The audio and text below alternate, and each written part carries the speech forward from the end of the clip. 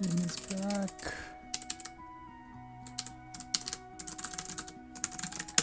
Welcome back, everyone.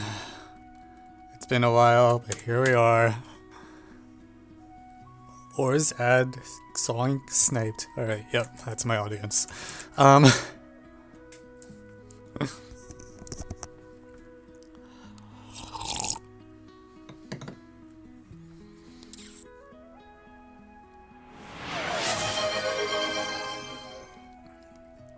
Alright, XOOK.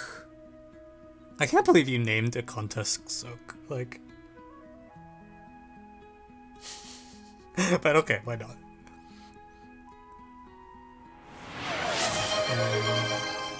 Brazil 2021 3. Alright, let's get those. This wasn't my fault, it was Bible's. I see. It was someone's fault. 2024 Zyme P14. Someone's gonna have to send me links to stuff because I don't know how many of these I can find in contests. And 2024 EMM.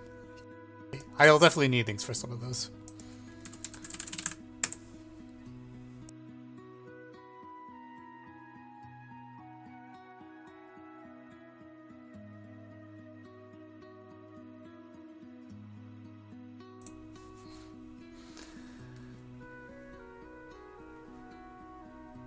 You can only do per stream.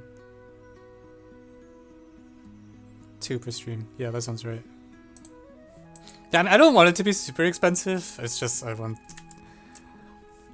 it to cost more than 0 so that the number of requests is not too large. But okay. So what am I trying to find? So XOOK 2023 3. Brazil 2021. Take back Zyme P14. Oh, okay, sure. I'll return that.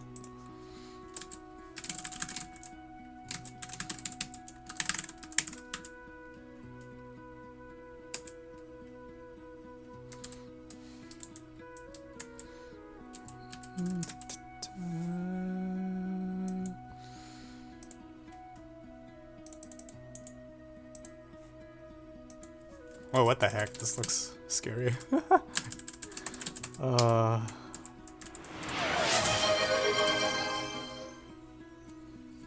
XOOK P4. Alright. Okay, I got Brazil.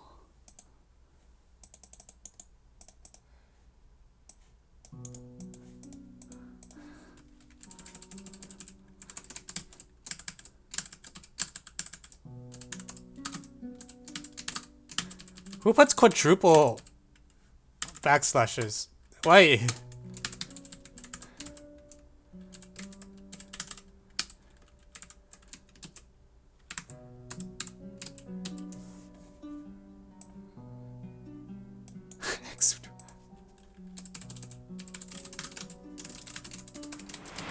Alright. Okay, there's a geo. Alright, we'll start putting these up, alright.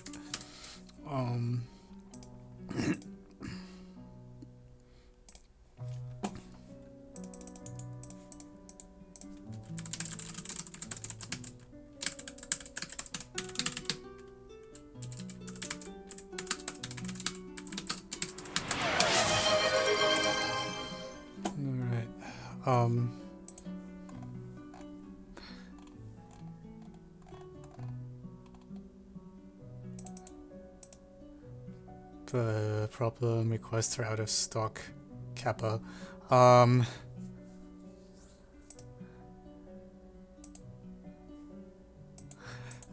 Where's the EMC? Where can I find the EMCC one?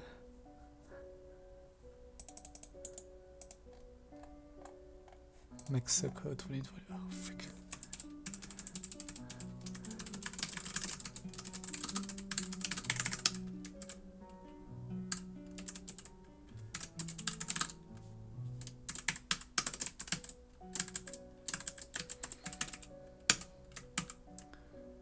Okay.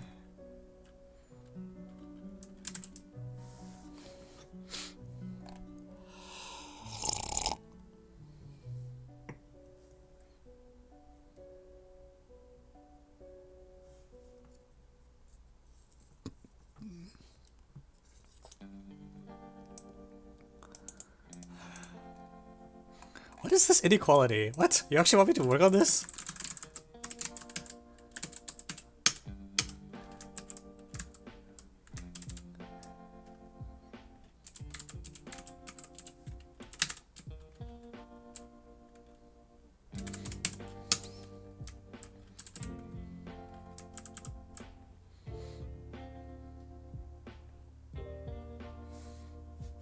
Siding through an area of 5.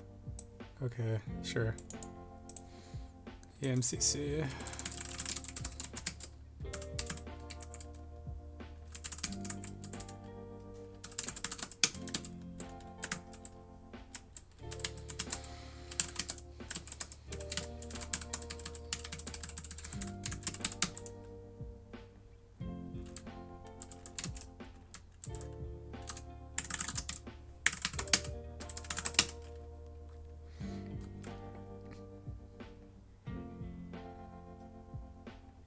Okay, I'm gonna veto the inequality. I don't really want to work on that anyway.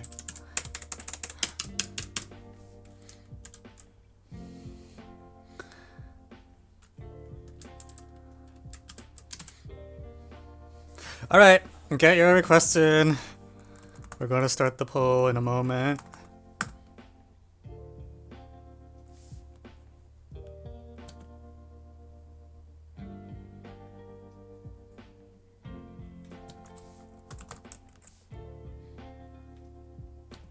I should guess the equality case.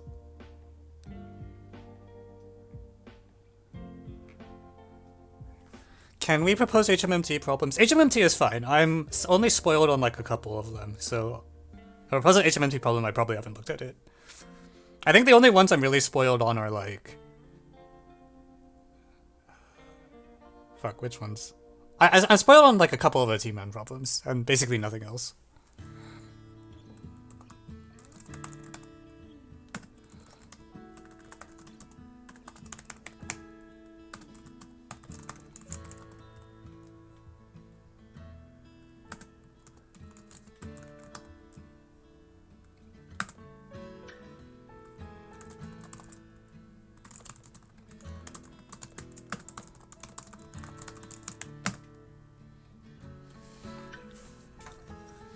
Alright, 1 more minute and then I'm closing problem submissions. Think fast.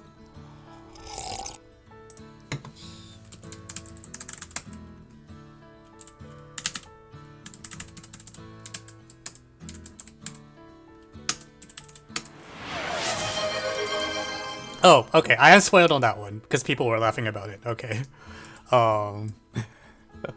Yeah, that is one of the few. Yeah, the people behind me were grading that problem when I was in Team Run Group, so I actually know how that one goes. Because it was fun to watch. I'm not really spoiled on Team... I know a little bit about how Team 10 is supposed to go, but not that much, so I will consider it Team 10.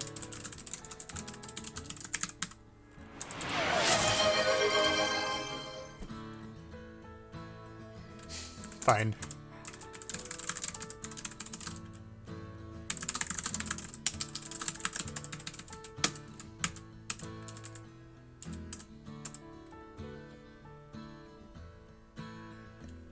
I feel like Team 10 is not the best stream problem, but I'll put it up.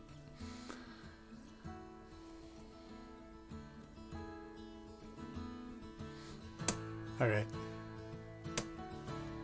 Alright, submit your votes.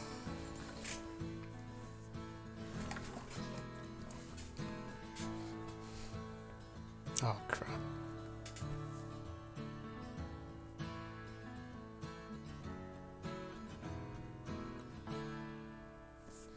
Interior of each sector should be singular, right?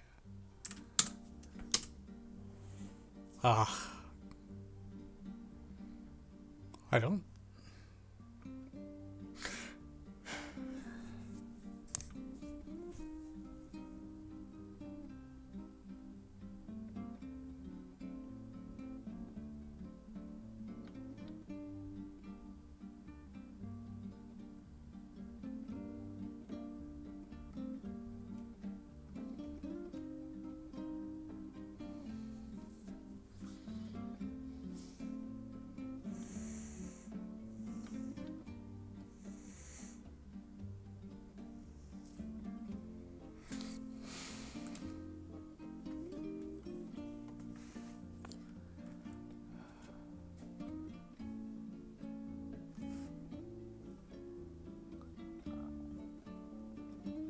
How come the 4 vote didn't get counted?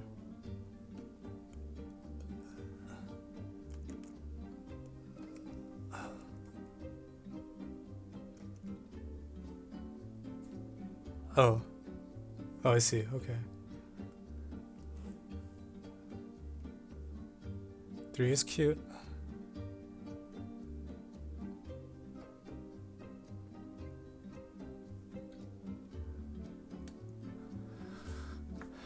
Okay, I'll look at 3 as well. Or I will vote for 3. I think my vote counts for a lot or something. Alright, I need to get my drawing devices.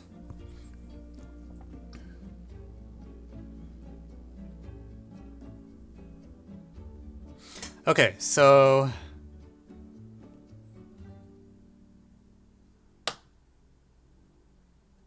what the heck?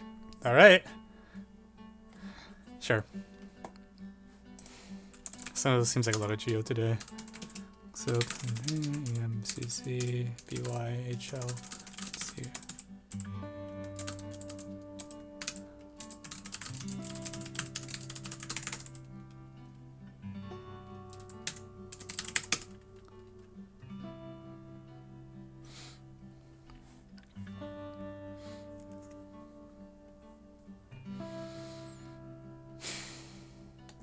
Alright, let's do the middle school problem first, alright? So I can try to have at least one solve on this stream.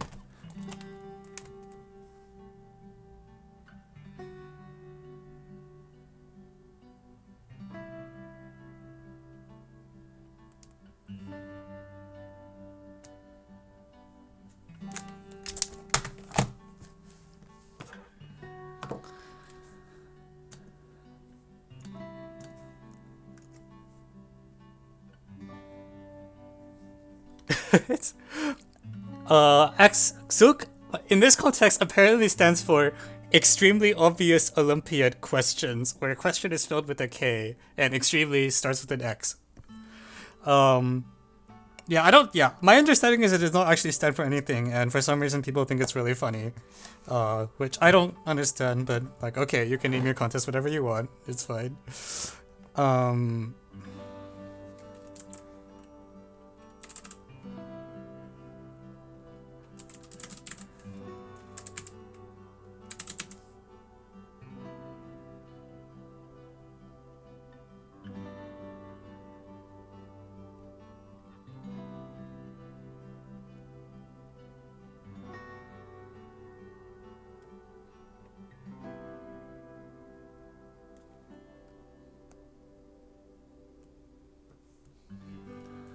Alright, how do I use a board? It's been so long that I like barely remember how my own tech stack works.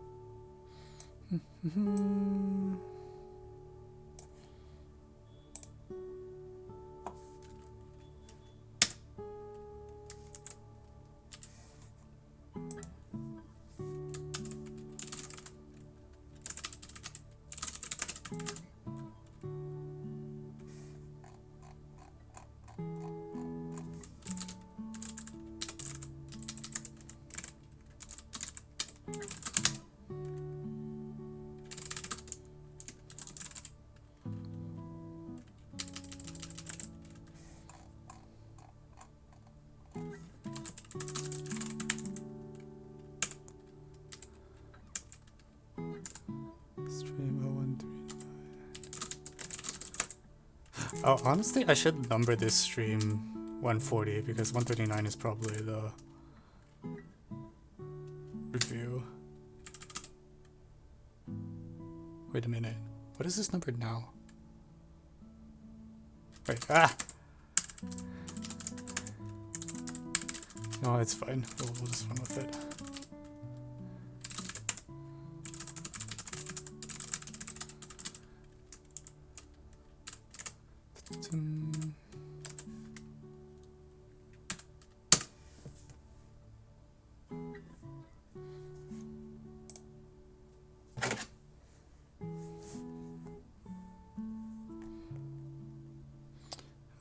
EMCC.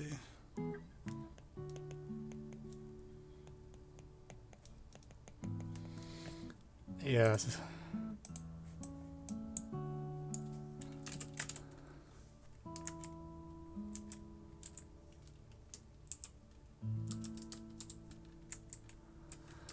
Okay, let's see if that works. All right, sounds good.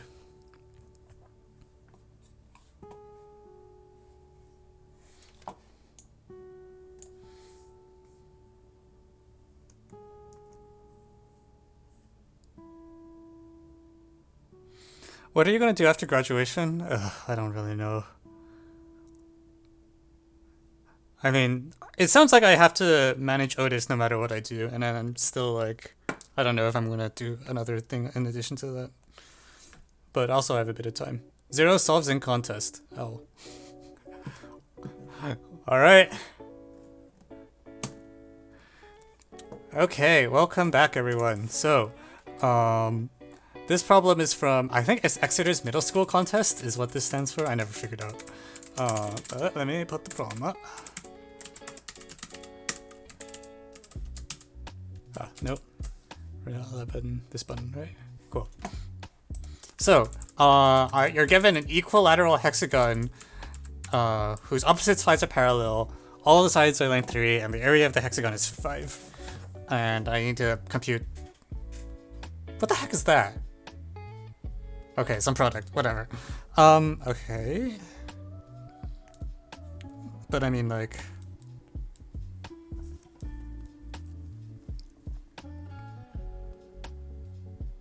Okay, so if it's equilateral with opposite sides parallel, I really should be drawing like the center, right? So it's kind of these there's 6 vectors, each of them, and then the vectors corresponding to the sides come in various pairs.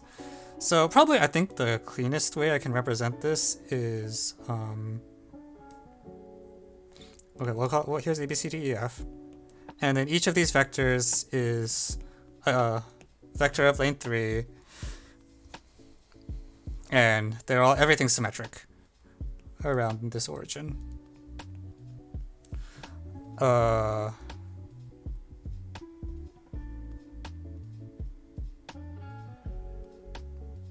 Is that the only condition? Like, I feel like if I just have if I pick any 3 vectors like this, this, this that are of equal length, that parameterizes everything completely, right? Because it's like then E and F are the reflections. Let's give this the origin O or something.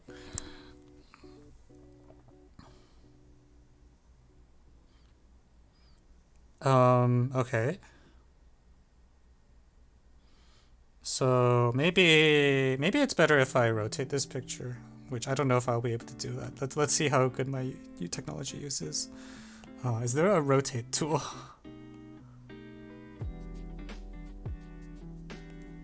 Oh my god, there's really a rotate. Okay, sounds good.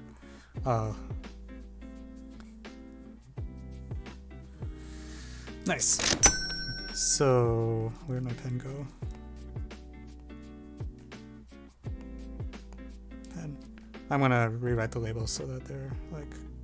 I don't really think... So I think half this picture doesn't actually matter. Like, I just care about these 3 vectors, and then they do something.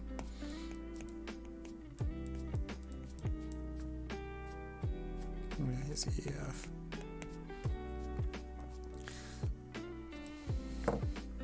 So in particular, I think I have 1 extra degree of freedom, like, right? Because I have,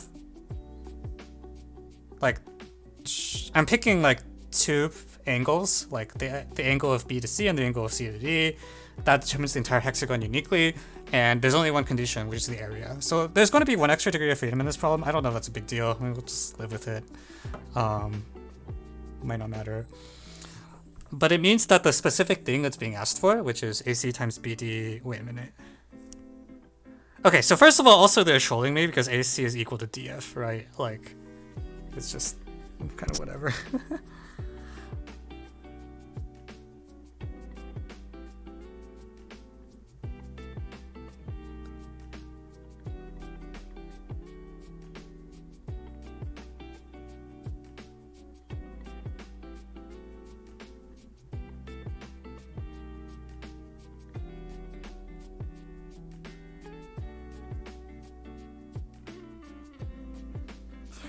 Yeah, so I guess it's just I need to understand how the area condition is being interpreted. Which...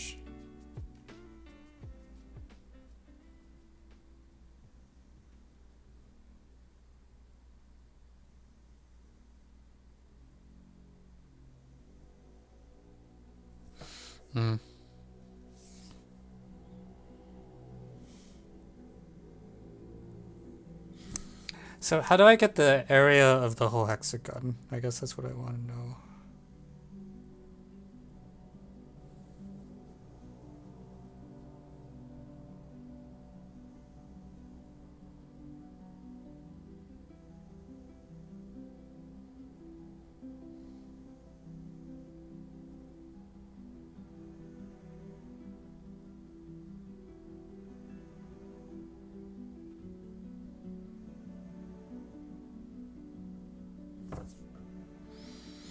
Yeah, by symmetry you only need the product of 3 of them, because like AC is equal to DF or whatever.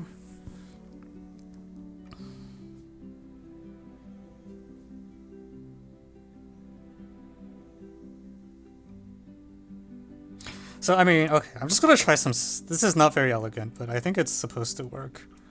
Where I'm gonna label these as PQR, like so. And then I'm gonna label the angles as like alpha, beta, gamma. So the condition that each of these things is side length 3 is saying that 3 squared is equal to whatever you get with the law of cosines. Cos alpha, yada yada.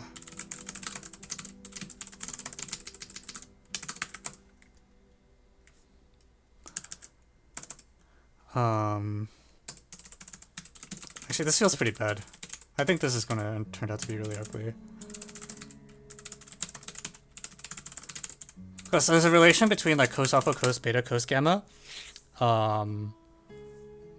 which is that alpha plus beta plus gamma is 180. So it's there's some condition, I never remember what it is. Also, yeah, this is actually going to be really annoying. Whereas AC squared, AC times DF, I guess, is equal to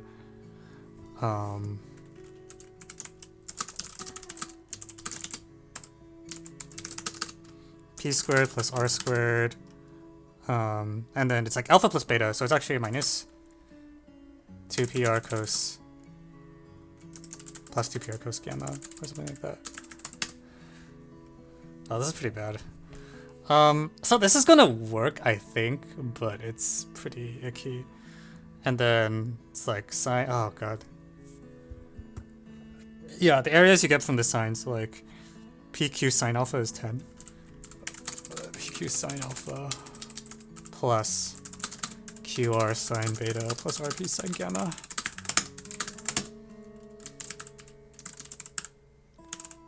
So I think like this will eventually work if you force it. I just don't really want to.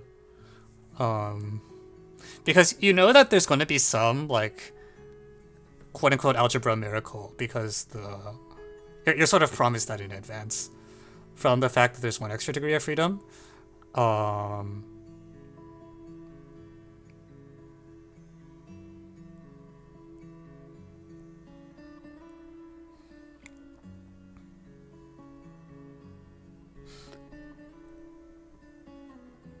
So let's see.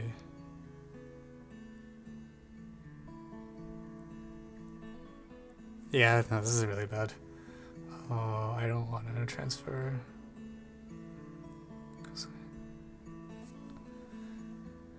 5 equals PQ... No, I think I mean 10.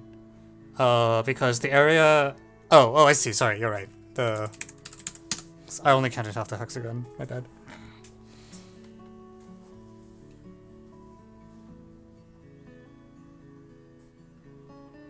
Okay, never mind. Let's not do this. I think this is too icky.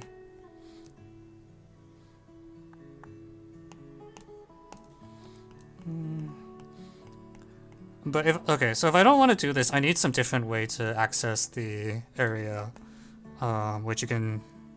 So I guess I can try the side thingies. Freaking.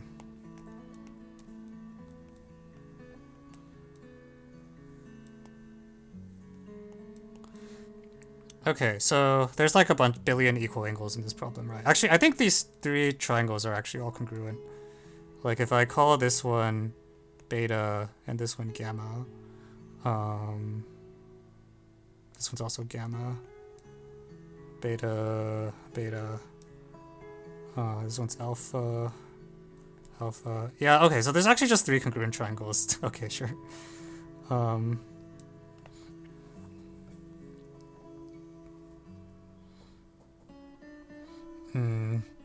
It's just I don't actually see why AC times C times EA plays a role in that case. But, sorry, I lied. The triangles aren't congruent, they're just similar, and these all have side length 3.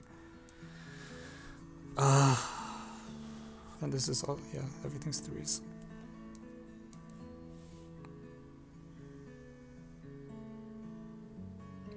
It's like, how do I get AC times CE?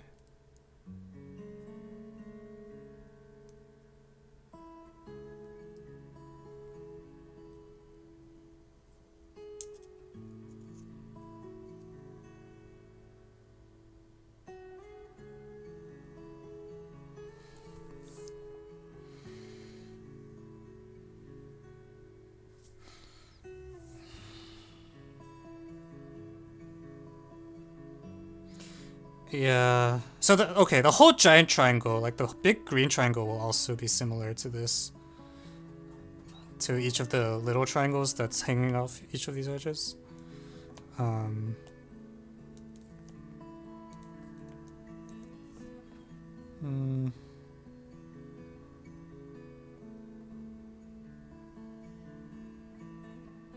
Doesn't say very much. Or I really don't want to set things up. Yeah, they're similar. The thing is, like, the side that's equal to 3 is different in each of them.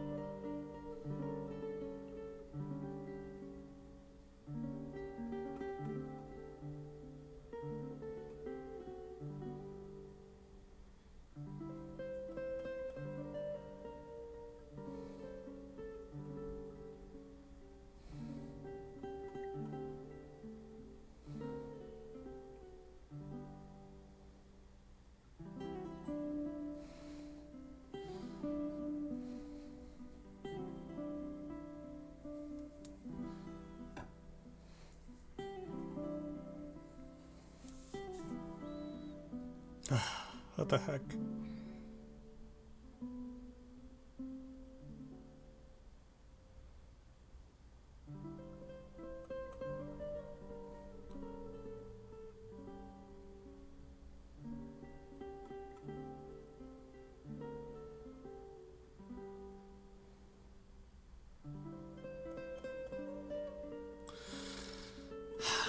Okay, so if I cut out the shape and declare that the entire giant triangle, sorry, not cut out. We'll just do this. Oh, this is so annoying.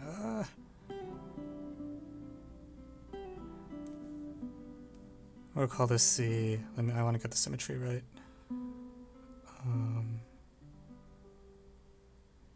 B, A.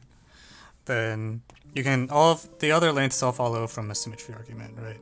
So this is like 3b over A, for example. And then this one is 3b over C.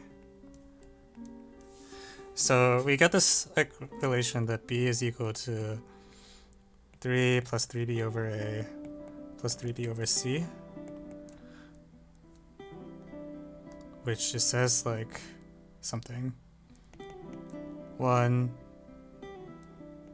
equals 3 times 1 over A plus 1 over B plus 1 over C. And it's ditto for the other things. So yeah, okay, I guess that's that. That's all the information I can get out of ABC, actually.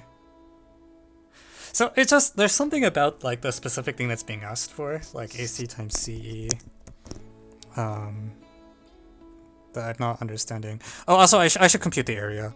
So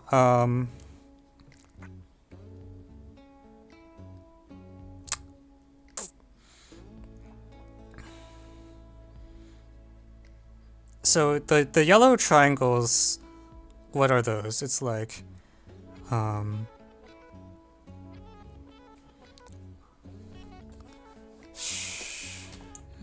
okay.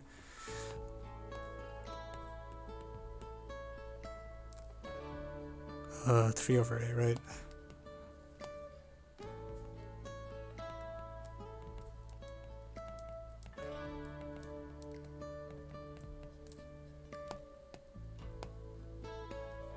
So this thing times ABC times the area of ABC is the sum of the yellow things.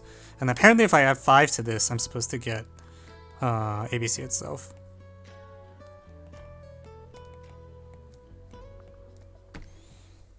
So this is the other, okay, I'm gonna hide the trick stuff because I'm not gonna use it, I think. Yeah, the trick is too annoying. We're not going that route. But if I use ABC as my 3 variables, I'm expecting to get 2 equations. So one of them says 1 over A plus 1 over B plus 1 over C is equal to a third. The second one says that the area of ABC is equal to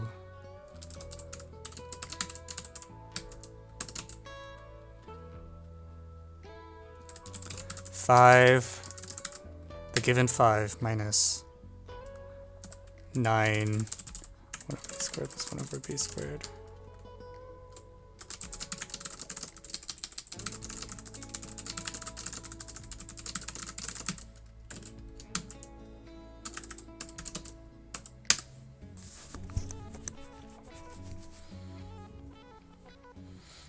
Okay, so that's what the given conditions become, if I haven't messed up.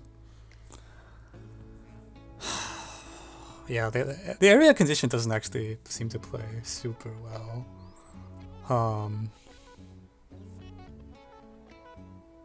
Well, okay, so the denominator kind of sucks, I guess, but 1/9 happens to be the square of 1 over A minus 1 over B. So it might be easier if I rewrite this as like 5 over...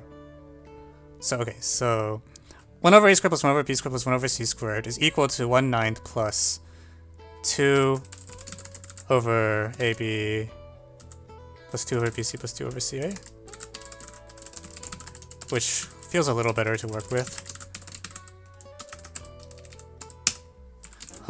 Because that's just equal to 5 ABC, CA plus B plus C.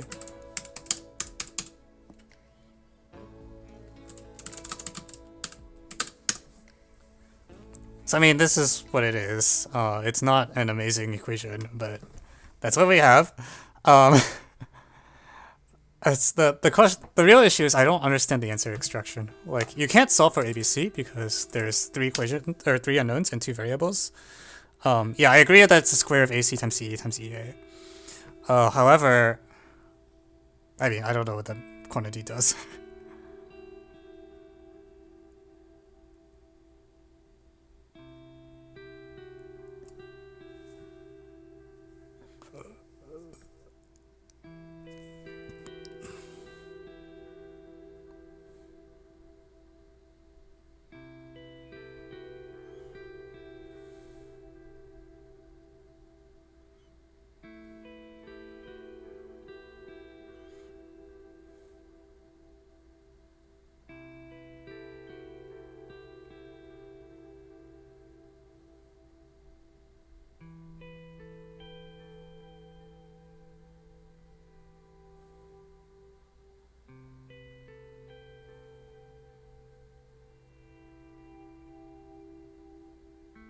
Yeah, like what is AC doing? Like, AC is the one that doesn't seem to have any natural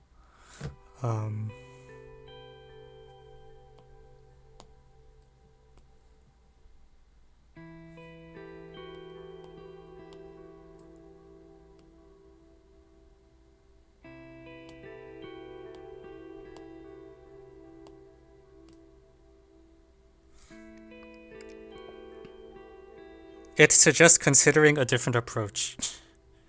I mean, I'm just parameterizing stuff right now. Like, the problem that I have is that I don't know what to do with AC times CE times EA.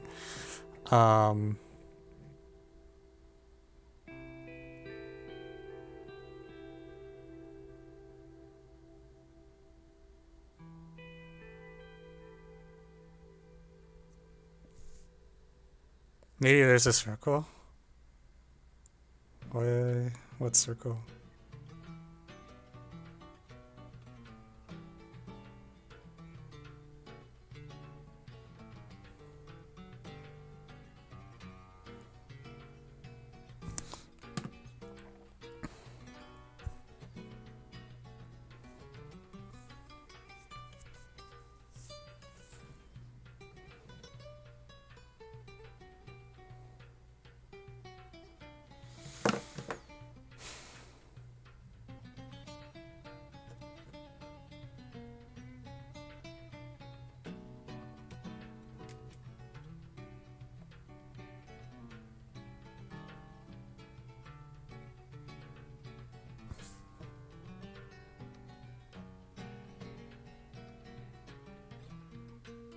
Wouldn't it be cool if this was the solution?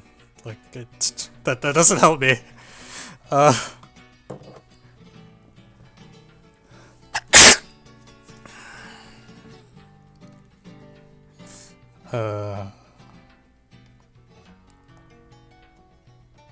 Oh shit, sorry, I fucked up this equation, didn't I? Sorry, this equation is completely messed up.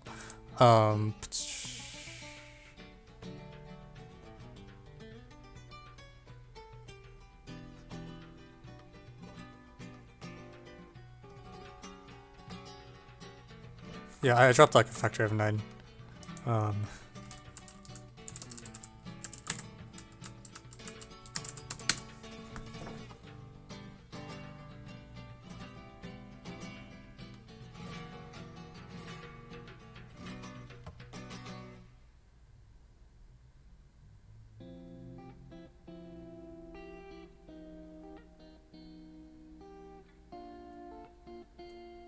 I don't see it.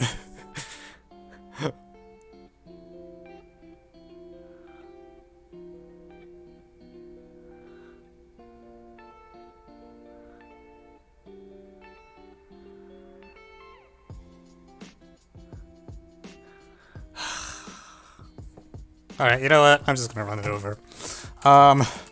So, AC squared equals... Oh, not even AC squared.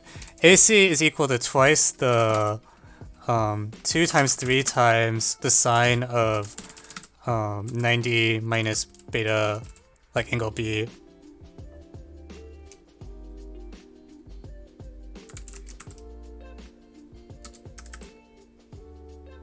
What? I don't see what it, like...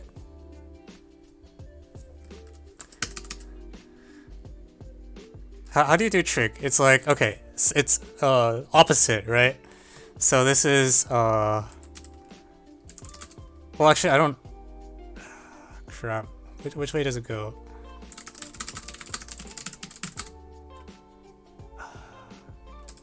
Okay, I put the 90 in the wrong place.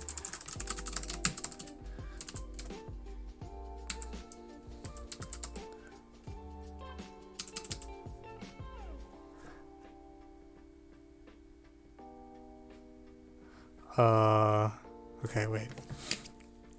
Sorry, I'm really bad at trig. That's the real problem. So it's...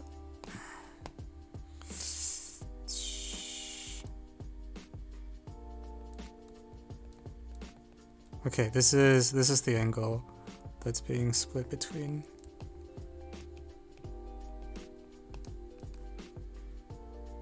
Yeah, okay. So it's like R over S minus B.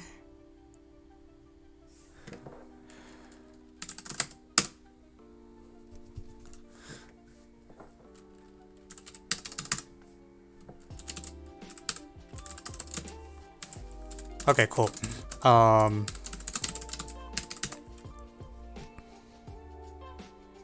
Where R is the in radius of the ABC triangle.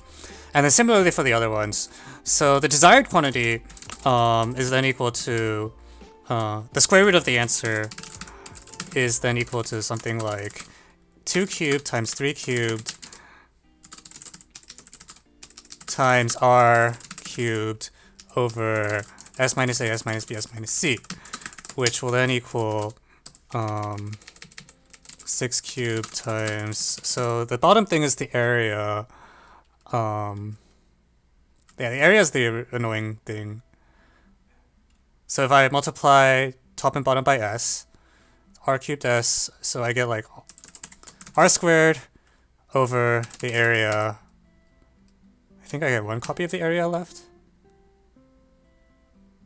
No, I should just clear the whole thing.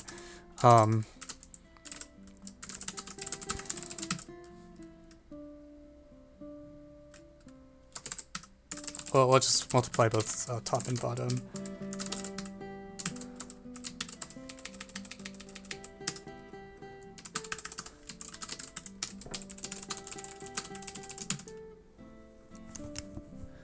It's then enough to compute ACE. I mean, okay, but like...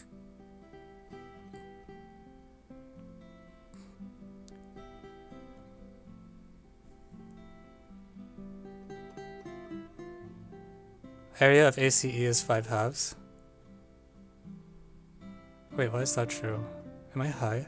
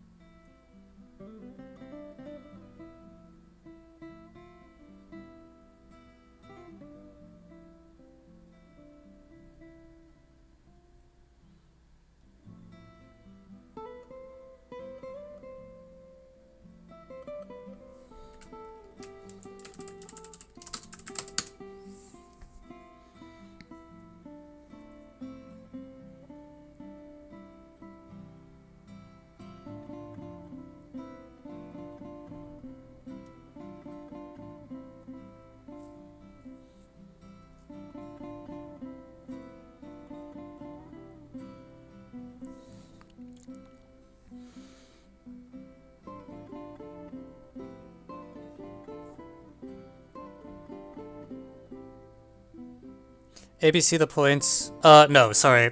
I really shouldn't use brackets ABC. I should say like the K be the area of the triangle with side lengths A, B, C.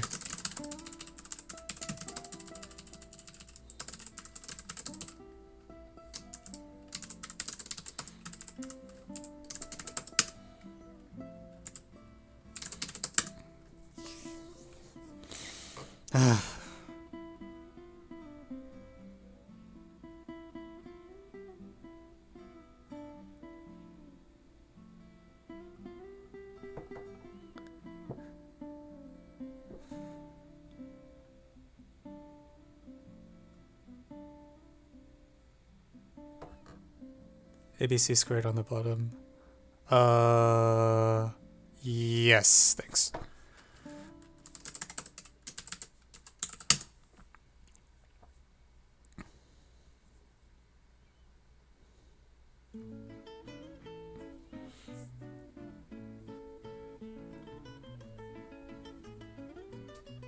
Yeah, honestly, I should be using like X and Y instead of 3 and 5 or something, so that I can actually do the dimensional analysis.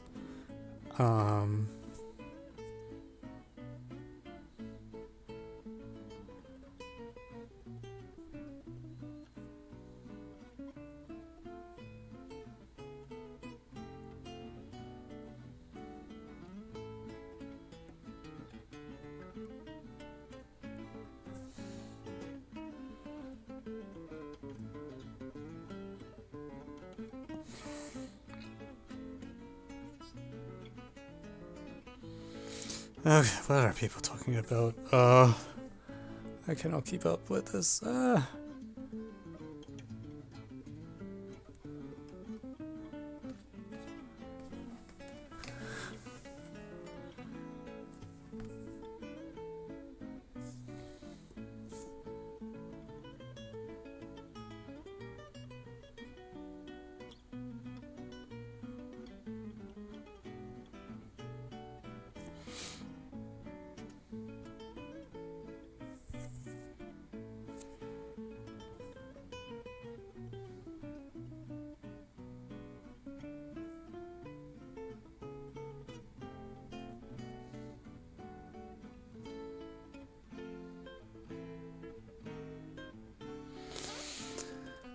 You know what?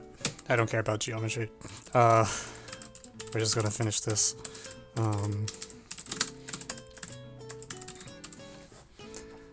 Okay, so I need to find k over s squared given like these two equations.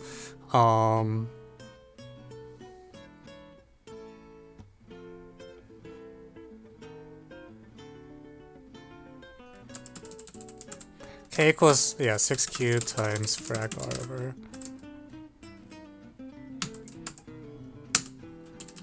Okay, and the original equations we have are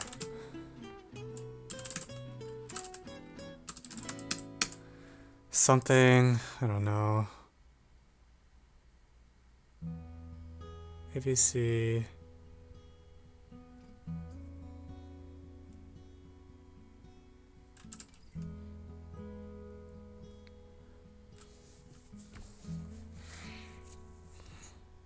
yeah, I'm mostly worried that I like mistranslated something, because that's the kind of thing I would do.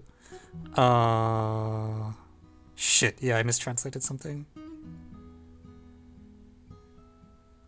Oh, frick. Oh no, it's not r over s minus a. So, okay, this is how I know no one's paying attention to anything I'm writing, because like, this sign thing is just, it's not a sign, right? It's, or it is sign, but you don't get r over s minus a. You get something that's a lot crappier. It's like, oh Jesus Christ, that's so annoying. Yeah, it's not r over s. Okay, never mind. All this stuff is wrong.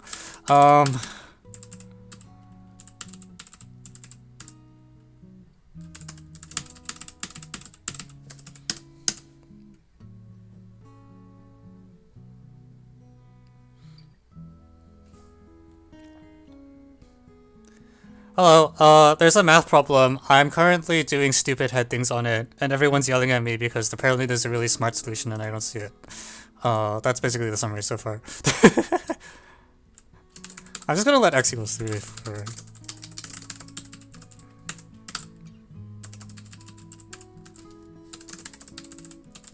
so I can actually do dimensional analysis properly. Oh jeez, it's like 2x cos beta over 2. I just... That's probably why you need it squared. So like...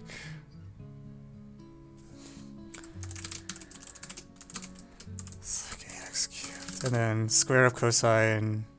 How does this work? I never remember. If it's square of cosine, it's gonna get really ugly.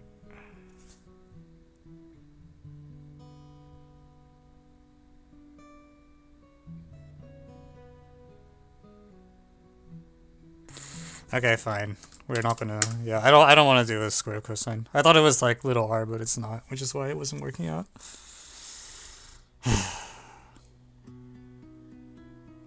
Fine.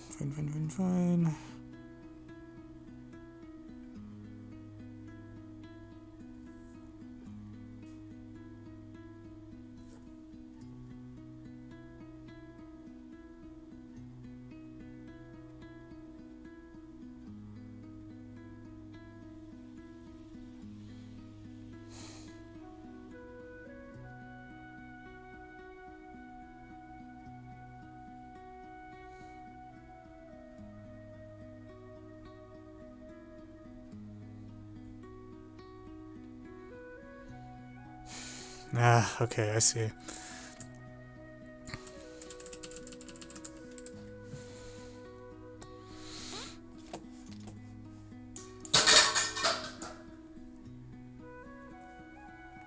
I'll deal with that later.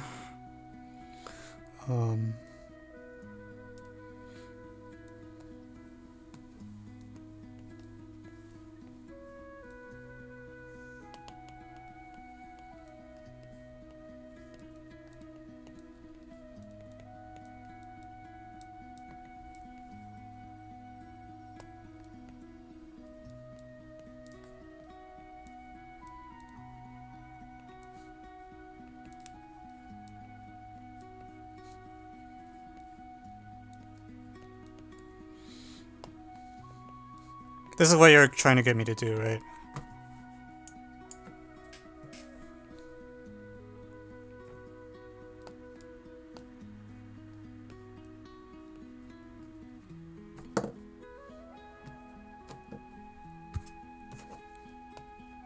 Yeah, I don't know. I guess it's fine. It kind of feels kind of scuffed to me. But like, okay, fine.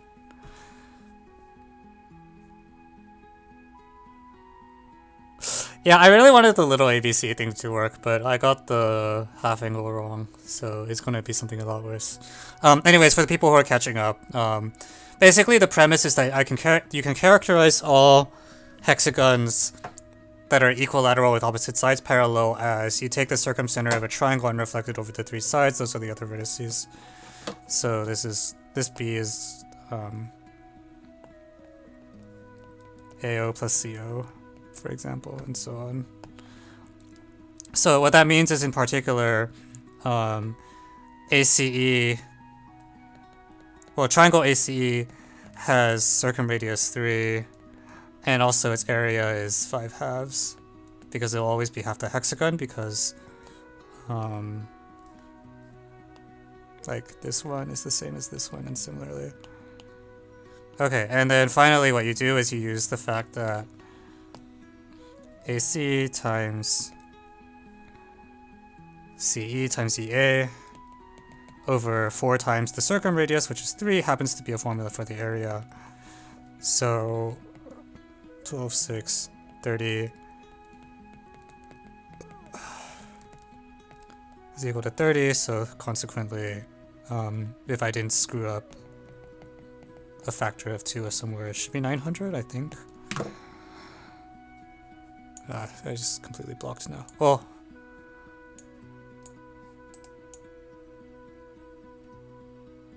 yeah, like so.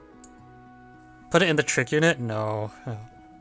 I really wanted to bash it because I was trying to get a solution that just was like, because I think the thing about this is that it's one of those things where you have more variables in equations. Like the hexagon has 3 degrees of freedom, and then there's 2 constraints, I think 3, area 5. So there's like a one-dimensional family of things that satisfy it. So it's kind of like, if you do some calculation setup, it should like do something with like some. There should be like one, yeah, extra degree. Yeah, knowing that it's a middle school contest definitely helps. Like, you know, the trig is not the intended route. Yeah, I was. Okay, anyways, that's fine. At least we got it.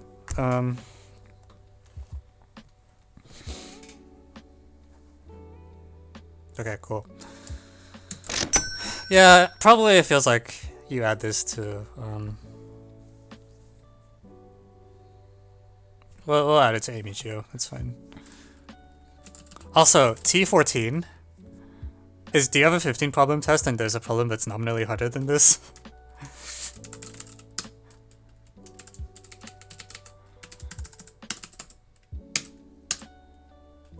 Yeah, this is a middle school contest, which is why I don't know.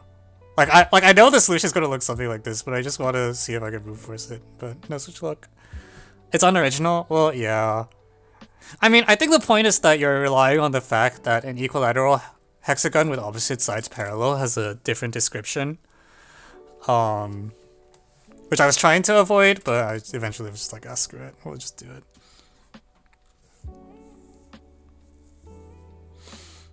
I need a diagram. EMCC.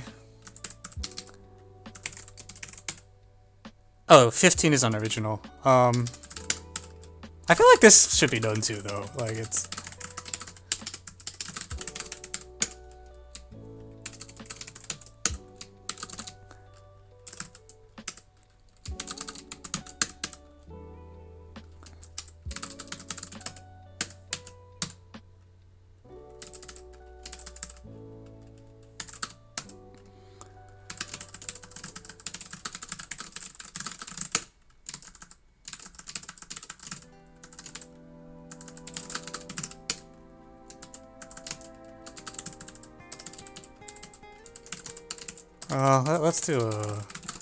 Let's use warm colors for this, and then.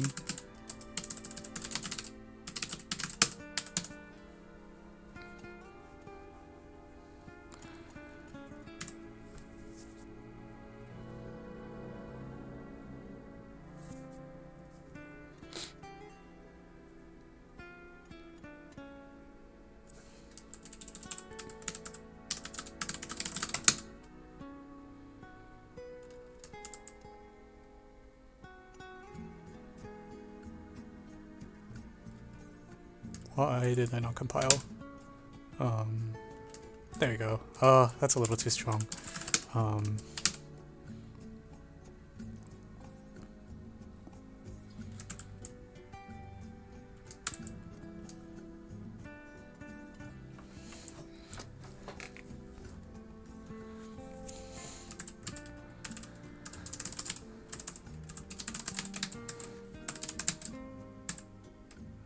Okay.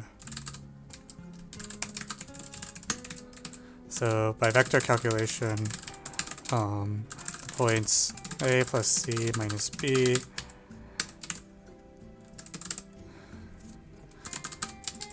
plus A minus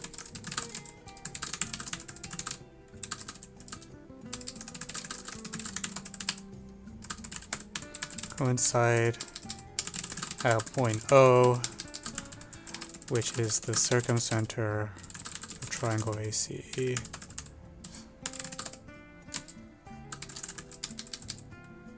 Say O equals.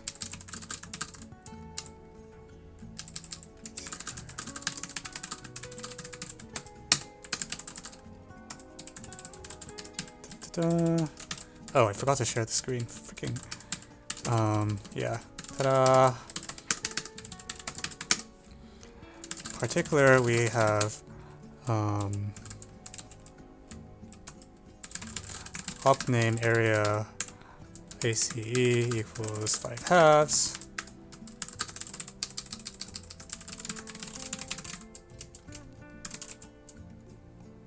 There are people that are younger than your chat message. Oh no.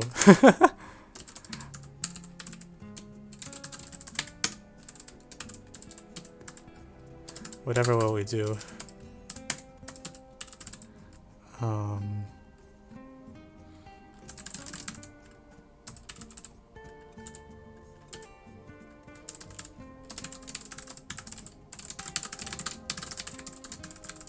4 times 3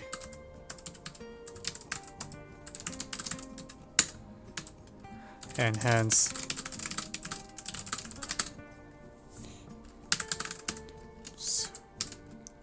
okay, meanwhile now df equals ac, c bt fb equals e, bt equals ca.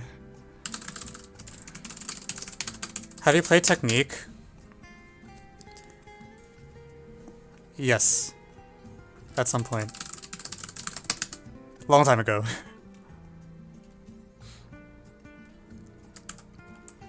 Yeah, I imagine I would be better at it than like the average math contest person, but not super fast.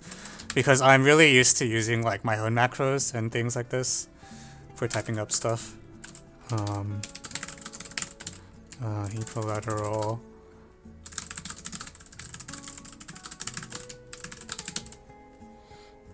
Compute. I don't know if there's a URL for this. No, guys, the problem is I'm used to editing in Vim. Like, I don't spend a lot of time like typing into just like a text box, a dumb text box with no editing capability.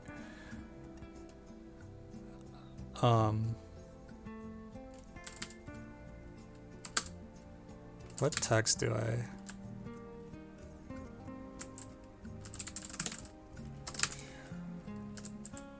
I can put the link tag, I guess. What is the vector calculation AC? Here. Like basically the point is that in this problem, A, B, B, C, C, D, D, E, E, F, F, A are these vectors that have the same norm. Like the vectors of length 3.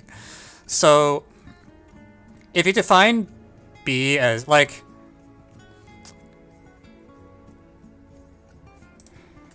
maybe I should write that out actually.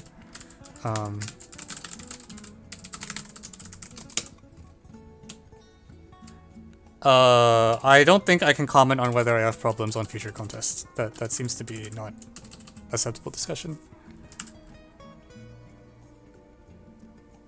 But like you can, one thing you can do is you can define O as like you take A and then shift it by the vector C minus B equivalent to the vector E minus F, and then that will coincide with, I don't know. It's like A, B, B, C, C, D, D, E, F, F, A are these vectors of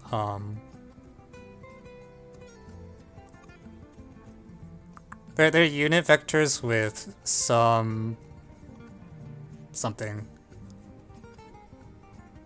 How do I describe it?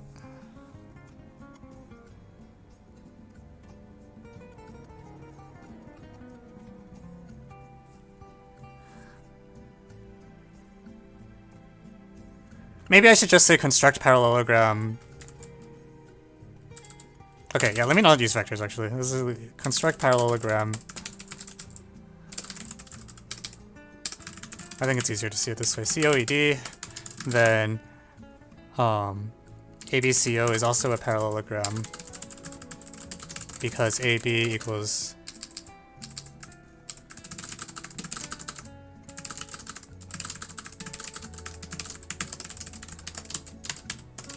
yeah.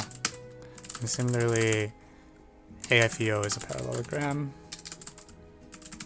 So the point O is this, thus the circumcenter of triangle ACE, since, or because.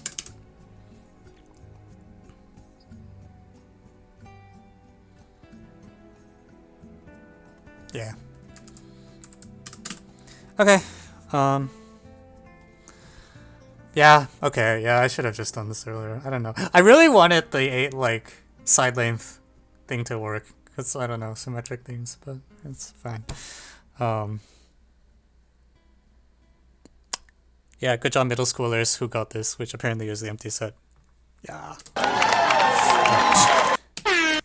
Alright. Alright, cool.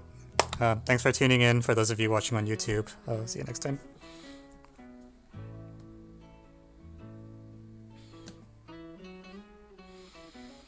Okay, what's next on the list? Okay, there's a super transitional geo and then there's a pinwheel. Am I actually gonna get pinwheel on stream? That feels like the kind of problem is like really bad for stream. Well, let's do the synthetic geo first.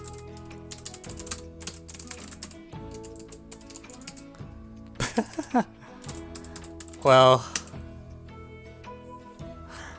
I don't understand why they make a middle school competition this hard.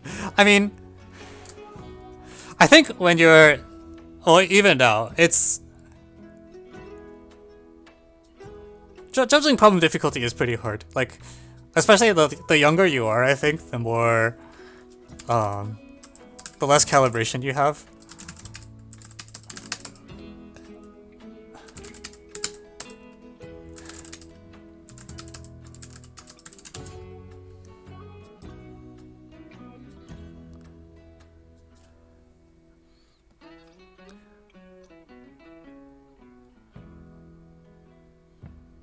Is it possible for me to endorse XOOK?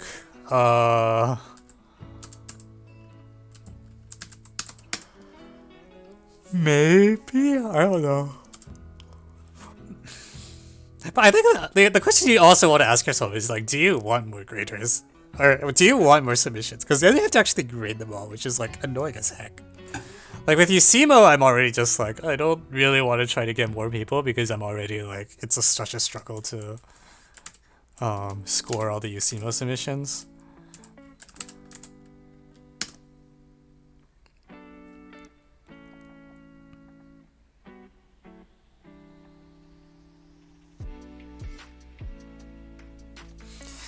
Yeah, I don't know. In general, I think if you have like really good Olympiad questions, holding onto them until you can submit them to like more major contests, I think usually makes more sense. At least like Elmo 2013 too, like that inequality I wrote with A to the A, B to the B, C to the C. Like in hindsight, I definitely should have just saved it for USMO. Like, you know, but I mean, yeah, HMMT. HMMT is something.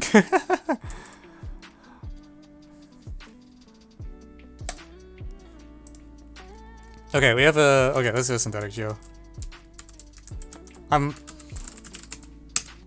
This looks like it came from like the HSO forum, which is not a good sign for me.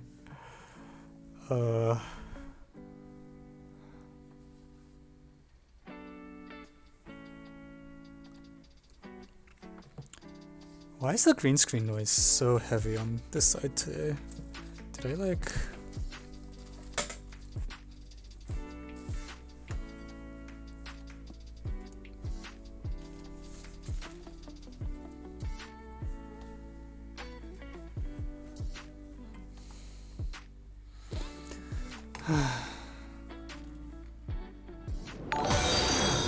Thank you, Sigball, for the follow.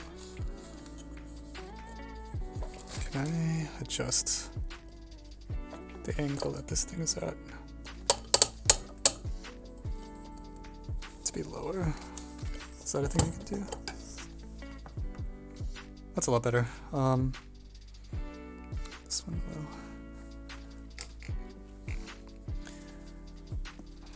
I need to make it a little bigger though.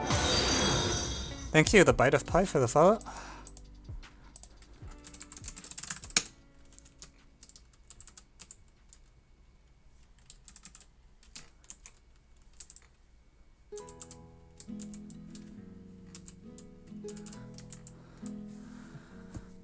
Okay, that button, lights, everything. Yeah, okay, cool. Alright, let's get started. So, welcome back to HSO triangle geo, probably. So, in this problem, there's a triangle. So, why not triangle.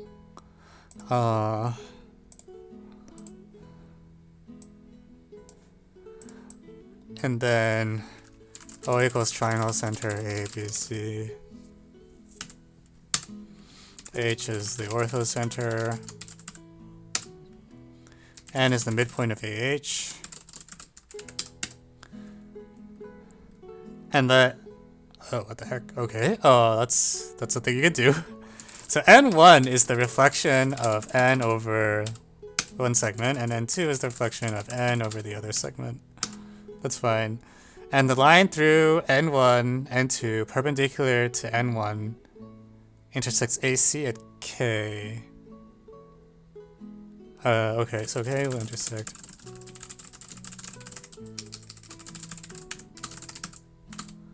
One.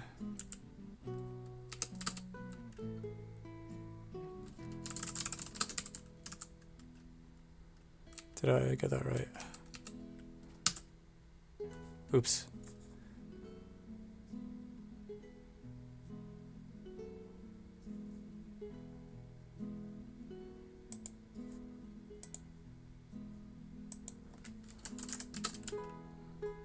How do I do this? Okay, and then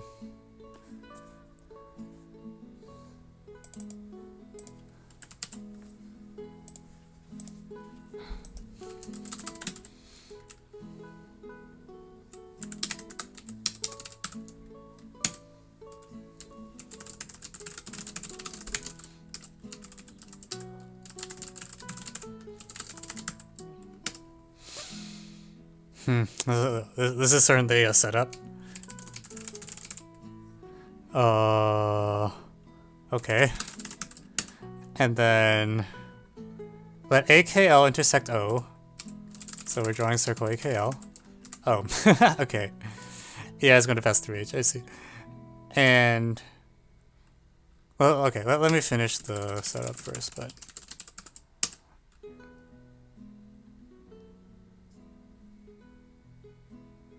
Let AKL intersect O at AX. So X is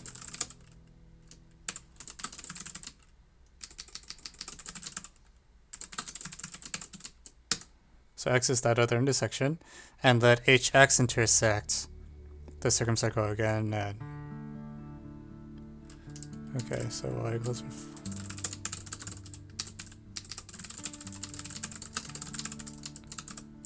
Okay, and you want to show BY is parallel to HL and CY is parallel to HK.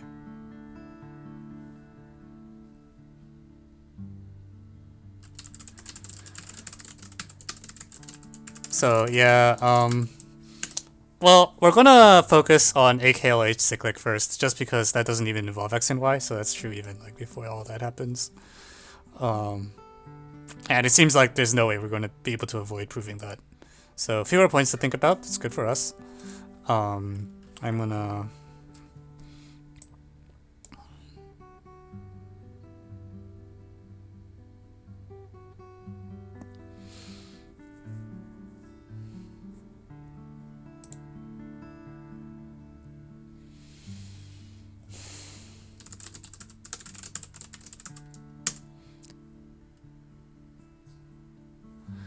Yeah, so I'm wondering if I should draw like, so N is the midpoint.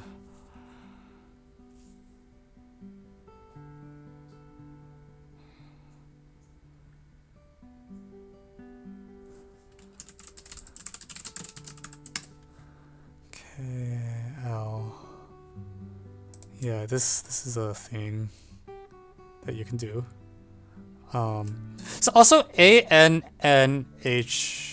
I think should be cyclic. No, hang on. Wait, let me just double check that. No, sorry, I'm stupid. Never mind.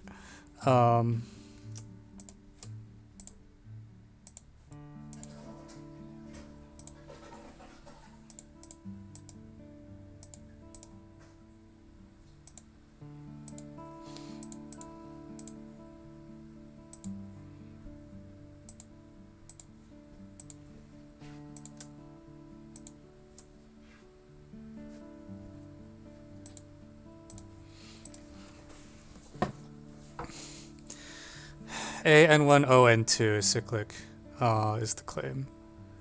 And that's true because...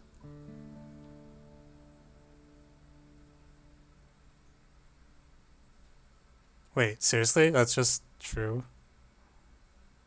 Wait, hang on. Where does that use the fact that, like...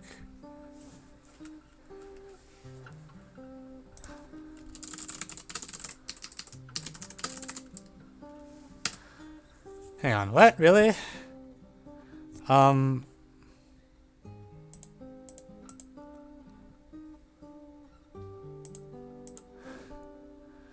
Reflection, orthocenter. Oh, I understand. Okay. I see. So A and 2 is... N2 is the midpoint of the antipode of C and A. So, okay, that's that. And then I'm taking the... Okay, so in particular, N1, N2 is parallel to, like, some more natural line, like the line through... Okay, we're gonna draw the antipodes. I think we should draw them in. So B prime is 2 times O minus B. C prime equals 2 times O minus C. Wait, sorry. Not antipodes. Sorry, I misspoke. I want the... What do you call it? The reflections of OH? It doesn't matter what they're called. Okay, we'll just call them Y and Z. So Y will be 2 times N1. Thank you, Prison Mike, for the follow. Y equals 2 times N1 minus A.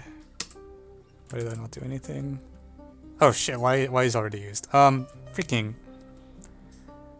Alright, let's B prime. And then C prime equals 2 times N2 minus A. CC prime is an altitude. BB prime is an altitude. Okay. So you get those midpoints, and then very cool. Okay, that's fine. So here's the half homotopy.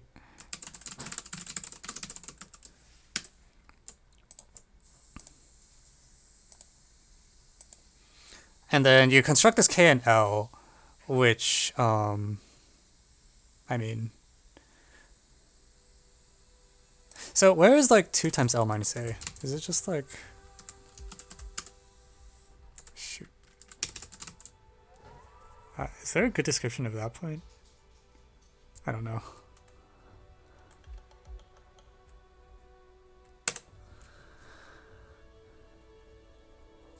Completely delete N.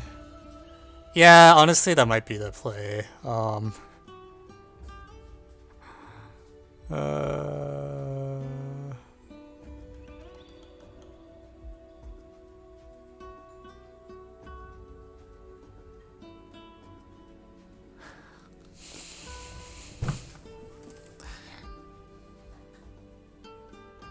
I don't know. It is nice that the green circle passes through H or something, but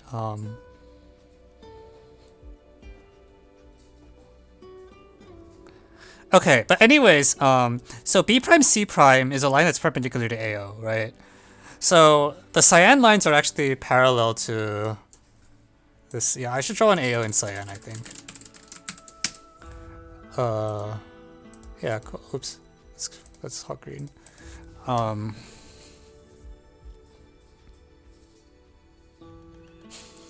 Which I guess is a thing you can do. And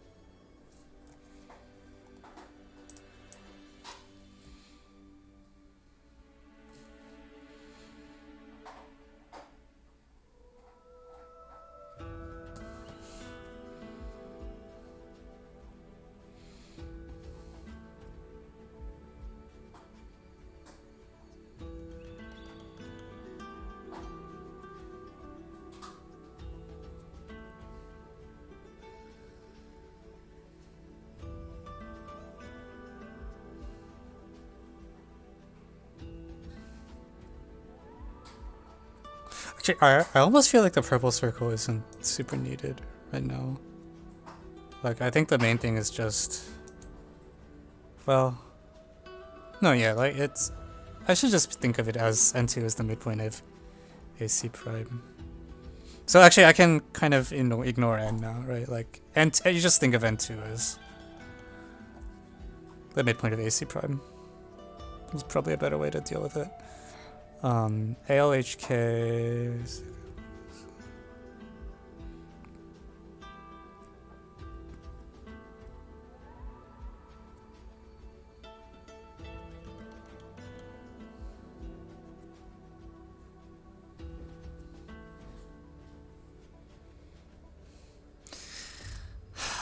Yeah, we could do a big homotherapy. I don't...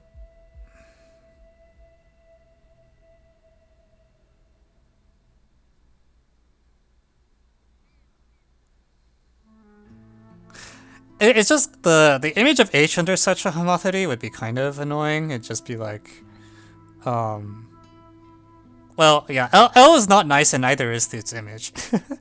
Like, arguably the line through C prime, yeah,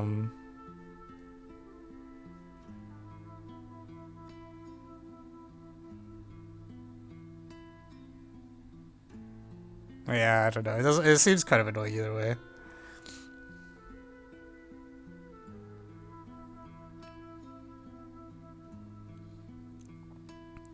Then K would have to be other midpoint. Could L be the midpoint? Oh, yeah, no, it's not the midpoint of AB. That's not true.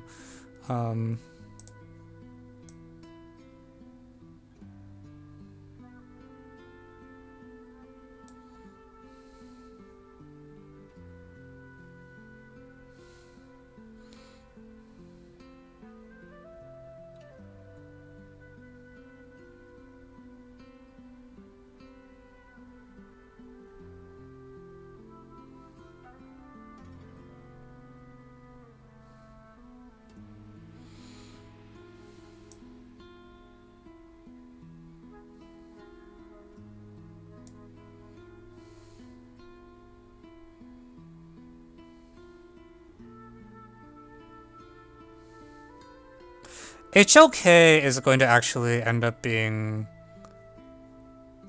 inversely similar to HBC, I think.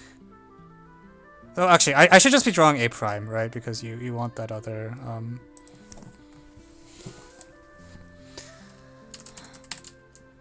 okay, how do you describe A prime? Reflect H over A.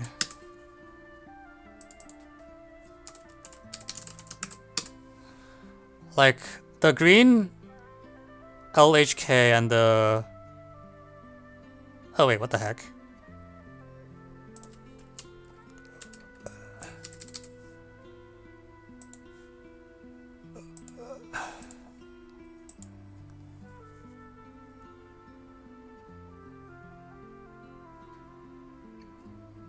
LHK and B A prime C are going to be spirally similar? Through... Okay, wait, maybe I should look at what that other point is then.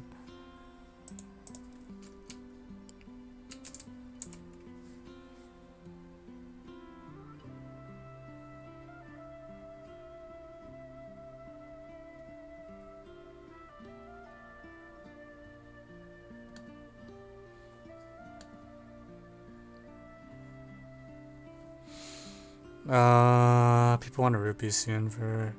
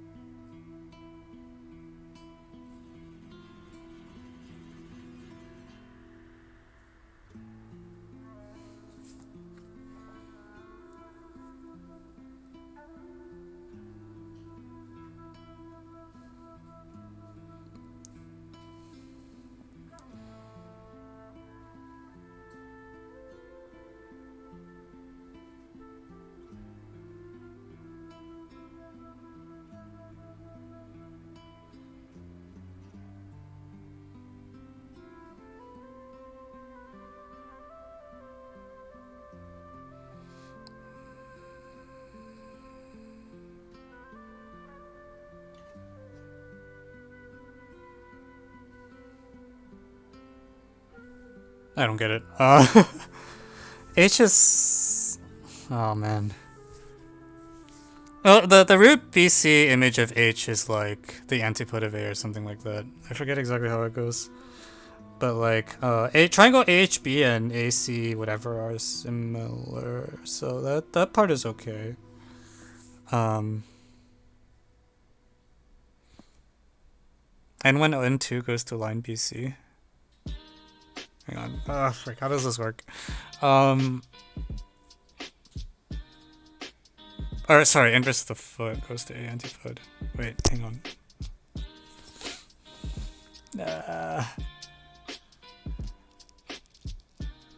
Help.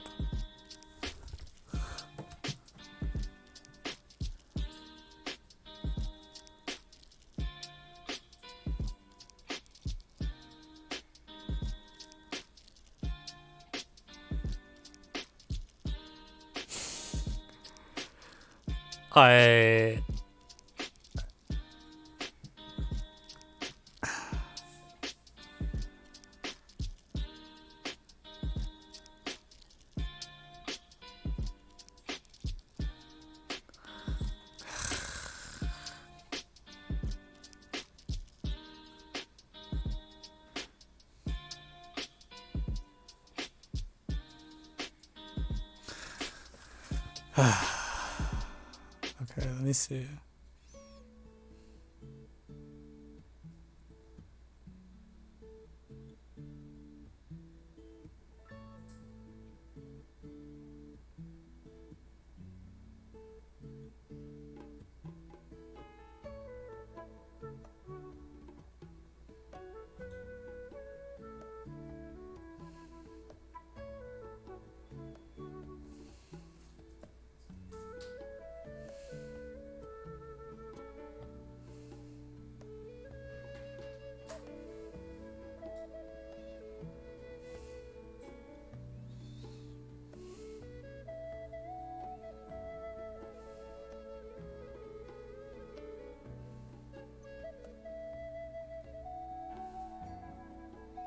What are we trying to do? I lost track.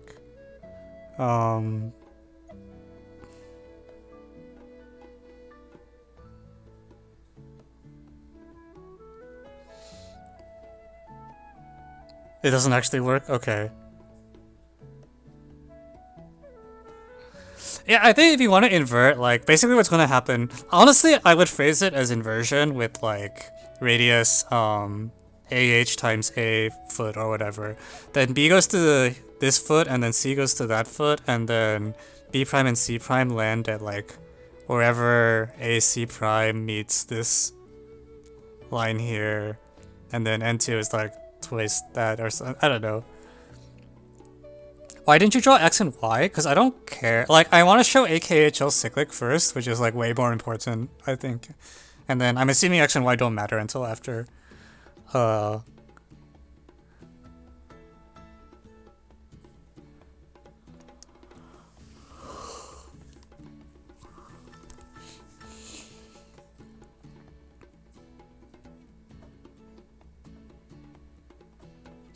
think what's interesting to me is LHK is spirally similar to BA prime C is what actually is going to happen.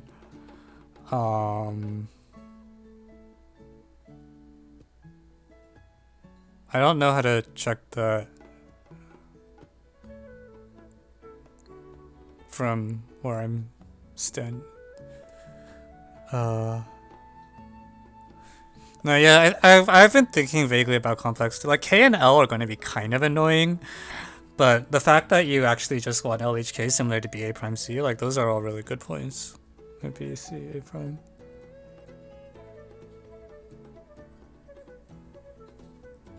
No, like LHK is just spirally similar to BA prime C. Like there is a spiral sim in the picture. But I'm trying to see if I can... Spiral similarities come in pairs, right? Which means that there should have been a spiral sending... somewhere. Okay, I'm gonna just draw on this spiral center.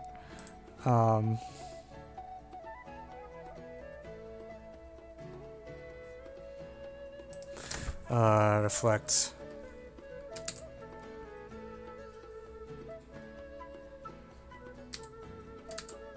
Wait, yeah. Oh wait, the spiral center is literally X. That point is actually in the problem. Maybe I shouldn't have hidden it after all that. Okay.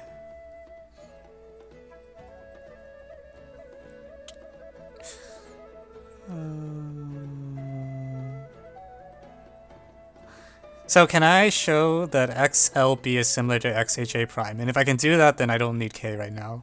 Like, I'm focusing on just the, well, oh, but X is defined, ugh, mother.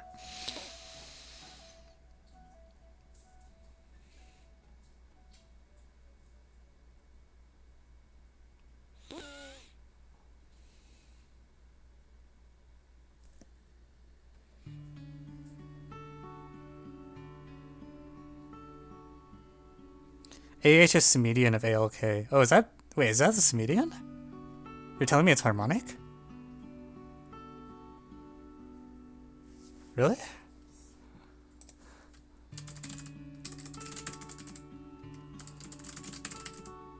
Oh, I'll be, yeah. Okay, it's actually a cyclic harmonic, it's not just cyclic. Interesting, okay.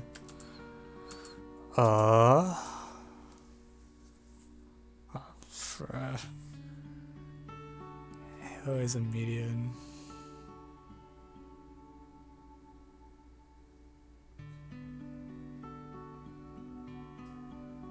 I see, okay. So AO is a median because it's halfway between the two cyan lines. And so AH is... yeah, AH is automatically a median. Okay. And then I need to do... I see, AO is a median, so AH is a semedian. And then, how do I get that it's actually the one point that makes it cyclic? Well then... AH is a semedian because AO is a median, and AO and AH are isogonal in triangle ALK.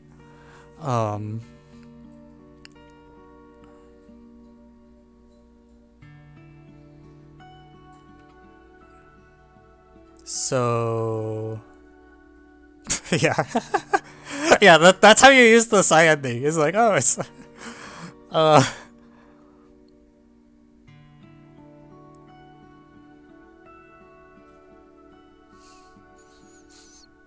That's pretty funny. Okay, L2NA is similar to AN1K.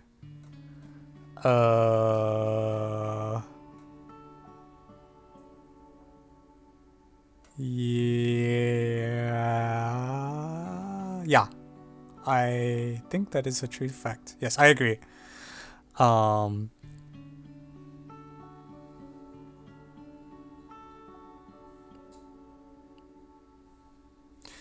Those two triangles are similar, so... wait, what does that do?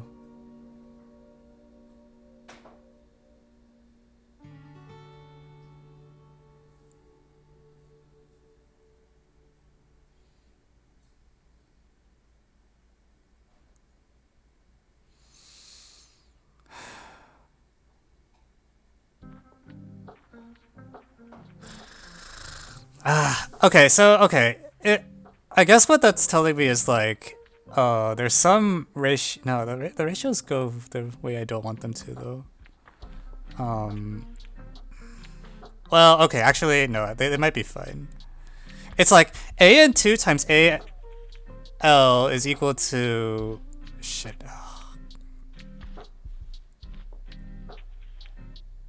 It's like blue and cyan, I think, are the ratios I get. Like AN1 times AN2 equals N1K times N2L. And N2L is something, I don't really know what. Midpoint of semedian. Dude, I don't know the fancy names these days, okay. It's probably like...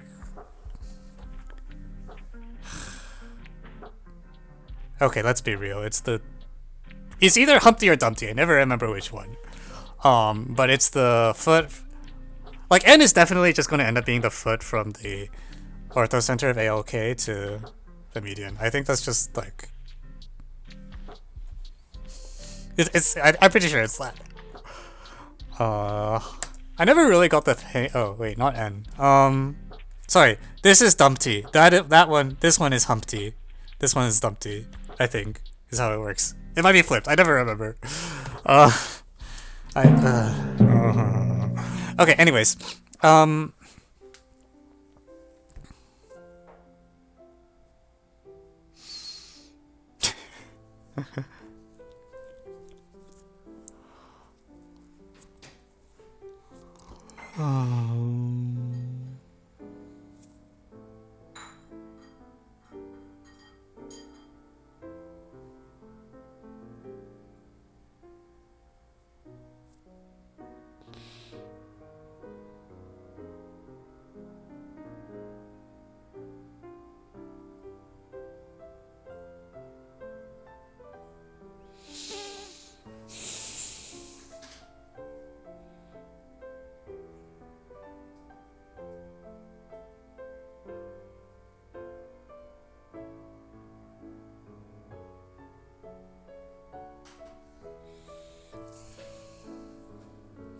Oh, it's not Humpty? Is it not? Really?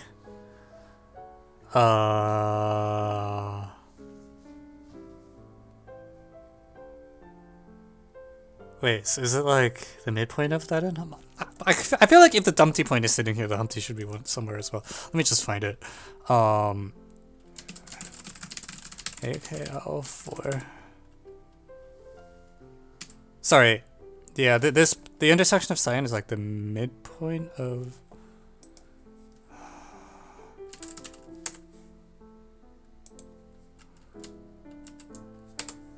midpoint of that or something?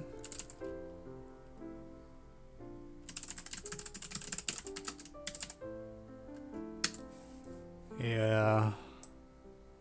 Yeah, sorry, I misspoke. This is the midpoint of A, and Humpty is this one, Dumpty is that one. Not that it matters, but vocabulary lesson for today.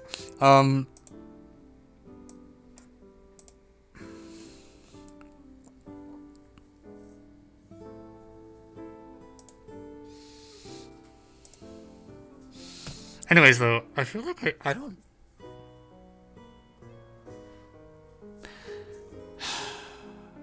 I feel like I should be able to do this now. Where have I seen this before? Hang on.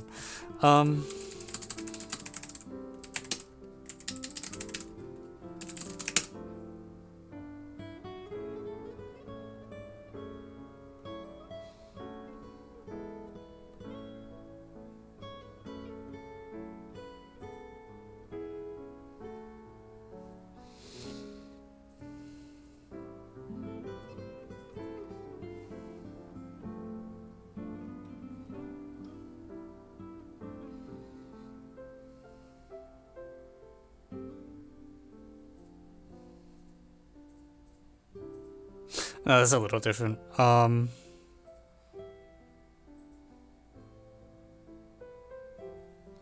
AC L prime, or AC prime L, AK, AB prime K.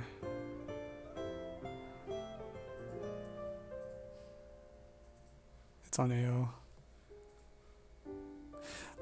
I agree that showing LHK similar to BA prime C should not be that bad. Also, like, it would also just do what I want. Like, as soon as that similarity's there, you get the cyclic too because of the spiral sim picture. Oh, but okay, by Symedian it wait.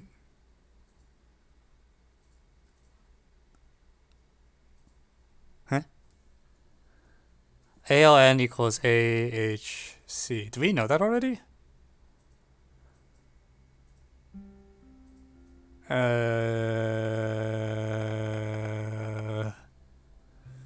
Yeah. It doesn't HLK equals ALN. Wait, why is that true? Hang on. Oh.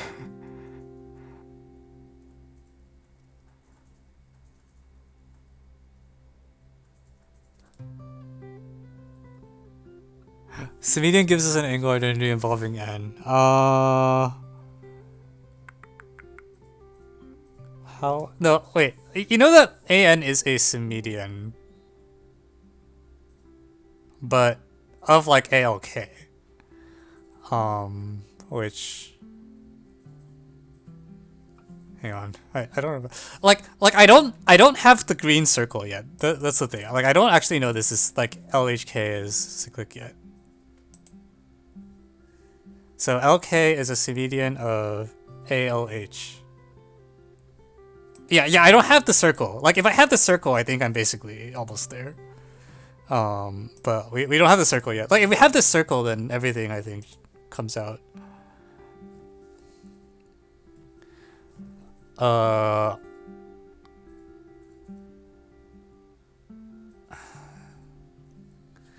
Yeah, I might have to. Am I supposed to just use dumpty stuff? I don't. I never really learned the Humpty and Dumpty things properly.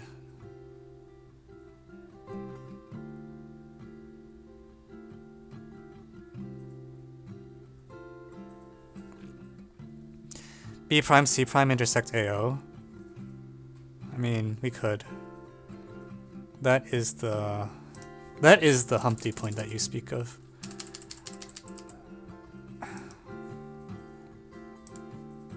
I'll even call this we'll give it a name. We'll call it M. This point M is pretty good. I agree.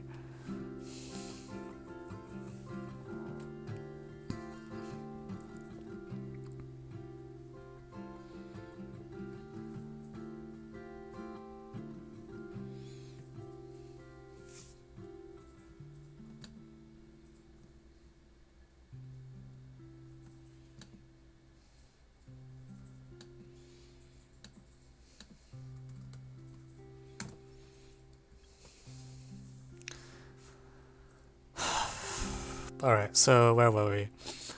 We finally realized that AO is a median. That's like the first real thing that involves the cyan. We need like one more thing involving the cyan. Is the midpoint of LK nice? I mean, it's AO intersect LK, so I ostensibly, yes.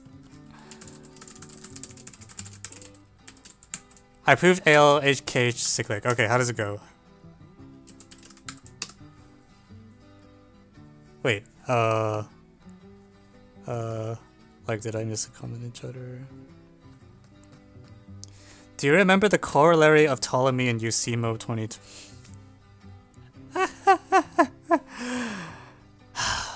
Okay, yeah, if you're gonna use that, I agree that'll probably work. Let me remember exactly how it.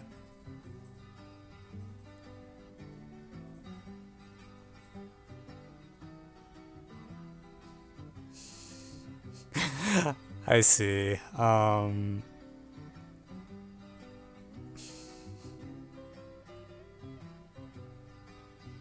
Yeah, no, that'll totally work. Basically what you do is you invert at A, and then Ptolemy's is actually the segment addition postulate. So this is actually a really, it seems like it should be more useful than people use it on. But what you need is like, yeah. So the main thing is I need to be able to like compute AL slightly. But AL is equal to AN2 over times like this angle and that angle or whatever the hell it is. Which is that angle. Yeah, this just yeah, that'll work. Does LK bisect MH? Honestly, probably.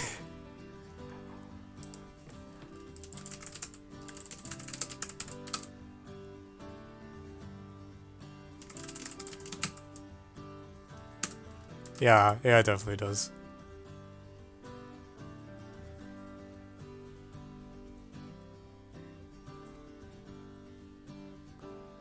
Yeah, AL over AN2. Yeah, that'll work. And then AH is okay. Yeah, that should work. I agree.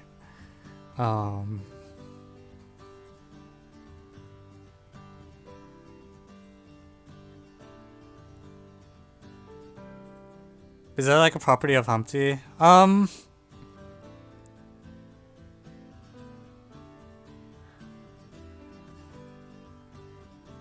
think it's a property of just any harmonic quad.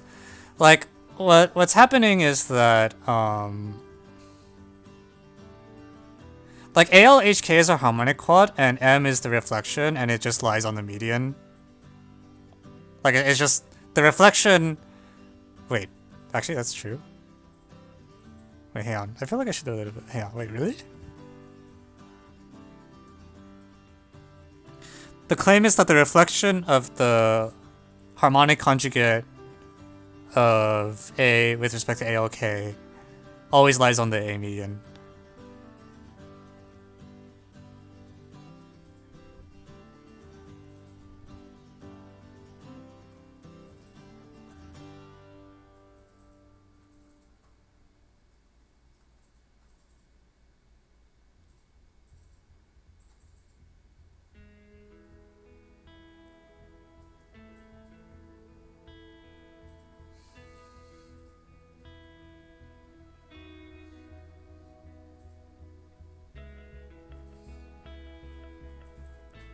Why is that true? Hang on.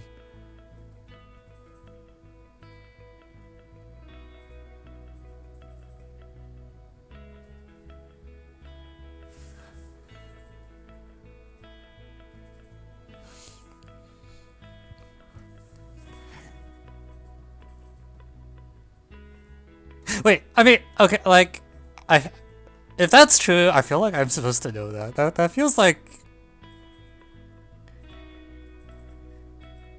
Really? That's just true?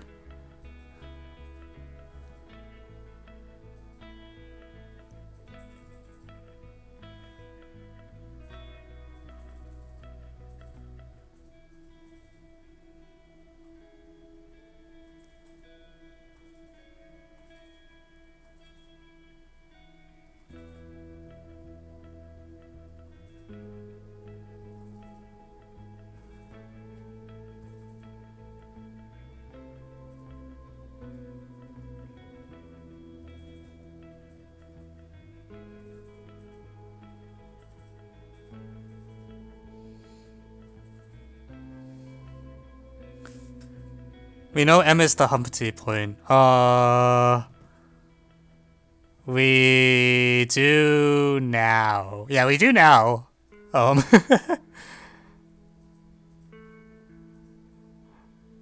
that we have the cyclic one, I agree that's known.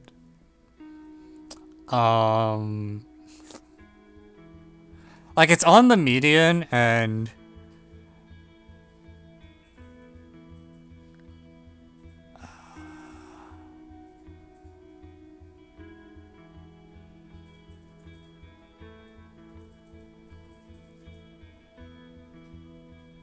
Yeah, that's what I thought. Yeah, I didn't actually look at the rest of the problem yet.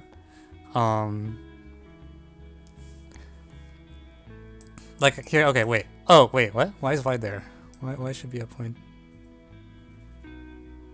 Did I? Ah, I screwed up definition of Y.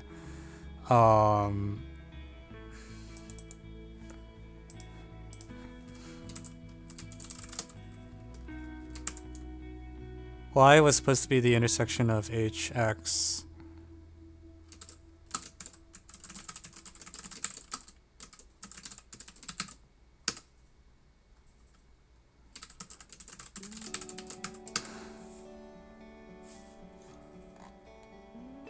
And we wanted like by power.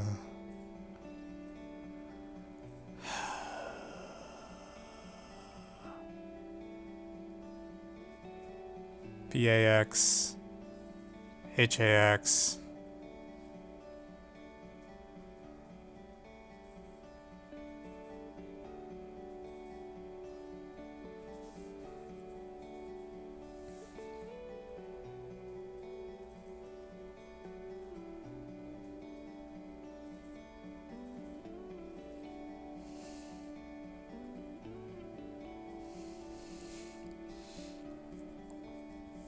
Yeah. Wait, Rames?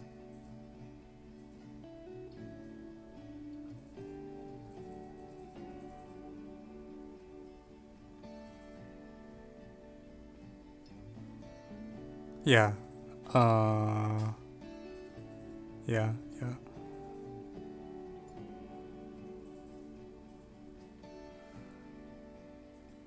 Parabola with that. Yeah.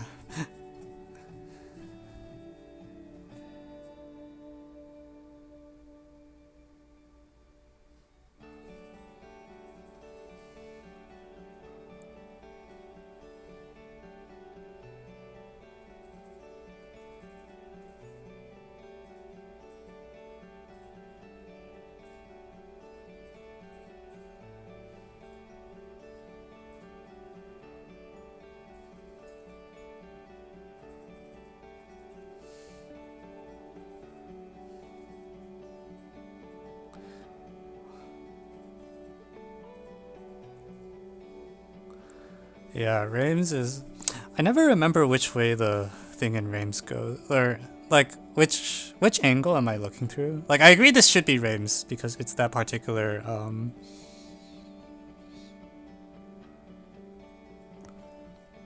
it's that particular angle choice, but somehow I can't and I suddenly can't see which angle is being looked through. It's that one. That one. Oh, I see. It's through it's through this angle, like this line and this line. Yeah, it's Reims on those two. For some reason I thought the intersection should be named. Yeah, okay.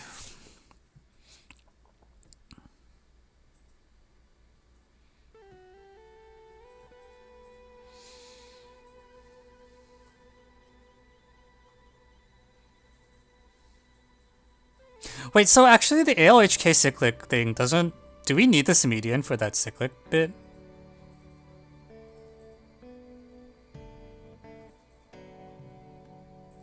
We also never actually used the spiral sim. Yeah.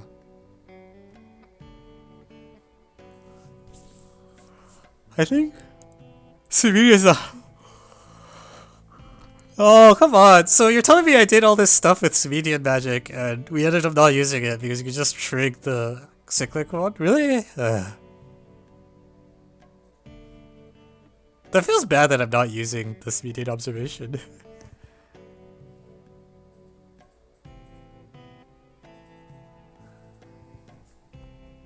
Yeah. I just feel like there should be some way to get ALHK cyclic once you also notice that you have like almost harmonic quad. Maybe not. I don't know. Try synthetic.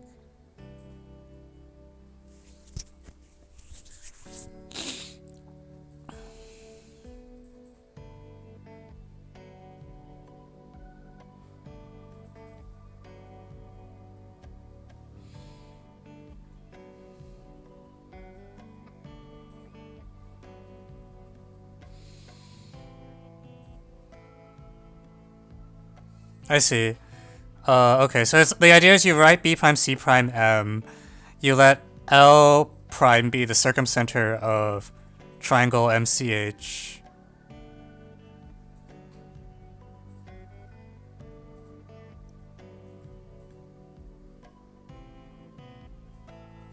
And you want to show LN2 is parallel to... You want to show like the line through L parallel to AO hits the midpoint of AC prime or whatever.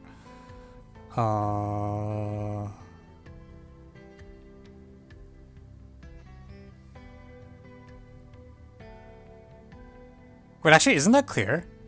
Hang on, doesn't that just true? Because the LN2 is the perpendicular bisector of MC prime.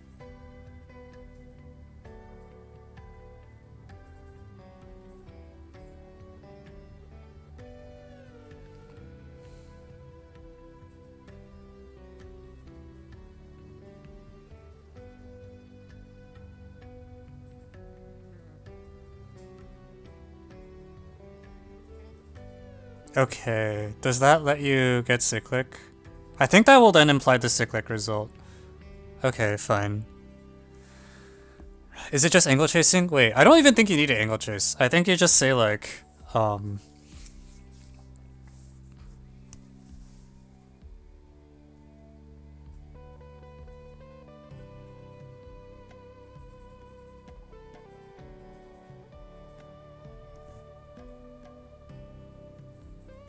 LHM. I don't think you need to compute LHM for this to work. You just say. Well, actually no. I guess I don't know yet that.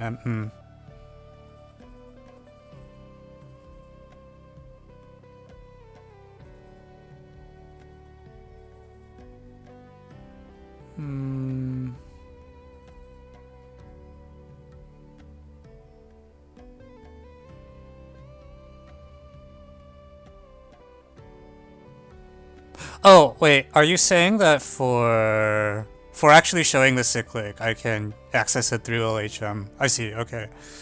Let's see, LHM is, yeah, that might work.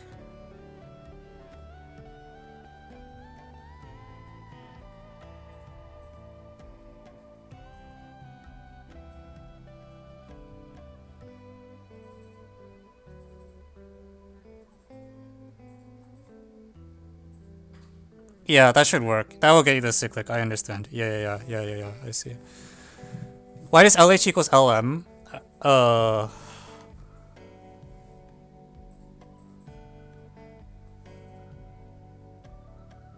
Well, so I think the way you do it is we let like L.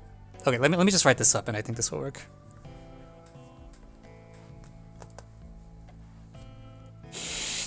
I think people always want to finish. I don't know about you guys, but like if I'm like have a method that I think will work, and I'm not taking a test where time matters, I want to know if the method finishes, right? Like I just feel weird being like I had this idea, but I'm not gonna finish it, or I'm not gonna see where it gets stuck. Yeah, it's just I want to know whether it works or not.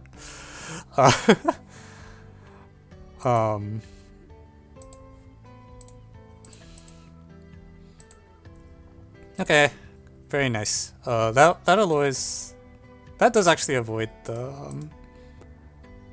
pink might be too hard to see. We'll use blue.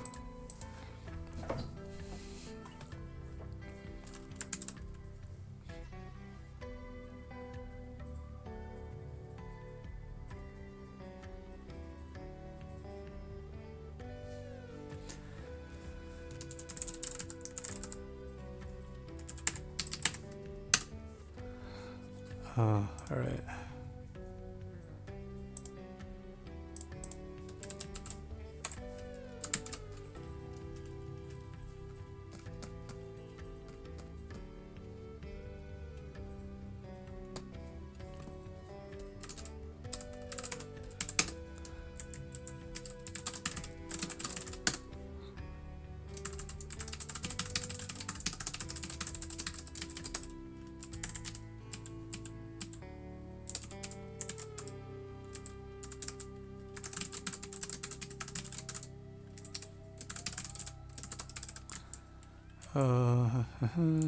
Where did I put the problem statement? I'm gonna clean this up a little to conform to the standards. We don't usually use the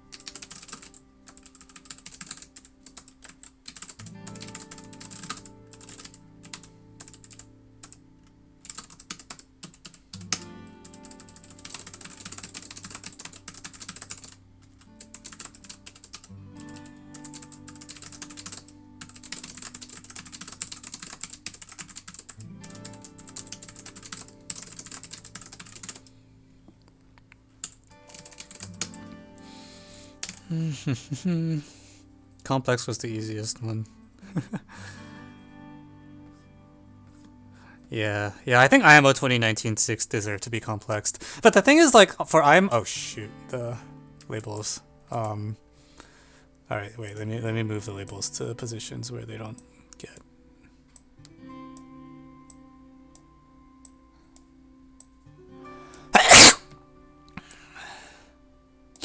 I don't think I really ended up using...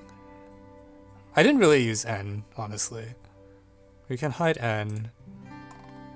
Hide M. I definitely didn't use P. We do need N2, because that is a point that matters.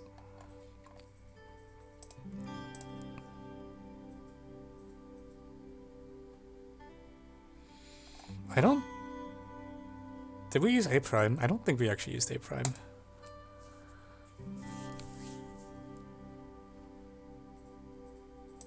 Ah, frick. I just want to move the labels. So the auto label detector.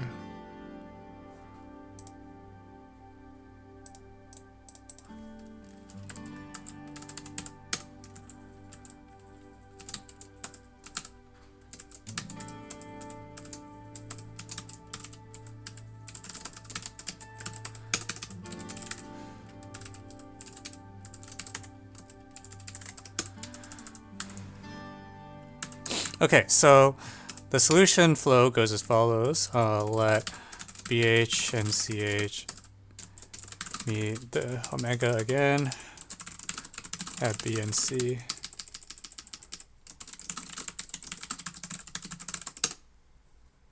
Oh shit, no, I did use M. Ah, freaking. Okay, I'm just gonna add an M. Extension.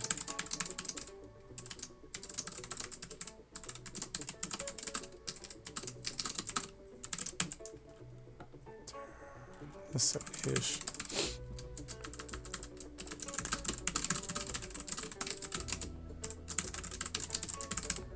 It's known that AO. So it's now known that AO and B primes.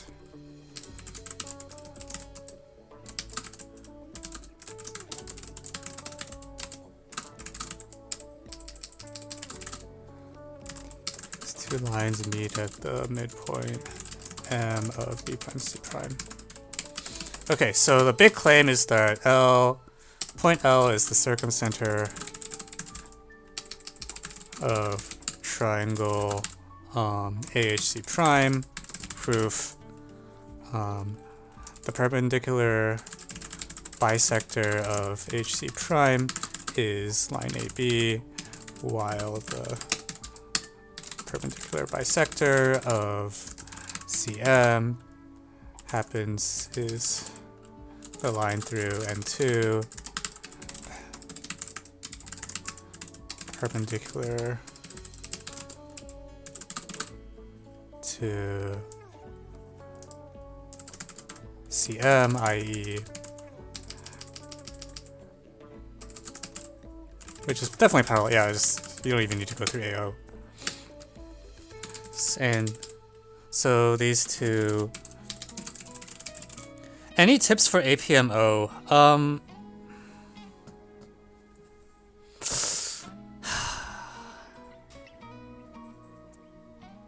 I don't know. I think do a few past APMOs just so you get a sense. I think the APMO is like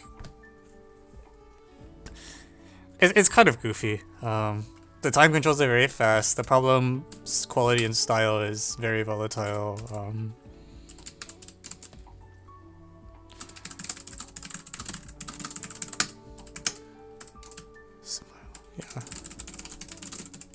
Yeah.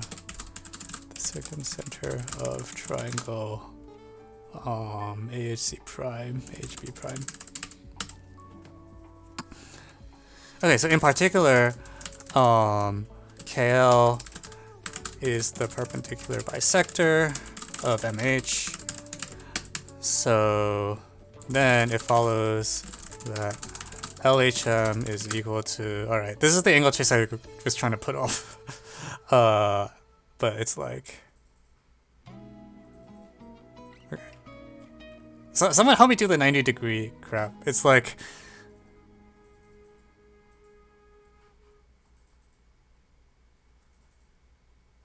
LHM is 90 minus HCM, right?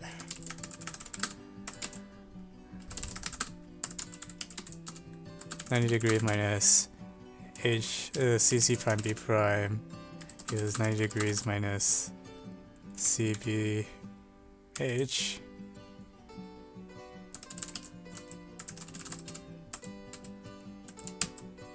CBB prime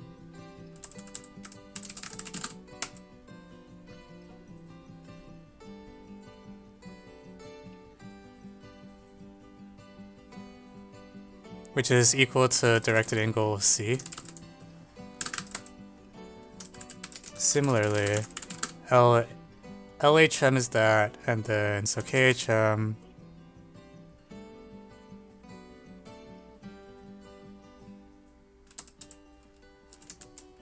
wait, I think I flipped like literally all the angles. This should be MHL, right? I want the counterclockwise ones. Yeah, MHL HC prime M. Yeah. So MHL is that one, and then KHM is directed angle CBA. So directed angle KHL is equal to directed angle KHM plus directed angle HL is directed angle.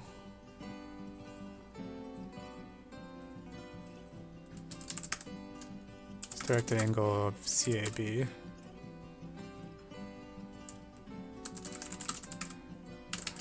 Hence it follows. I should actually make this a separate claim because this claim is super important. Points K, L, H, A, K, H, L, A are cyclic.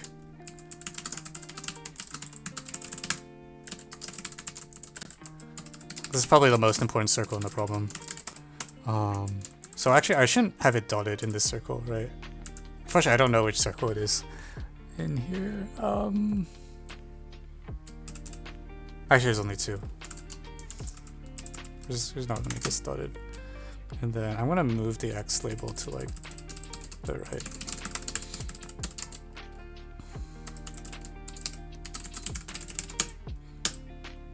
HC prime. Oh yeah, HC prime M. Also, I misspelled directed angle.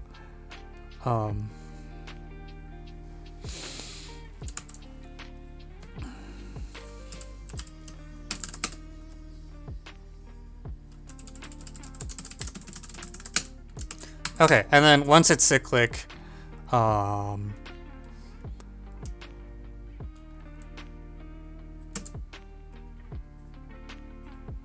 then honestly, I wonder if I should hide X and Y from the picture because they literally don't matter up until the very end.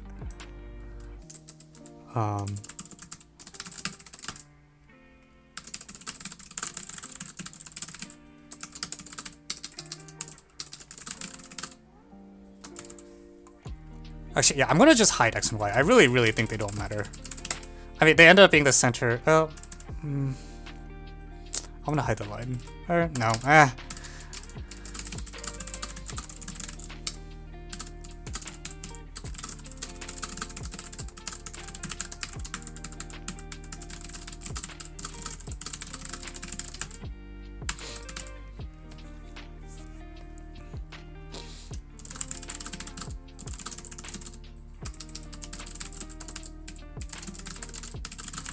The directed angle BYH is directed angle BYX is equal to directed angle.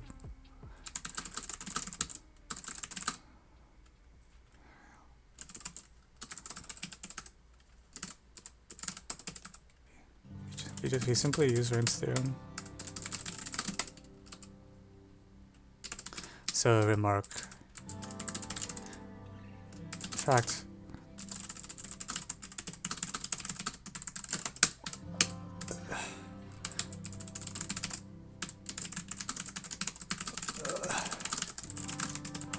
because line AO is halfway between parallel lines LN2 and N1K.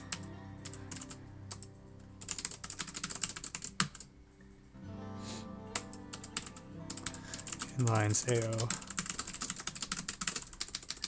are known as solve known.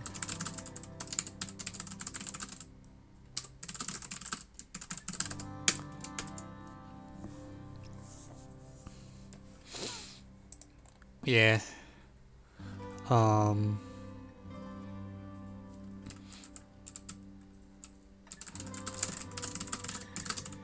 Is it okay? Which one is Humpty? Which one is Dumpty? M is the Humpty point.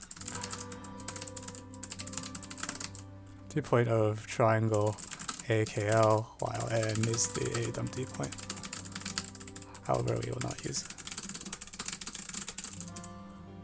Follows. Did I miss a bunch of primes? Yeah, probably.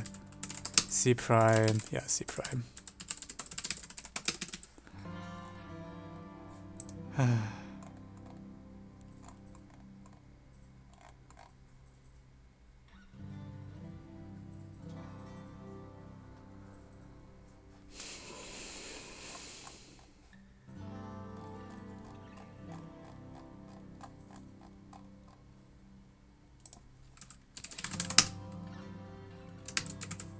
Okay, yeah, this is very clean actually.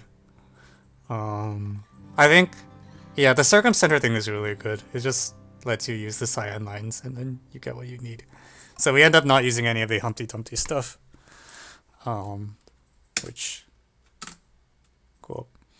Alright, let me pull up the AOPS thread. So we can post this thing.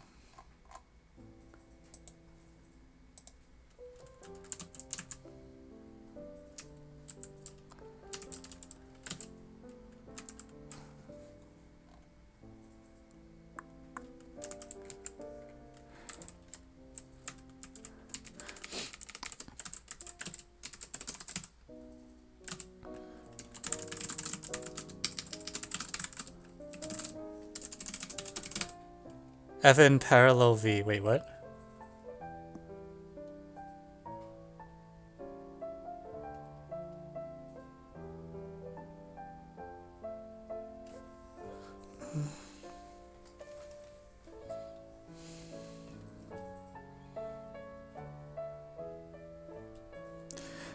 So I think I put the Ptolemy corollary into the trig length unit. Like I think it's actually in the trig length unit now. I don't remember if it's like walkthrough as well, but the formula is definitely in there because I saw it and was like, wait, this actually seems pretty good.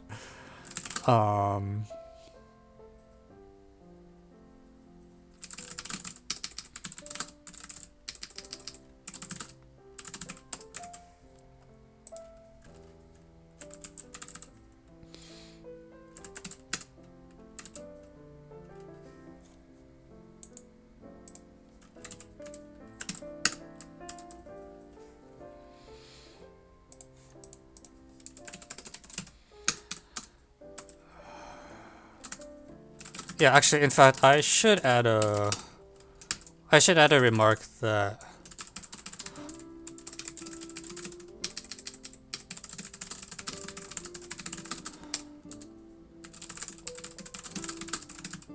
prove the second.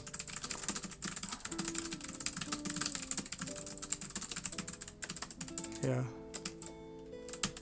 I'll make a note here because that is actually worth remembering that. Ptolemy. Maybe later on I'll.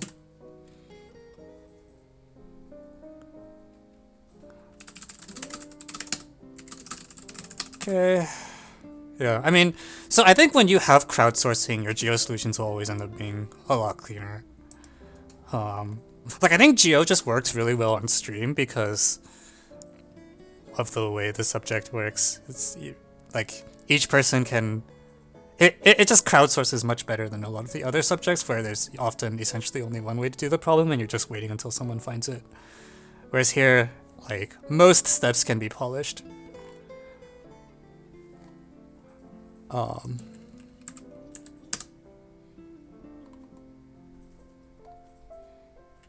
Yeah, okay, very good. This is definitely a config geo kind of problem though. Is there anything stopping me from sending unsolved geo to stream? I mean, People send me all sorts of stuff at this point.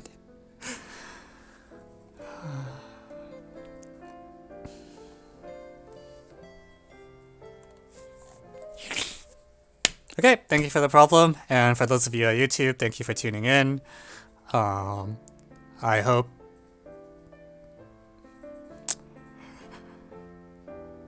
we managed to avoid Humpty and Dumpty, so there's that going for us.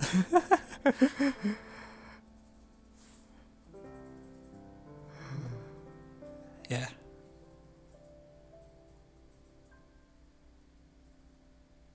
Stupid things, George. Yeah. Alright, cool. See y'all.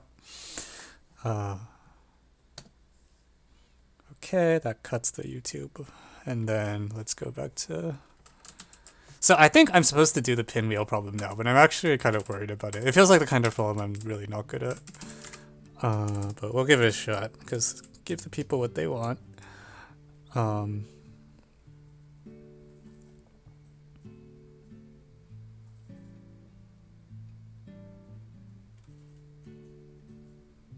Oh wait. It's not... Did I get... I believe stupid Geo things because the whole contest looked like it was a meme, so I thought people were joking around.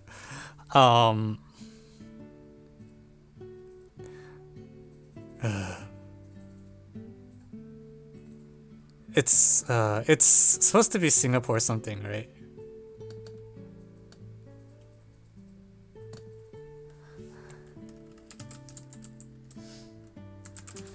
Oh my god. You guys.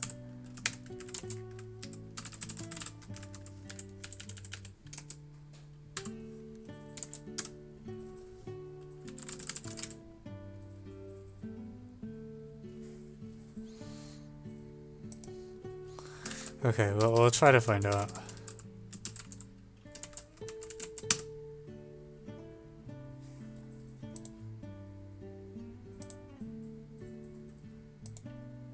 Yeah, like literally, look at the relevant like.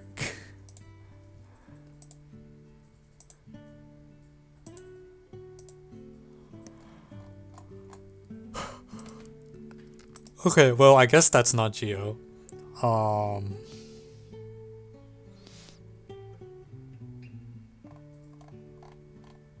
Wow, that's amazing.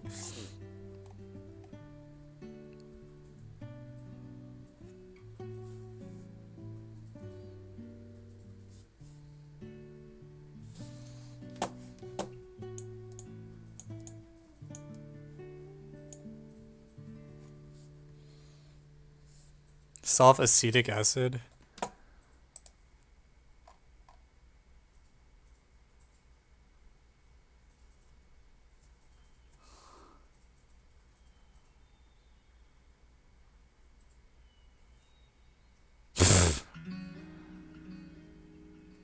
CH, that's funny.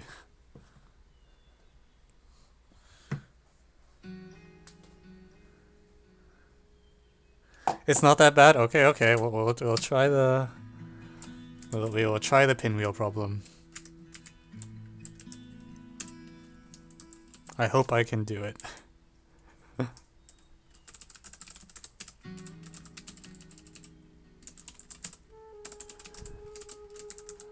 Alright.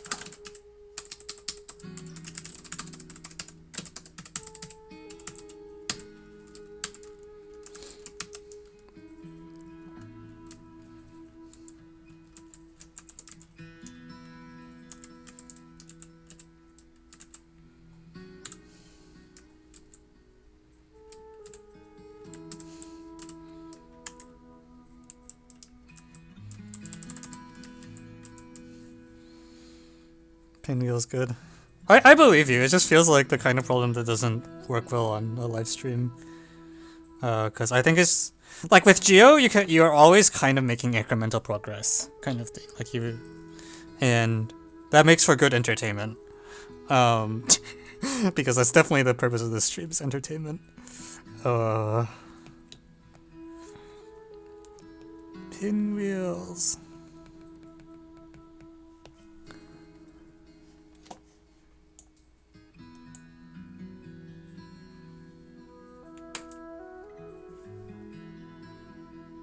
The answer is no. That's a pretty big spoiler. I Okay, well, I kind of wish you hadn't said that, but I was also suspecting the answer was no just from,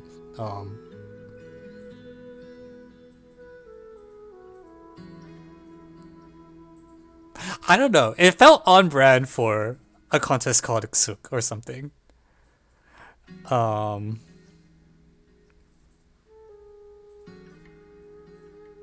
Wait. Okay, no, you guys are just big. I don't know.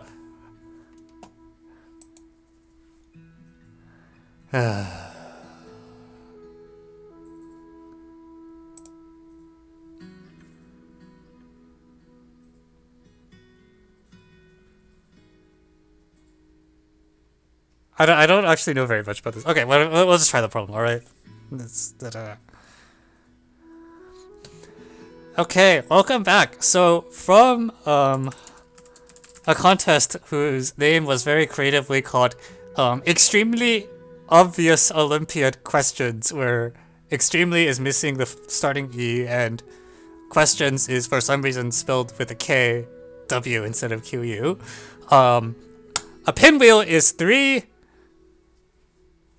equally spaced sec rays, and the problem is, given 3 points, is it always true that you can find a pinwheel that separates them into n groups? 3 endpoints, you want to split it into 3 groups. Okay.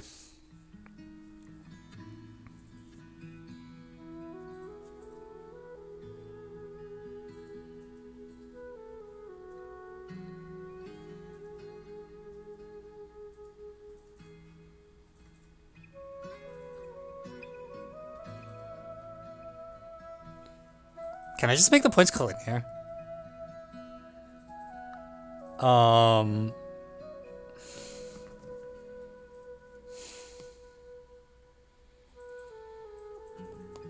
So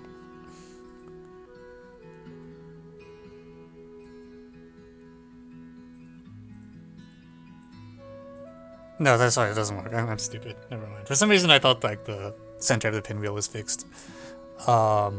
But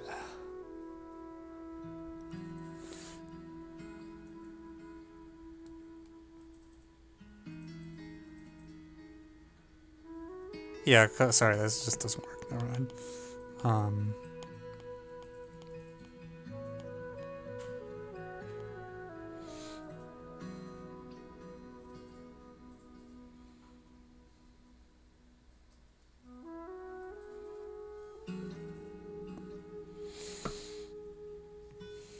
But okay, like the fact that like it's easy to describe how a pinwheel hits a line, which is why I was thinking of that. Like if you have a line, you know, if I have you know that like the it has to be like that ish. Wait a minute. Hang on. No. Wait, what am I talking about? What am I smoking? If I have a pinwheel shape. Yeah, oh, okay. Pinwheels are rays. Fine. I guess like a straight line always hits in like 2 of the rays. You can't hit all 3. So I want to modify this by maybe just a little bit. Yeah.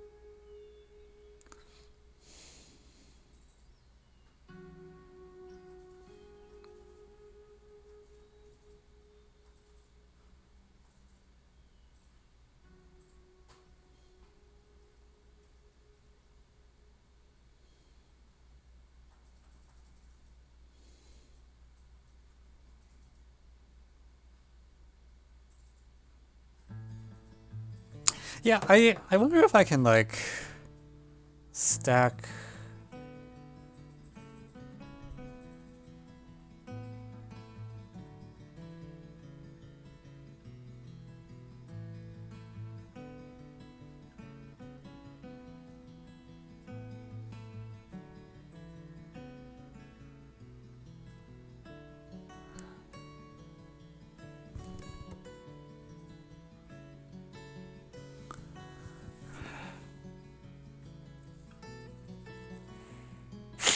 A line is defined as a set of two ways. You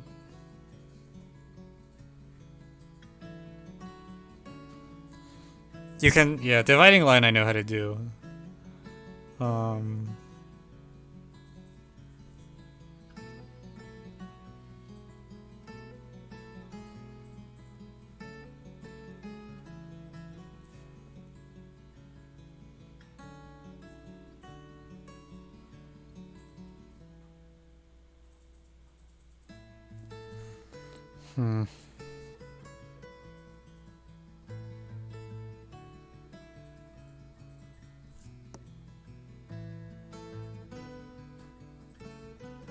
Undergrad theorem, which is similar. What, like the ham sandwich thing?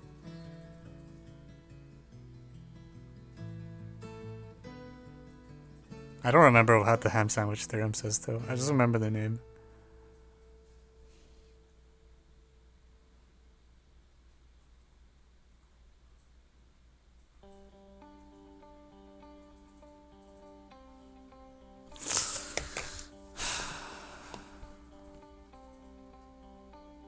It feels like there's going to be some sort of construction.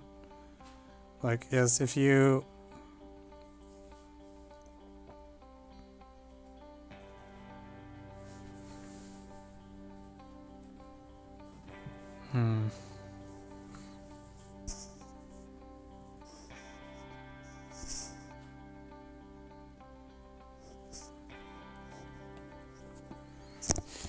Yeah, I like... Even though the, like, putting them all on one line doesn't work, I like the idea just in general of having, like, a lot of them on one line just because it's so easy to control.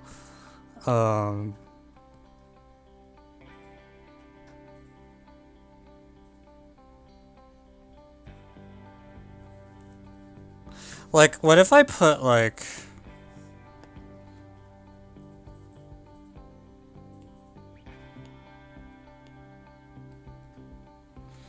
Like, suppose I put, like, n-1 points here and, like... well, let's do, like, n+1 and n+1. Or something like this, right? Then what that means is my pinwheel has to,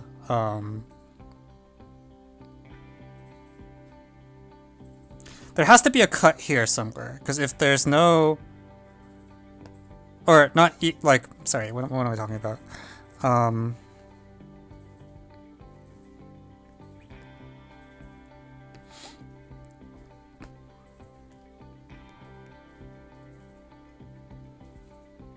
Let's say this is n+1.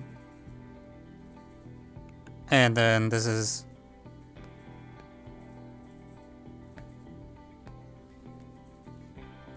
This is also n+1. And then this is the, I don't know. You just put some more things on. Well, it's like, I want most of the things to be on this line. So let's make this like n minus like...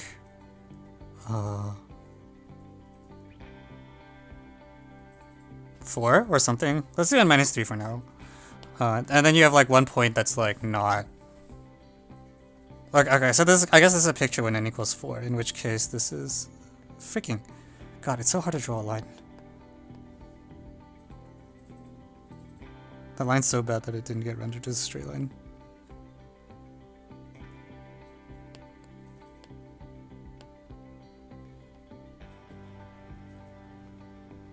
Okay, so there's like at most one point off the line is the thing I'm trying to get at. And then in that case, like no matter what, the pinwheel has to cut like there's like either... Alright, let me get this right.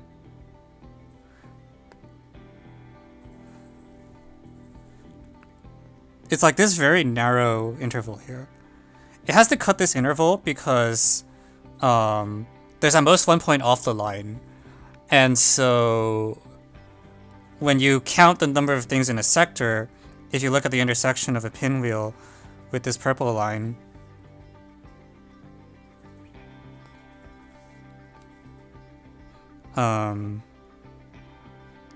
like there's at most 1 point off it. So what that means is that,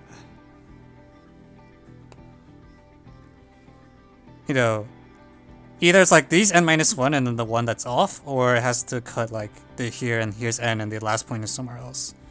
Because otherwise, if you cut, you can't have, it has to be cut somewhere in here, and if you cut too far to the left, then it doesn't add up to n, because all the points will be missing.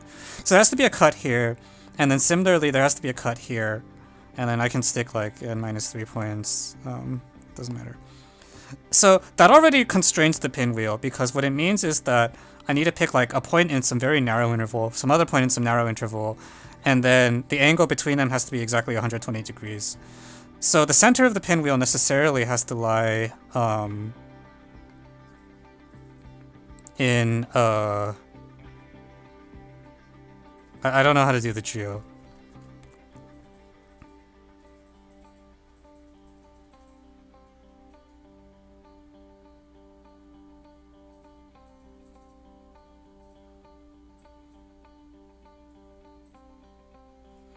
Like some circular arc like thing, right?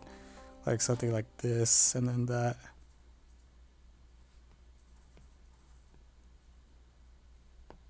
I don't know exactly what to measure, and like the reflection on the other side. Do you think the answer is yes or no? I'm not sure yet. I'm still leaning no. Because collinearity. Like, I feel like collinearity places a lot of constraints. Or, well, I don't know.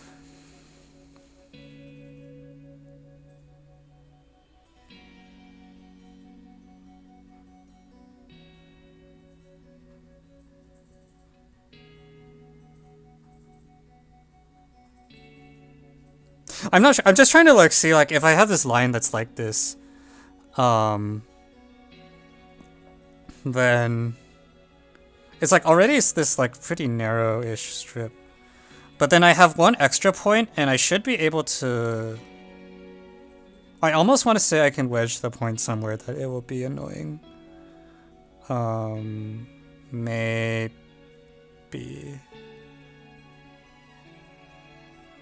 I'm not sure, actually. No, actually, I don't think there's a place I can put the last point to force it.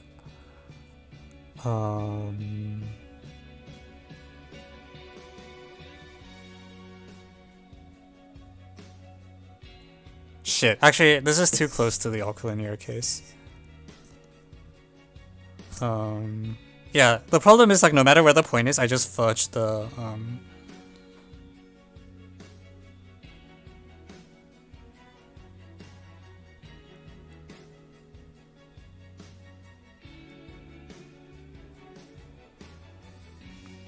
yeah, you can always fudge it. Oh shit. Oh, actually, can you?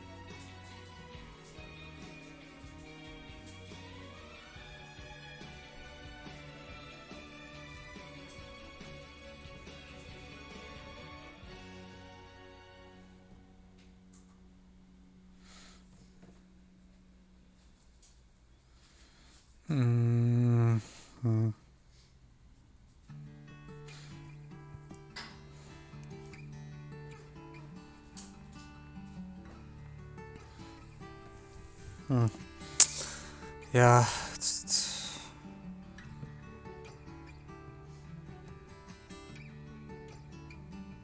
I don't have a good visual sense of like. I put a pinwheel here and then this last one.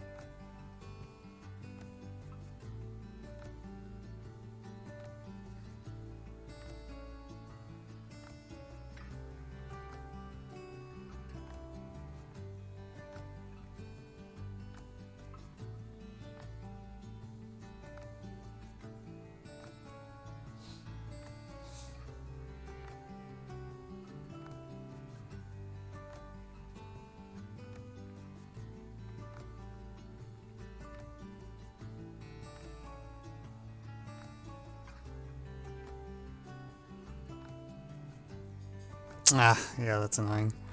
Are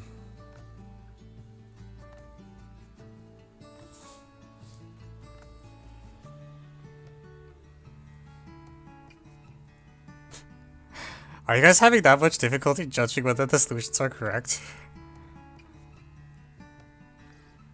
That's not a good sign, actually.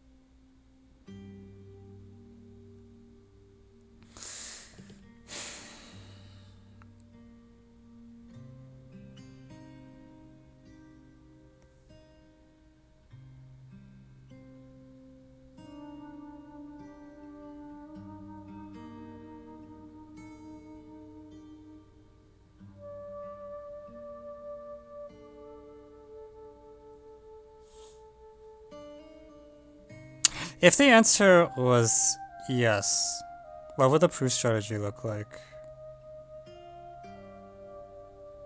So I can do like the dividing line case, because what you do is you take projection, and then what you would want is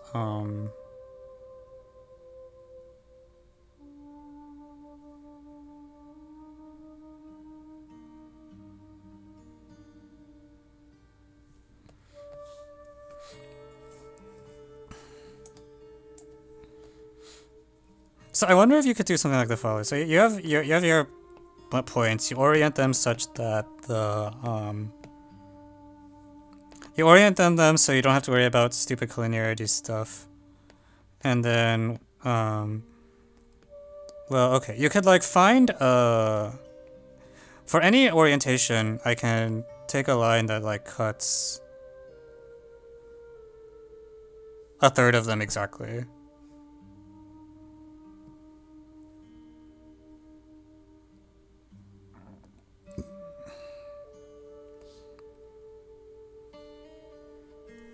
Right.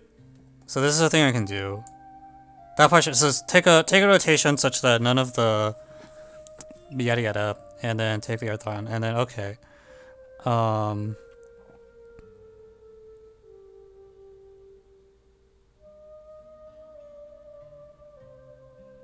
Yeah, but the problem is then I want to like...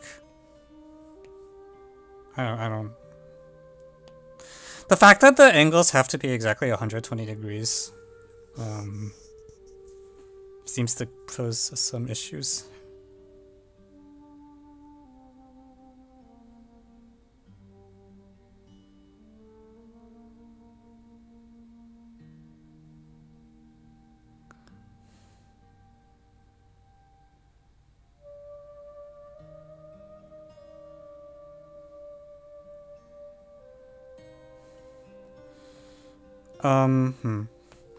Okay, here's a different thought.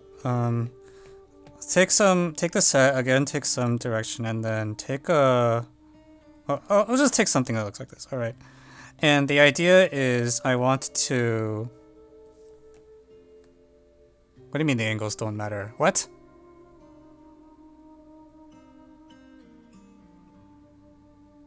Why don't the angles matter?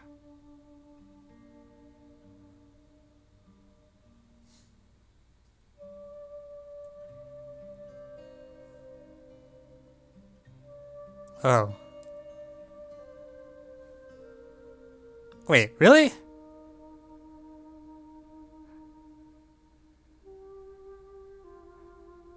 Wait. But okay, like I actually know how to do the problem if it's like 180, 90, 90, I think, right? Because you do the 1/3 thing that I said here, and then you do another project and then bisect. So I can do it if the y is replaced by a t. So if you're telling me the angles don't matter, then like does the t argument just work for a y as well with suitable modification?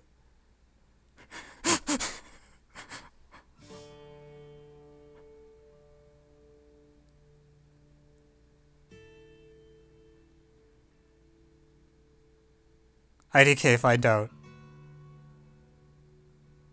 Well, if the result is the same regardless of the angles, that tells me that the answer is yes, because this is a like clean proof, like this is a proof that it's yes. So in that case, I want to be doing something similar here. Well, the reason 90, 90, 180 works so well is that,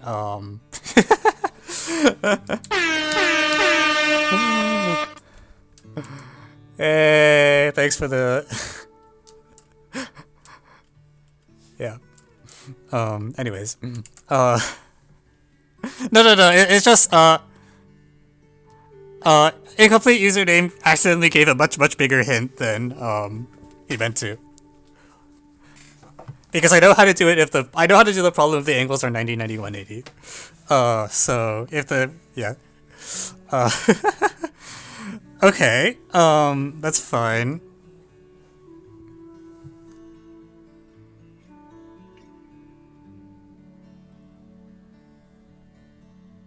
Isn't that case trivial? Yeah, that's the point.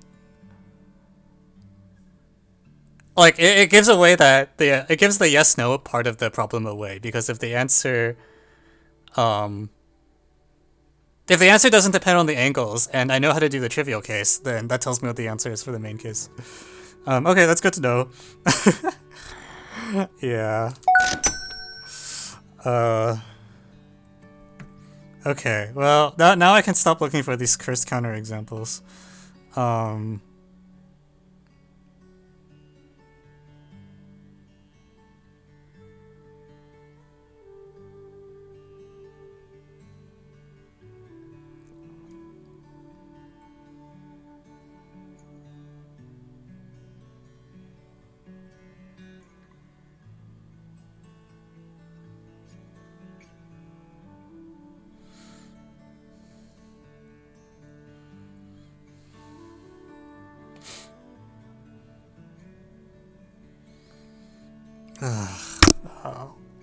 But see, honestly, I was hoping the answer would be no, so that the write-up would not be too annoying. Like, if the answer is yes, then you have to use some sort of, like, intermediate continuity type thing. If the answer was no, then you get to have a bit more fun with like, okay, as long as I find any construction, you know, it's a-okay. But if it's possible, then I have to just suck it up and deal with the continuity.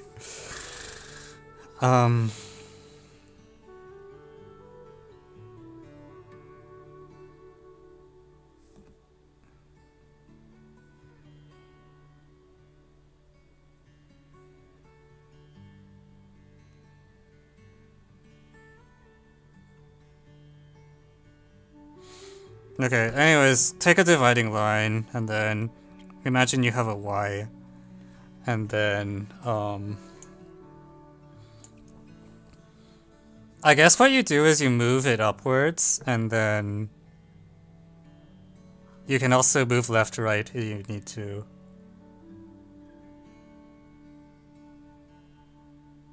I think.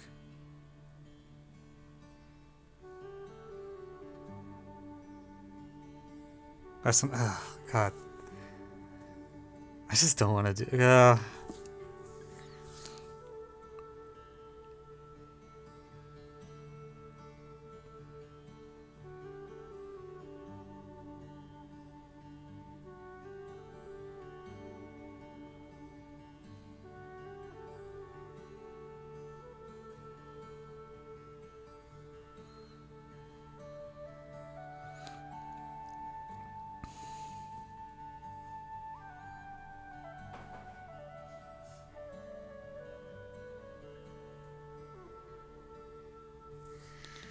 Like one shape of argument you might imagine is something like the following. Like you pick like this blue line, and then you lift it up until you fix this blue line, and you lift things up until like eventually your thing has like n in here, and then when that happens, you'll have like some number here and then some other number here.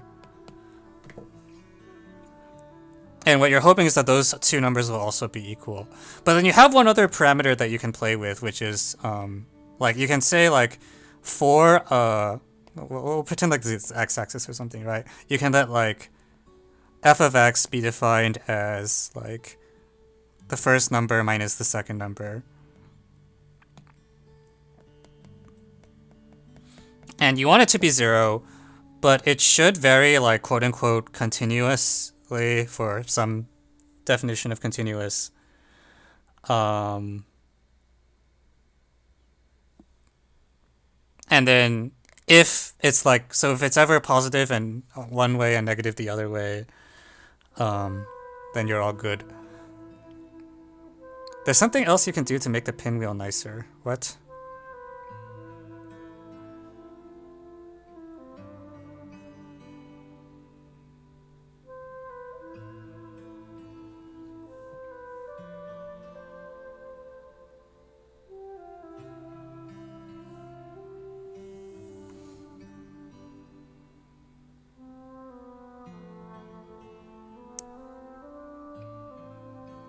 You have 3 degrees of freedom for an output space with 2 degrees of freedom.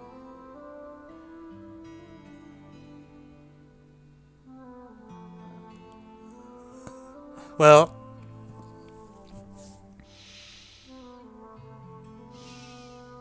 I don't know, man.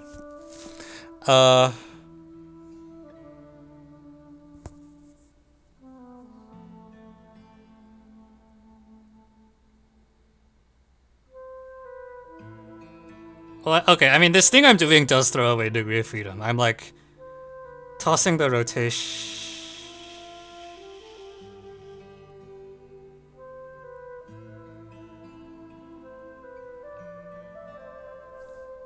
Yeah, this thing that I wrote down tosses away the rotation ability.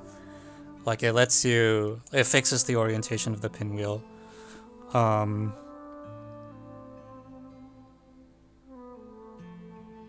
But I don't know, degrees of freedom feels a little weird to me to say here because one of the outputs is a discrete space, so it doesn't really have a dimension that's behaved the way you normally... Like, there's 2 constraints, but both constraints are like discrete constraints. So it's not as cut and dry as with like continuous versions where you really have a strong statement. I don't know.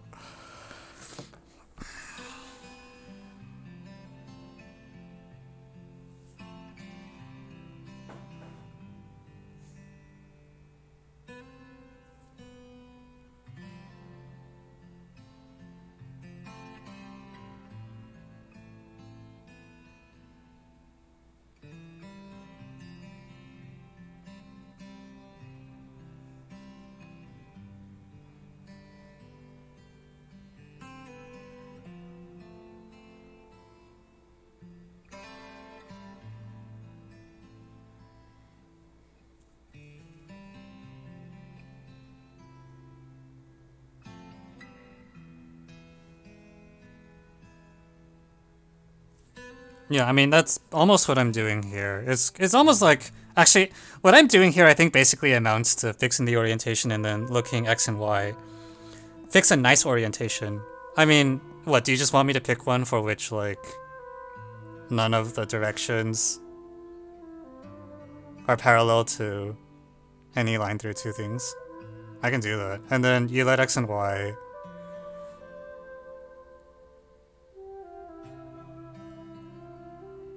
It's like, now I have like this two variable discrete continuity result, which I'm not a huge fan, but...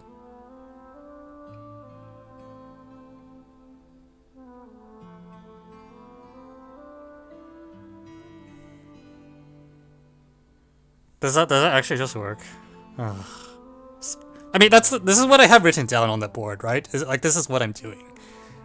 I just have it in terms of X and Y coordinates. Maybe I shouldn't be using X and Y, and I should be using, like... Oh, I see. I shouldn't use X and Y. There's no reason to use X and Y. I should use X in, like, a different direction.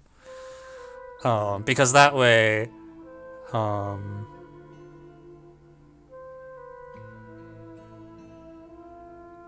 I see. I should be using a non-XY basis. Okay, I understood. So... let's just fix this pinwheel orientation, and then we use like this as our x coordinate and this is our y coordinate, and then you know, there's a function from positions of the origin O to triples ABC such that A plus B plus C equals, well let's call this one like A B C is equal to 3n, and you can, by zooming out the picture, I can get this function hits each of 3n 0 0, 0 3n 0, and 0 0 3n. Also, when I move in the x direction, the only changes that can happen over time are like in the x direction, like you can run into situations where C decreases and then B increases, or A decreases and B increases, and then, or vice versa. And in the y direction, it's similar. So then what?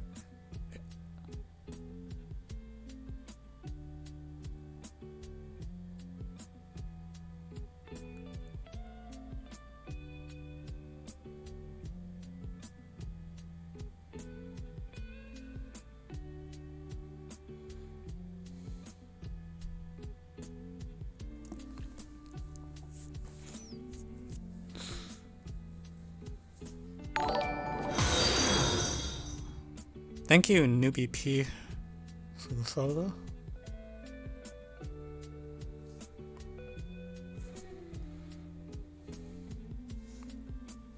Yeah, it's like C++. Honestly, I can actually just have 3 vectors. It's fine.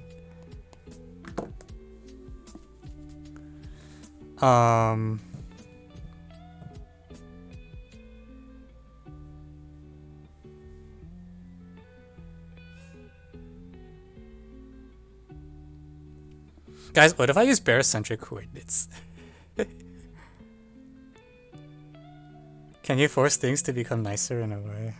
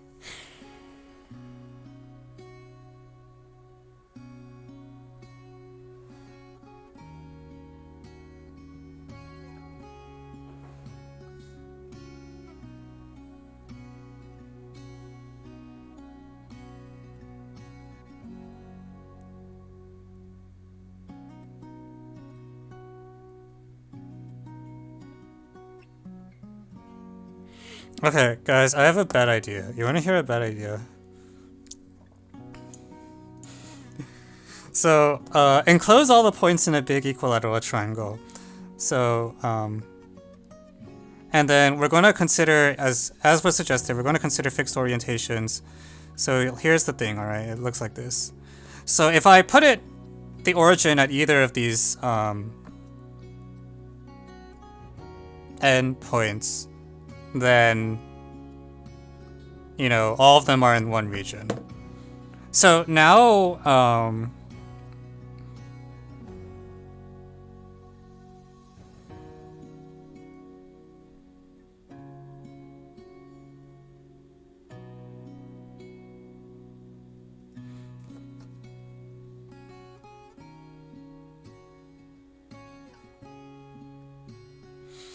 now for every, we're gonna make like some integer-ish lattice or some bullshit where I don't know, just do this. And for every point I color it based on which of the three sectors. Like in this fixed orientation, if I call this 1, 2, 3, and I always avoid, you know, bad points, I can assign each point a color according to which sector has the most points. And then we use Sperner lemma.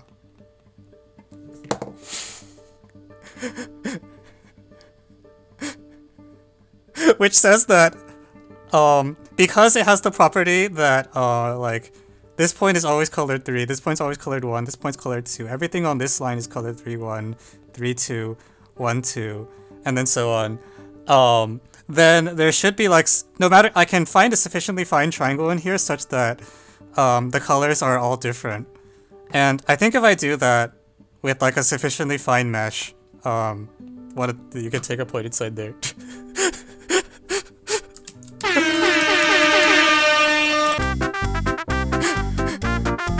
I think this should work. I'm not 100%, but I think something like this should work.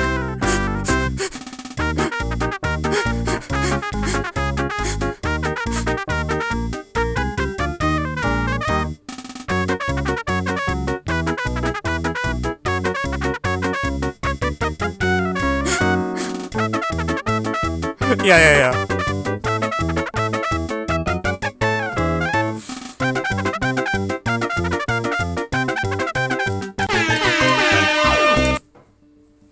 The coloring argument is that, like, you pick whichever one has the largest number of points. I mean, with ties split arbitrarily. And I don't know. It shouldn't matter. It's just like in a transition.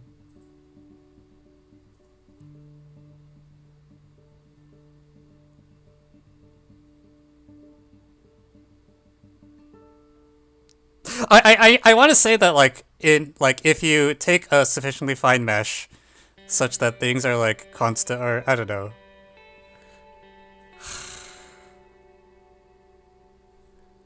I have to think this through, but I feel like this should do what I want. Oh.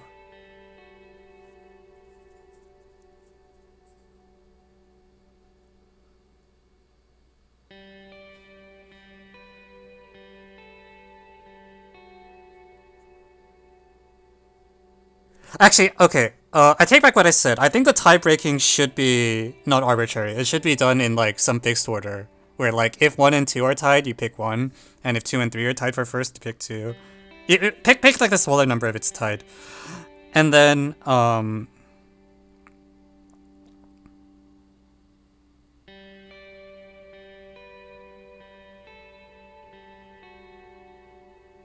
yeah, you take any triangle that's numbered 1, 2, 3. And if you pick the mesh fine enough, where your transitions, there's at most one transition between every like edge of the mesh, then this 3 should work because you're told that when you shift it a little bit, yeah, do you want to write this up for me? Because I don't really want to write it.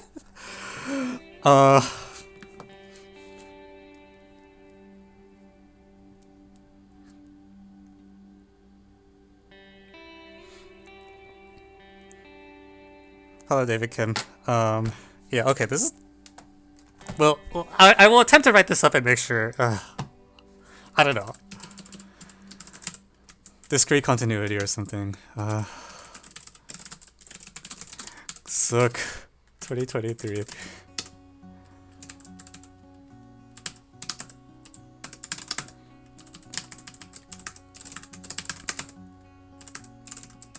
Actually, we can let it be a calligraphic S.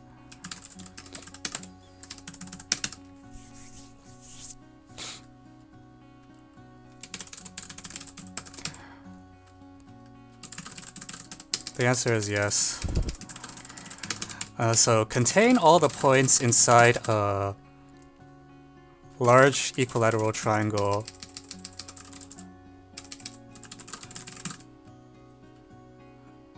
whose orientation is such that no two of the n choose 2 points differ. So no line through any 2 points of S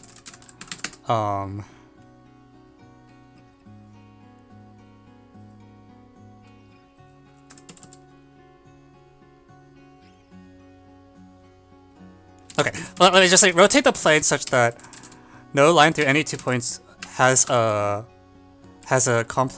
argument whose argument is a rational number of degrees. Then contain all the points in a large equilateral triangle as shown below.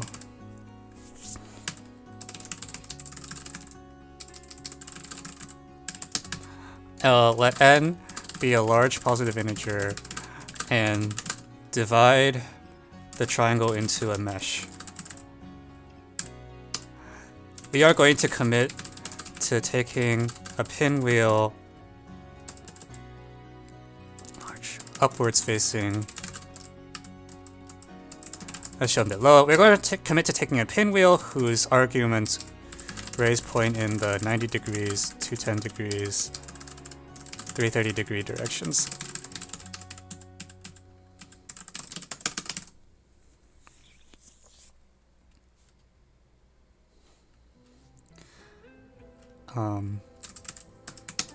Okay, so then I have to actually draw this stupid thing.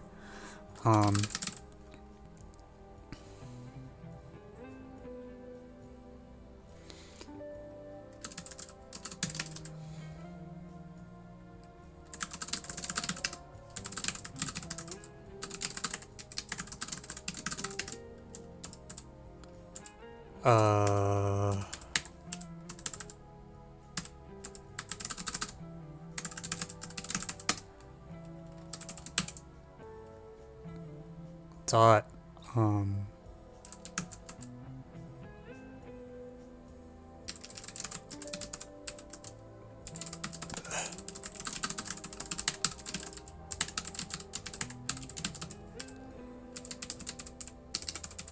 I don't actually I'm not 100% confident in the Spurner thing, but it has the right feeling, I think.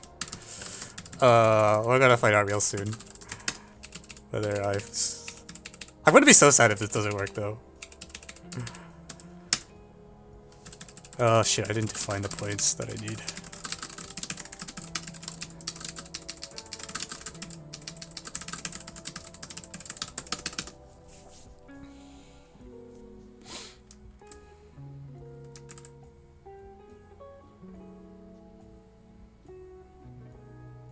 Oh my god, I'm so bad at this. How did I do that? I wanted an equilateral triangle mesh.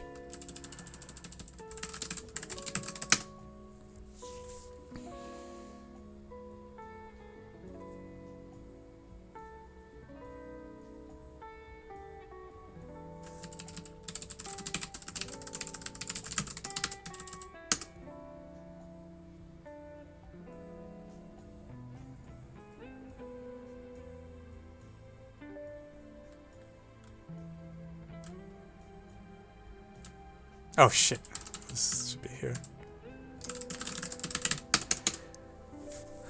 Hello, Fractical.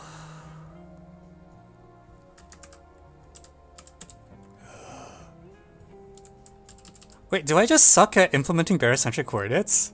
Oh shit, it's u plus v. Ah.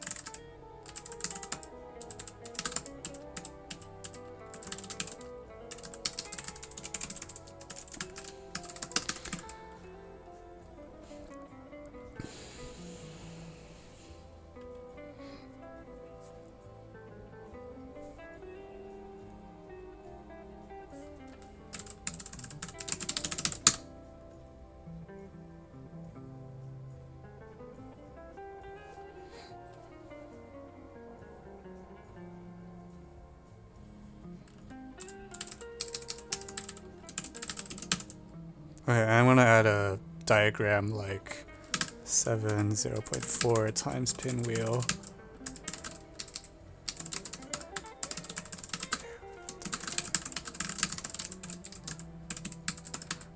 Label W plus dir. Okay, so 210, 150.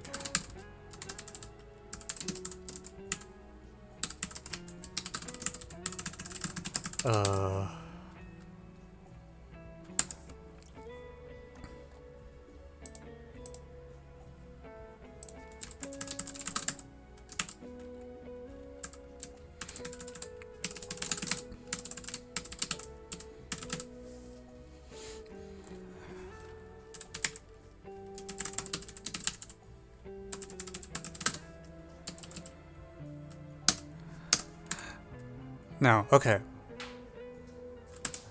Centered one of the n.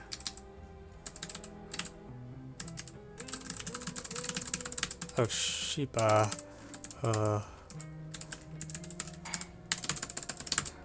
Okay. The typing and converting type. This is Vim. Is the editor? It's just Vim. Oh, the editor is Vim. It's LaTeX underneath. I mean, you can see it's LaTeX. Asymptote is doing the figures.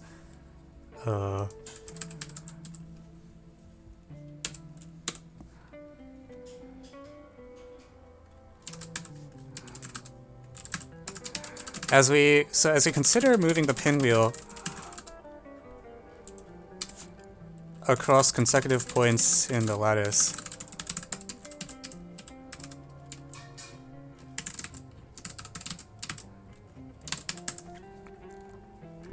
we get X, Y, Z.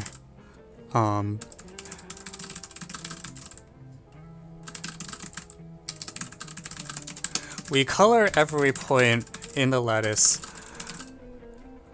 Well, let me say we label with the name of the region with the most points. These numbers change as we move the pinwheel. But if we pick n large enough, we can ensure that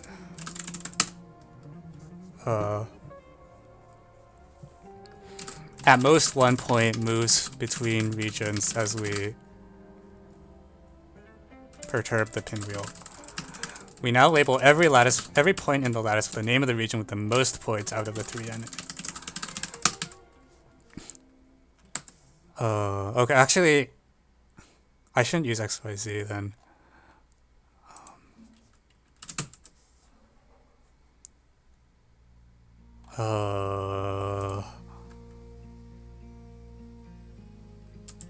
C, A, B.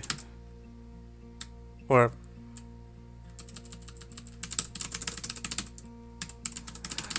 whenever there are ties, we pick the alphabetically earliest one.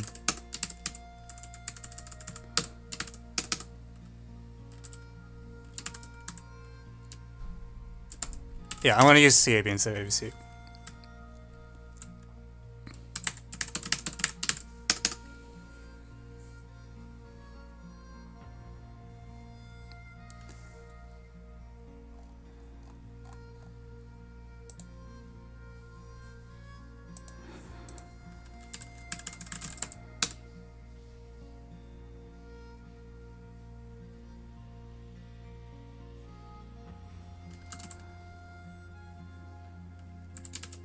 By adjusting the value of n if needed, say to a suitable large prime, we can also guarantee that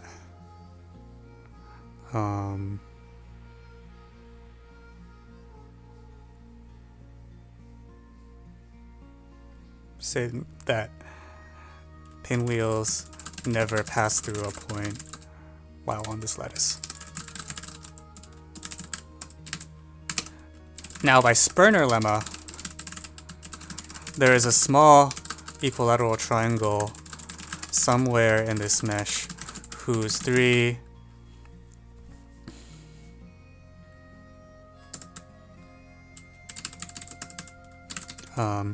labels are different.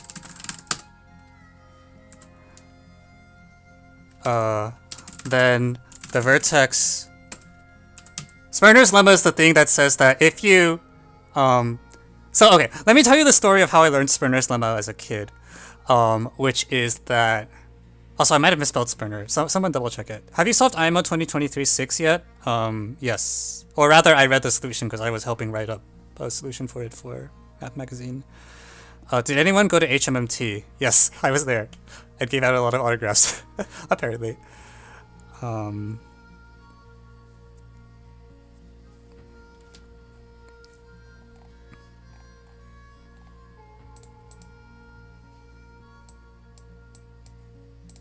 Yeah, anyways. Then the vertex with label... Okay, I said the largest one and then pick the alphabetically first one. So... because we see that moving it in a slight way would cause the label to change from A to B or C.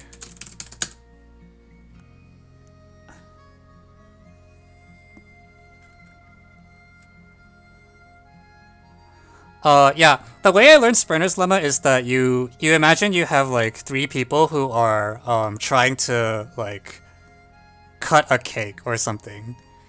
Like you have a cake and you need to slice it in some way where the three vertices correspond to like giving it all to one person, and you want to find a mutually agreeable division. And you have this assumption that like, you know, no one would be I don't remember exactly how the story goes, but basically it's like some sort of fair division thing where the things on the sides are obviously unsuitable for one person or something like that. I forget exactly how it goes. Yeah, some rent thing.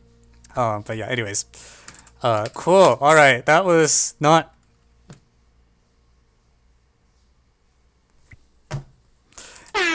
Hey, okay.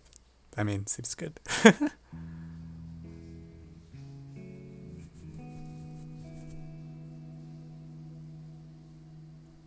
We cook. What are the intended solutions?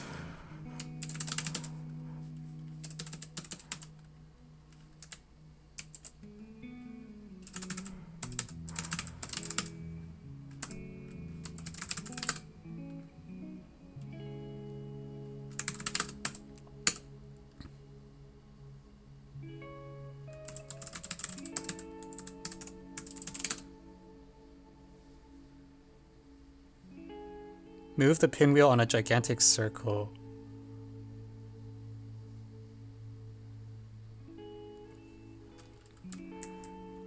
Okay,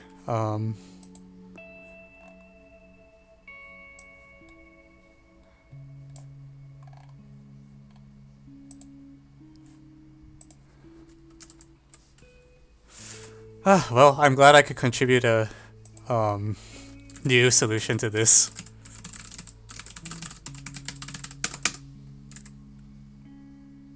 Yeah, I don't know. I figured it was supposed to be some sort of continuity thing, but I had this furthers idea for a bit, and I was like, this is too stupid. Like this is too crazy. And then I was like, wait, I don't actually see what goes wrong with it. And then looks like it works. So, good for us.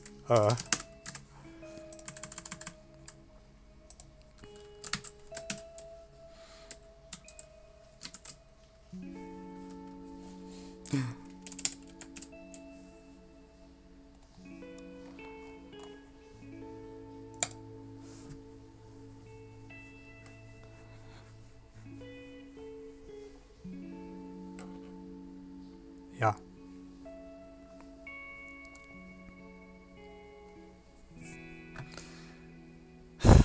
All right.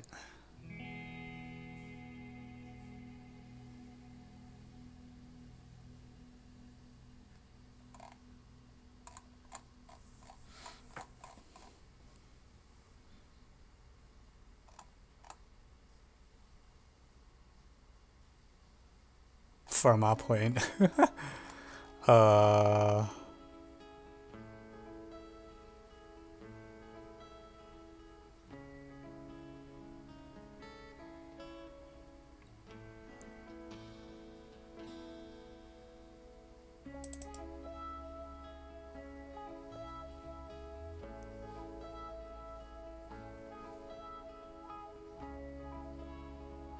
Yeah, I don't know.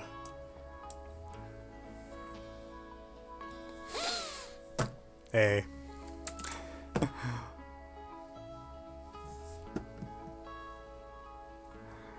But I don't. Yeah. Okay.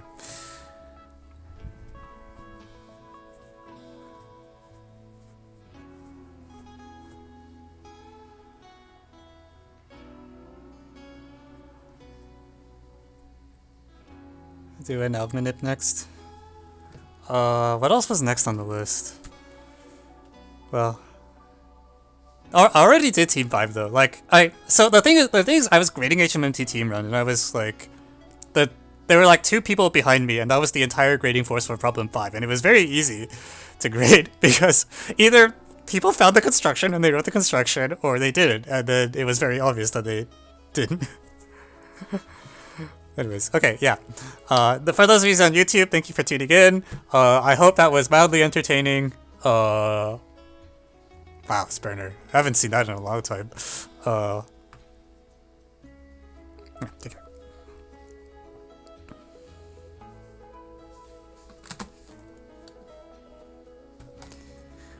Yeah, my sense is that the Brazil problem might take a while. I might just do the quarantine geo because it's a geo, so I'm pretty sure we'll get it within like an hour, and then call it a day.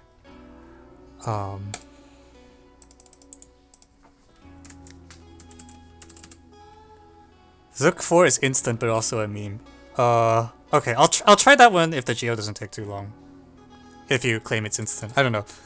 Like, just looking at the statement, it doesn't feel like something that I would get super fast, but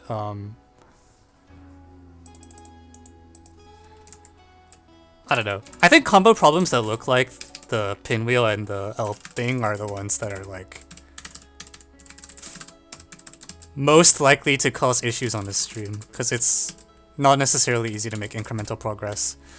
Like the pinwheel, I just ended up going in, a lot of wrong directions for a while before I decided the answer was actually yes. Because I thought it was like, I wanted a construction that was exploiting the fact that points could be collinear. If you had told me the points were not no 3 collinear, I would have guessed yes first. But because that was missing, I was like, maybe I can abuse that somehow, and then the solution will not be too long. Okay, yes, I agree FEs give you incremental progress. However, I don't like FEs, okay? Yeah, single hard set problems are good, it's just they're really boring when you are on stream, because it's just like, you bang your head around for a long time, and then suddenly you find the idea, and then the video ends. Yeah, like, they're good for, like, training, or like, not training's not the word, well, I don't know. I think they're fine as problems. It's just for the purposes of YouTube entertainment, watching someone try a bunch of things that end up all getting thrown away when someone finds the two-line solution is less good at generating YouTube clicks.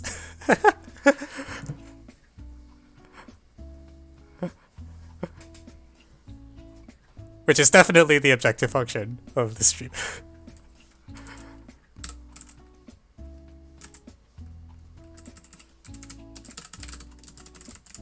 Yeah, FE is like, I don't know. The thing about FE is that it's hard to put all the stuff on the slide. Like I don't have enough screen space in the video.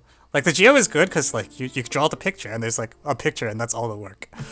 But yeah. Also FEs do actually get stuck. Like I don't know. I don't know if you saw that stupid Japan FE from I don't remember how long ago, but I just like completely died on it. My internet like went out in the middle of the stream when I was doing it, and I woke up the next morning and like kept trying for another 2.5 hours. So it's just like 5-hour video of me like plugging things in over and over and getting like expression after expression after expression, and it just was not close to a solution.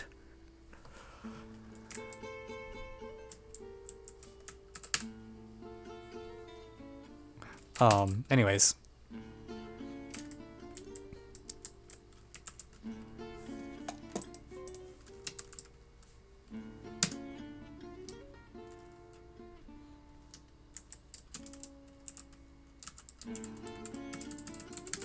Okay, Quarantine Olympiad, let's go.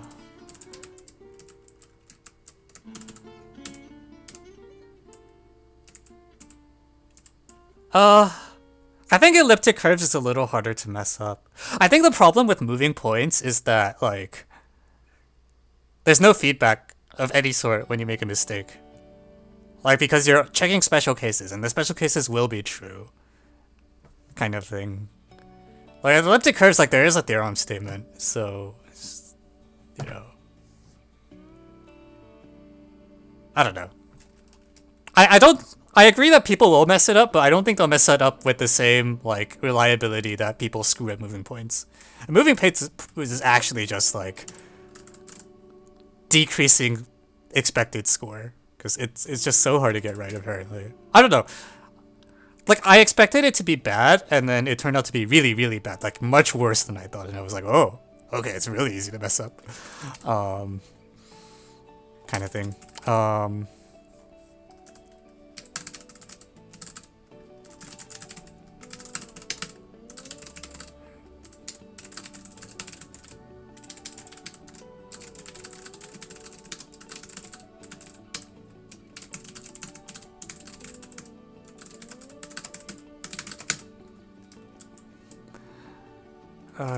Alright, let me enlarge the font size on that slightly.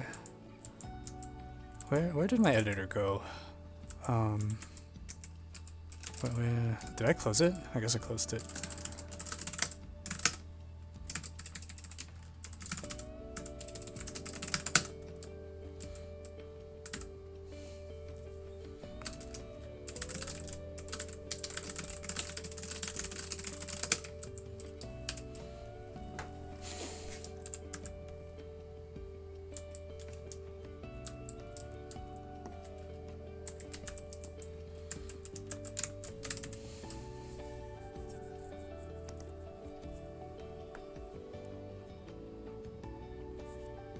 Alright, let's do the quarantine geo. I hope I get this quickly, otherwise I'll be a little sad. Alright. Okay, welcome back everyone to another triangle geometry. Or, no, sorry, not triangle. This one's not a triangle. It's, something else. Okay, anyways, there's 2 circles, okay? Just pretend I didn't say anything. We'll just, okay. We'll draw 2 circles. Like, by which I mean I will just throw some points onto a wall. And then...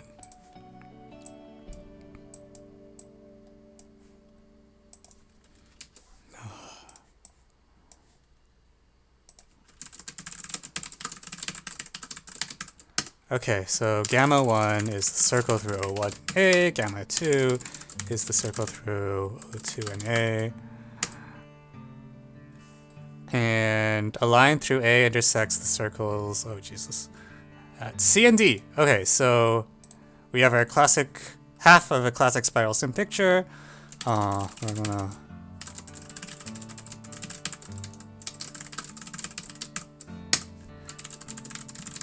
Okay, so that's a radical axis to gamma 1, and what? P is a polar, okay. So P is the pole...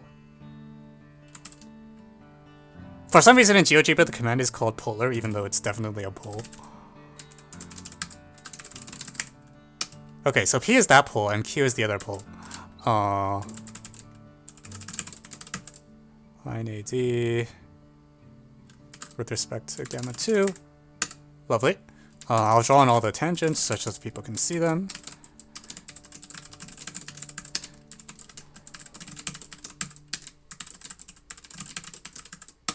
Alright, so let me color these slightly differently.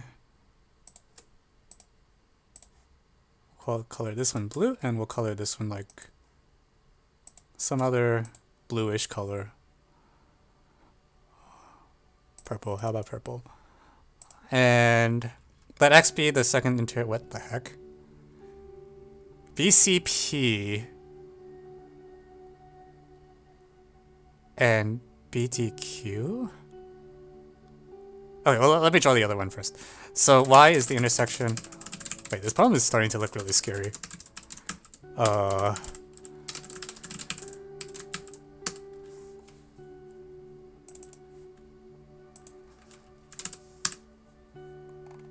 And then X is BCP cap BDQ.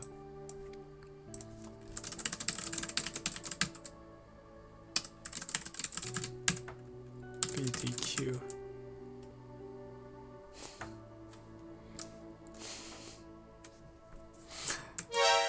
Looks like it lies on line PQ. Okay, that's good to know.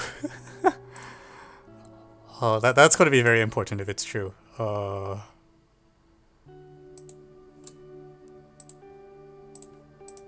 Anyways, well, let's just mark that intersection, alright.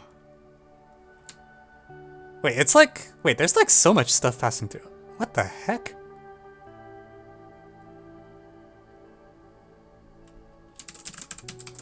Because the desired circle is this one, right? Which I'll color in like some other color. Oh, this is good. I like the way this is going now.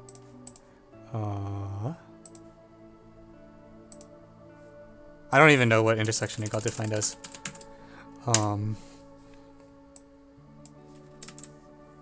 Okay, so P is a pole, Q is a pole. I don't think I really care about the centers right now.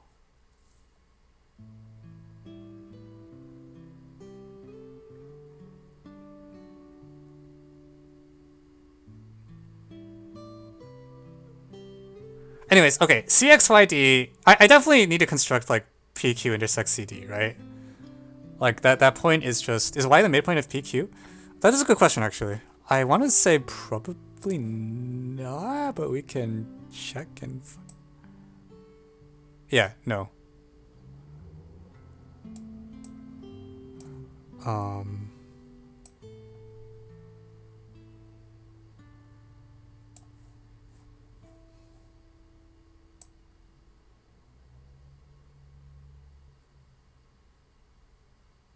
I like this orientation. Yeah, I definitely want to construct like PQ intersects CD, which might be an infinity, but we'll worry about it later.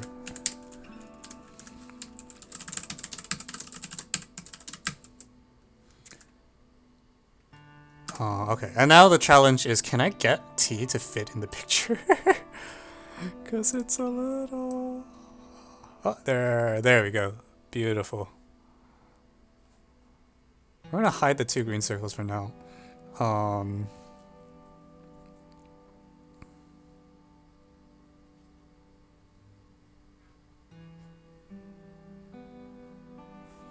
Because I only need one green circle, I guess, right? It's like P, X, C, B.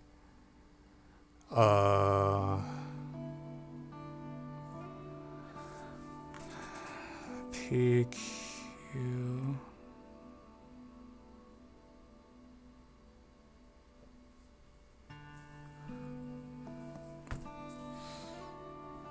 Does inverting through B decrease? Wait, you want to invert through B? I feel like if you want to invert, you should invert through A.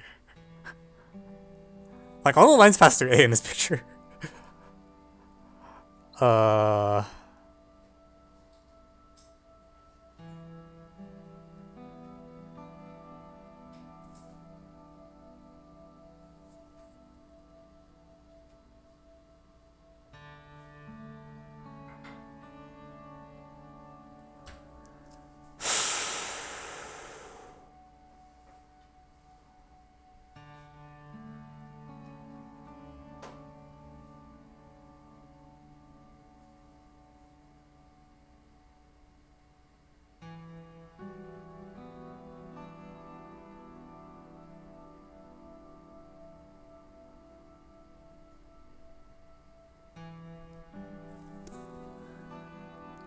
This is a purely projective problem statement. Dubious. Discuss. Maybe you should connect to BX. Probably a good idea. There's like 2 circles is the thing. Well, actually, there's more than 2. There's a lot of circles.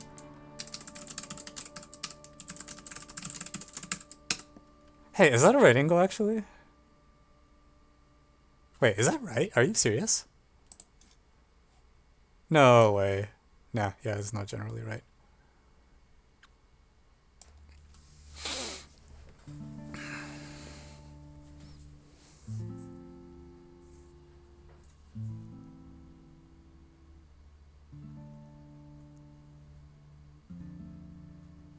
Ah.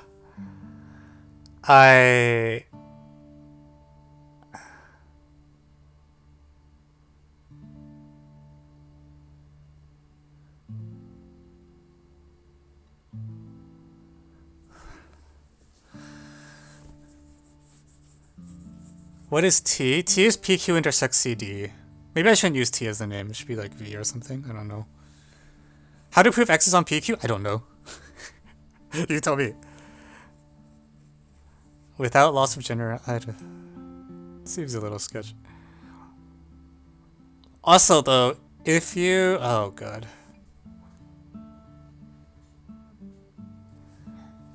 So, actually, here's a question. What does, like, the locus of T look like? I can't tell by...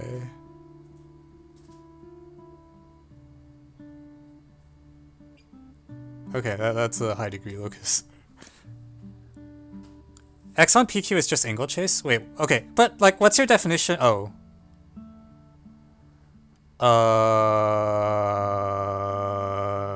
Yes, I agree.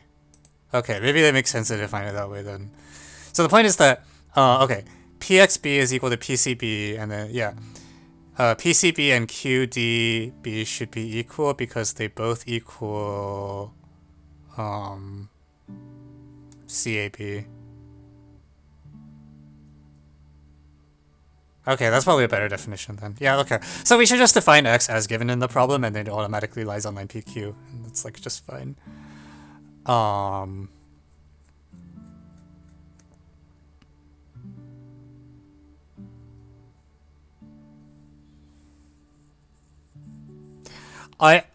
I'll be honest and say I did have the MMP thought because it's like if you fix the circles and C varies, D is good, P varies, C, D, PQ are actually all tethered points. You don't need untethered for CDPQ. So the only one you have to actually think a little bit about is X. Then it gets gnarly, I guess. I don't honestly I don't know the method well enough to want to try it on stream. Anyways, yeah, but okay, good point. The X just lies on PQ. That's good to know. So then, like, the reason I was introduced T is that because we have like 10 million, we have like a bunch of power-ish statements from there, right? Like you have,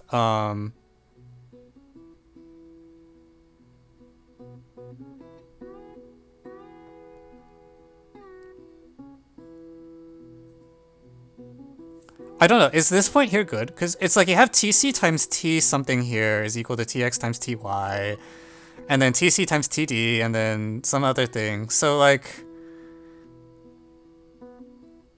What's if we want CDXY concyclic?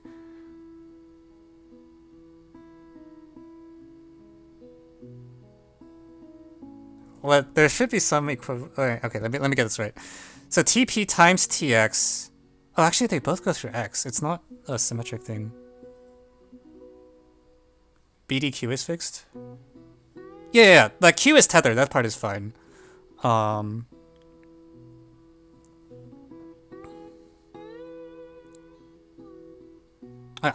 just going to pretend the moving points thing doesn't exist because I really don't want to think about it. I'm sorry, I hate moving points. It's so.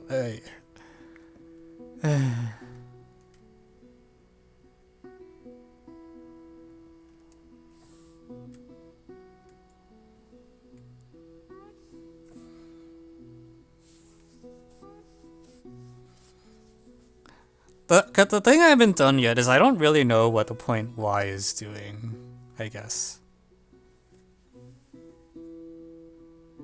Like, Y is kind of...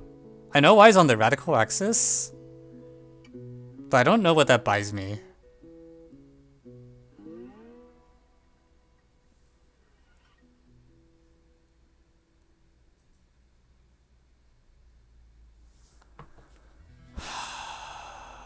YA... Yeah, Y is the... We haven't used Y at all yet. Like, the fact that... I want to draw... I want to... Is that a cyclic quad?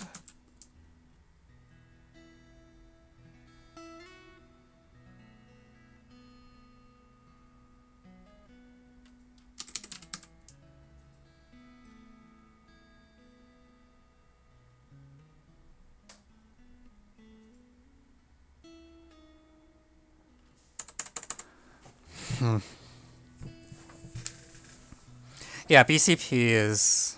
I don't know.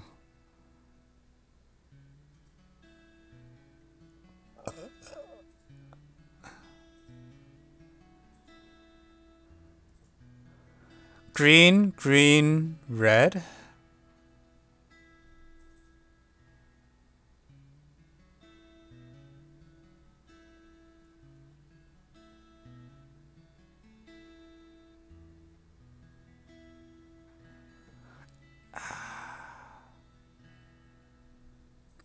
So like it's like XC, XB. I need something with Y. I don't have any control over Y right now. I also haven't really used that P is on. Have I?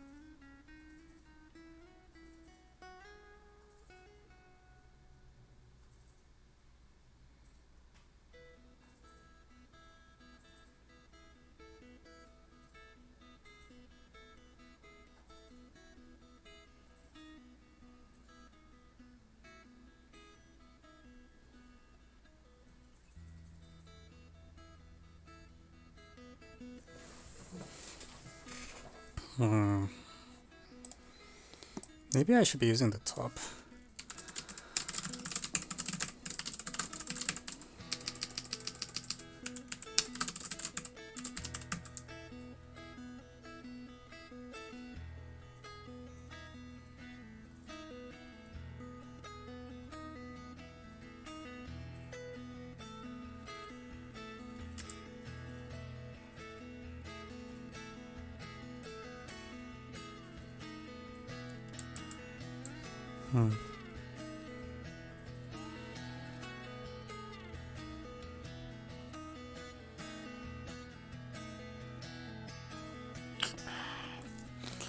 What do I do with Y?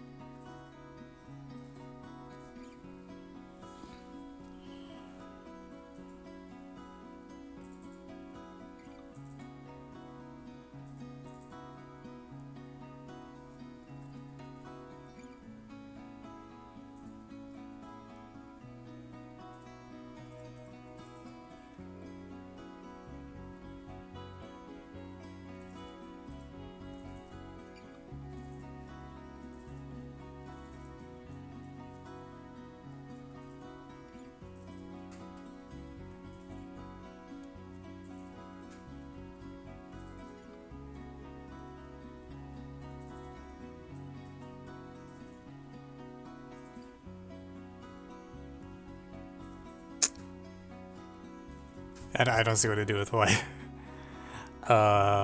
Like what? Or I guess for that matter, P and Q are also kind of weird.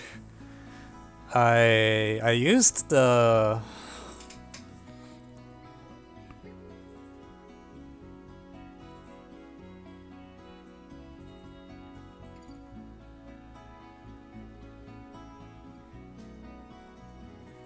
I haven't really used the PA and QA tangent either, right? To those circles.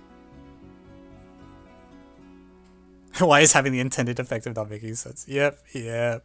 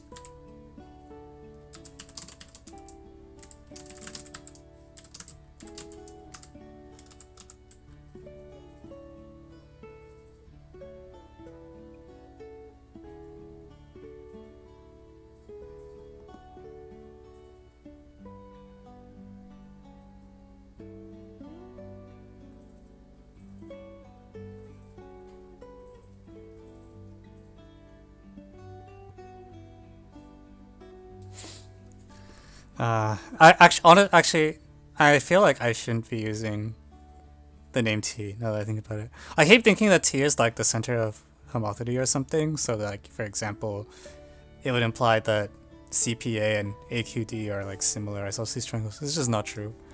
So I might want to change the picture a little bit so that it doesn't look like that.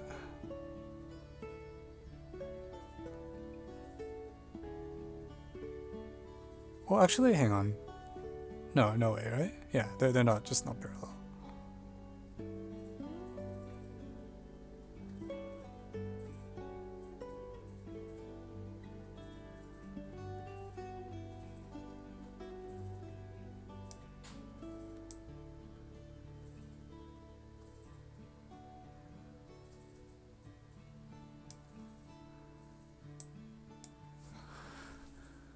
Is there a spiral sim at B?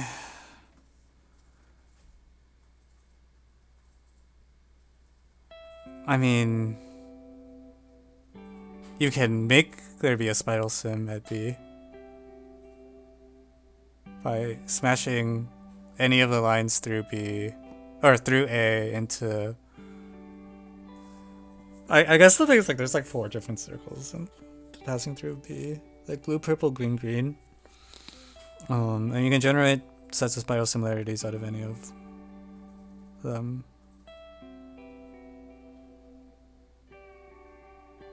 Oh, yeah.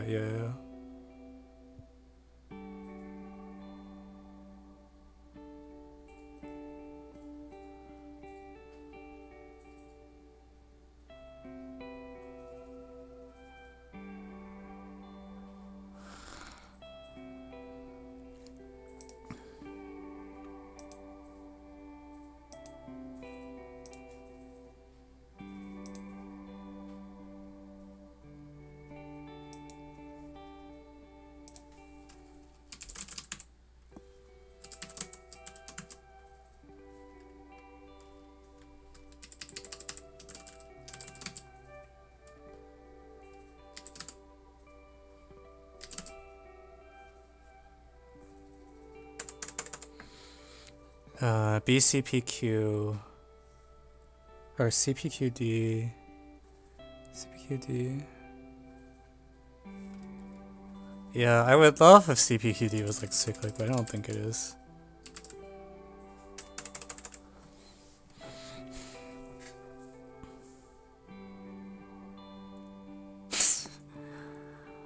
What harmonic stuff do you think we can do with this picture?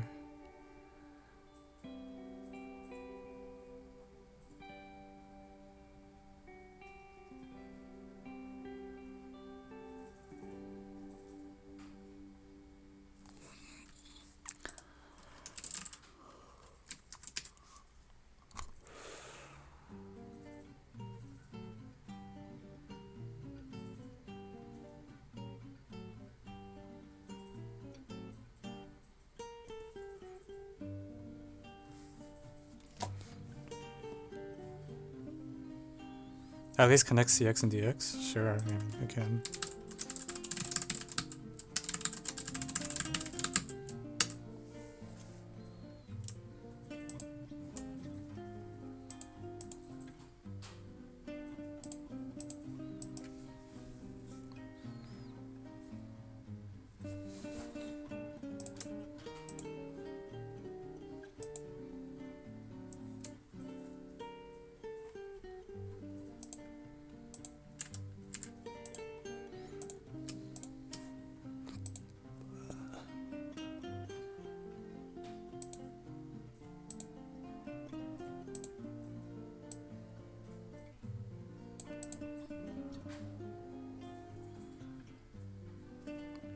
It feels invertible at P.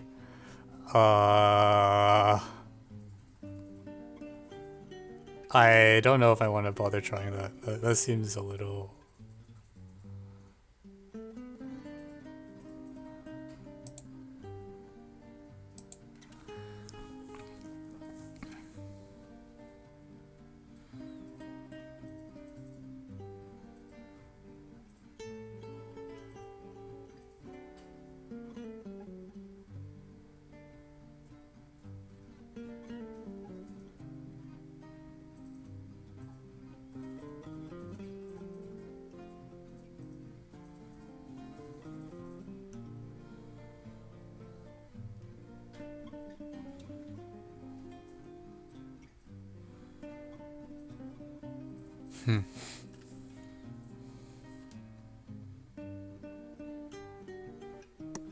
Why do 4 circles?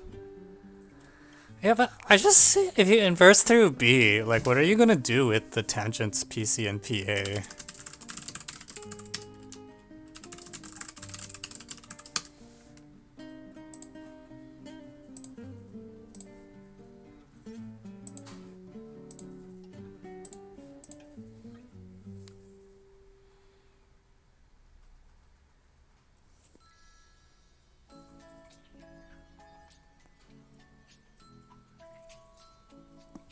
What? There's a Humpty thing? What? I find it a little...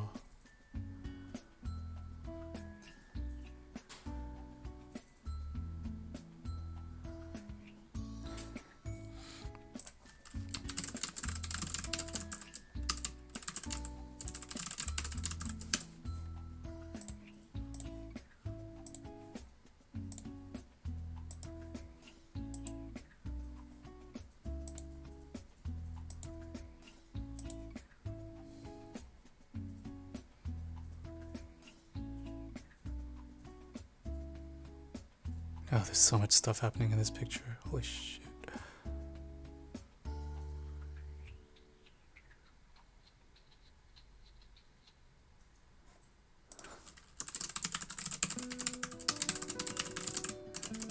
Oh, give me something! Wow, yeah, that's probably why it just won't cooperate with anything.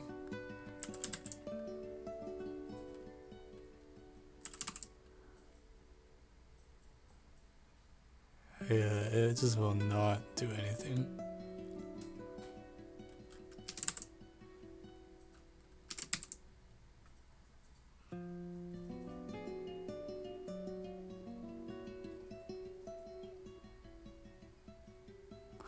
Huh. Really? Oh my god. I have no clue at all why that is true. But wow, we learned something new today. I have no idea why that's the case. What the hell?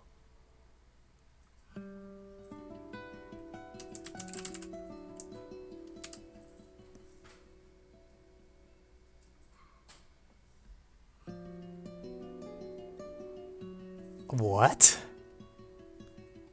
Wait, I don't see the power.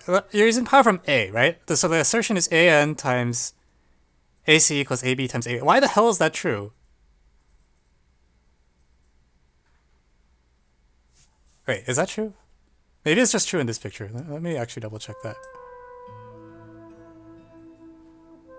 No, it looks true. Okay, this is actually so many circles, I can't keep track of what's going on. AC times AD equals AB times 2AY. Yeah. Yeah, why is that true?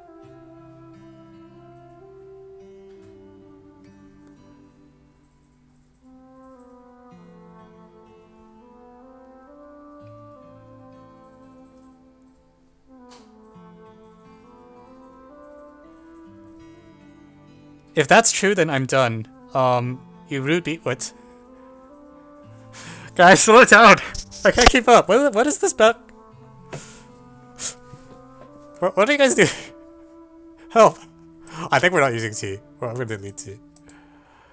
Oh, what on God's green earth?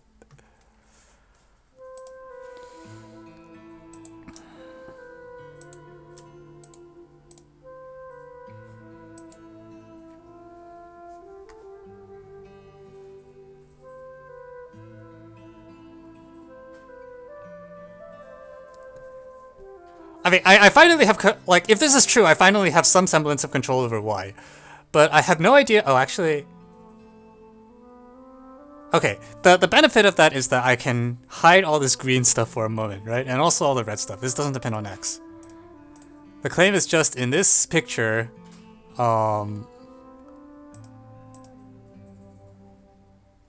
apparently this is cyclic. Somehow, equivalently this thing is cyclic. Too. I don't know why. Apparently that's true. Anyone want to enlighten me on as why this magical... What? Why is this true? Hello? I don't need BP for this either, right? Or PQ? Yeah, I agree it should be power because there's a... Well, it doesn't have to be power, but it feels like it should be power. Of some sort. Like yn... It's like I want AC times AD equals AB times AY over 2. Which... Do I construct a parallelogram? I could construct a parallelogram. Oh, I bet I see. Because AP and AQ are also really good.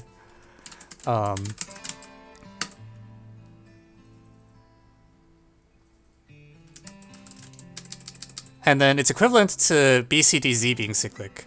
However what? Like this, it's just, how do I get control of that? Well, okay. No, what? I'm so confused.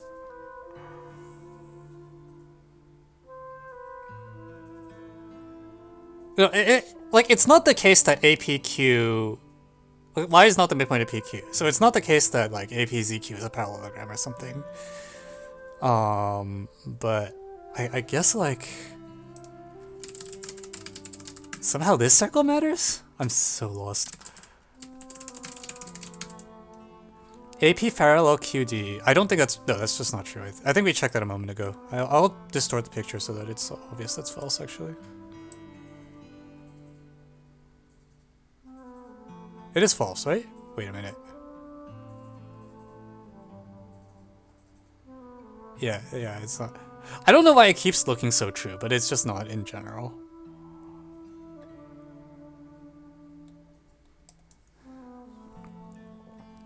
Double AP as well? Wait, what?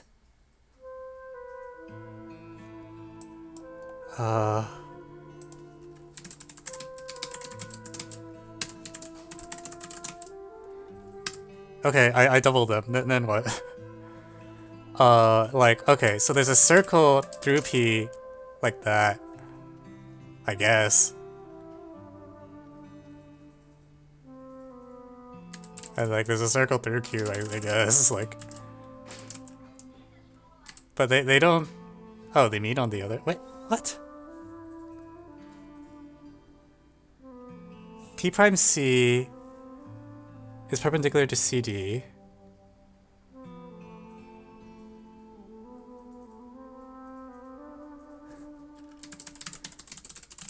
Yeah, I agree. Okay, I agree with that part. And then, like, yeah, there's some right angles. Oh, that's fine. These circles also, okay, they meet at the foot from a...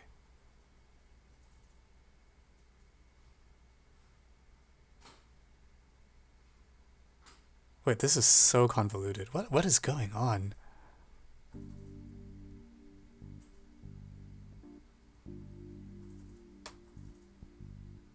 This is an antipode of some sort, right? It's like, okay, wait. Let me draw this,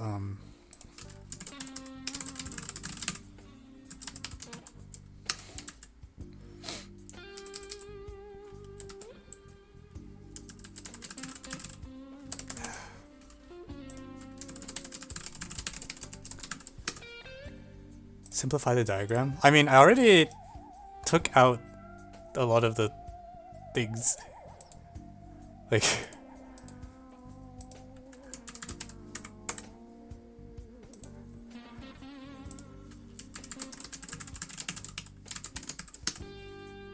What on earth?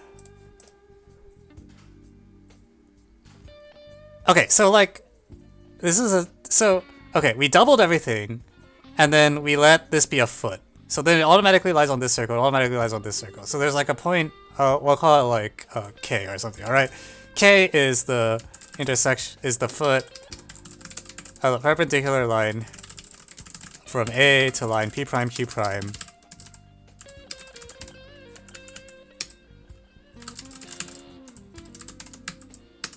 And I'll distort the diagram a little bit so that it's not sitting right next to K.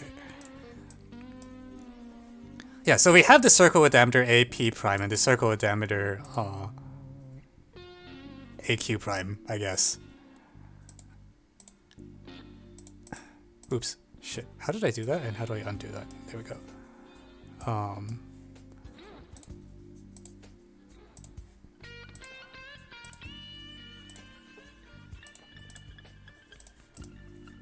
Okay, so that's fine. And what I want is, okay, so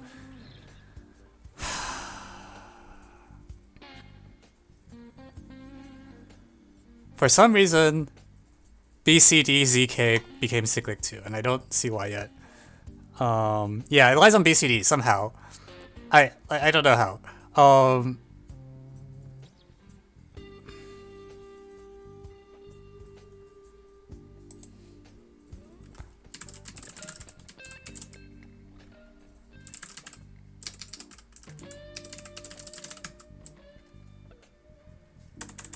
What on earth? Okay, well, I can at least show that K lies on BCD because I can compute all the angles involved. Namely, CKD is equal to CKA plus AKSD. CKA is equal to CP prime A, which can be computed because of this orthogonal circle thingy-majiggy. CKA is in fact 90 degrees minus this thing, and then you can chase it. You should be able to chase it all the way down. Yeah. So CKD I can compute. That part is fine. So K does lie on there. The question is, why the hell does Z lie on there? And for that, I probably want angle KZD then? And KCD.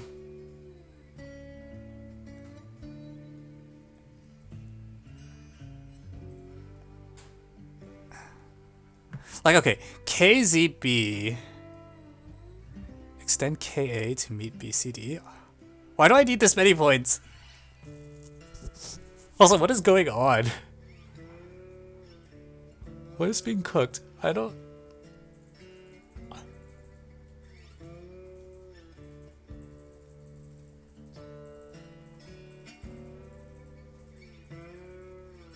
Wait, like if I want... Like now that I have this point K, I really should be using like...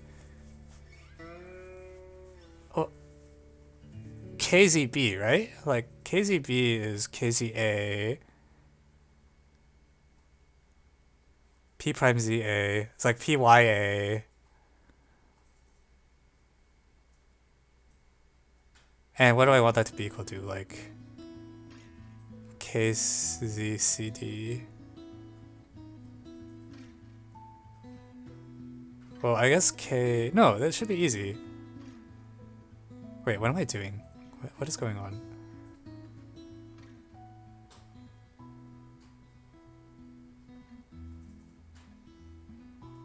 KCB is like the sum of KCD and DCB, which is computable. I think.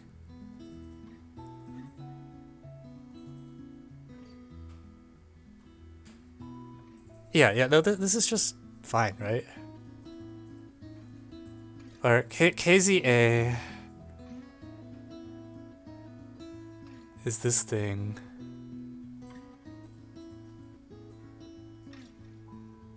I feel like I somehow ran myself in a circle, and I don't know how I did that.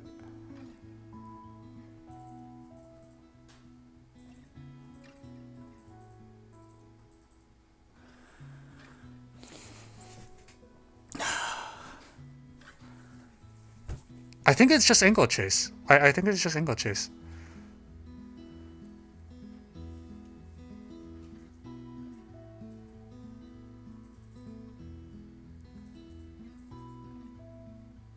Alright, let me verify this.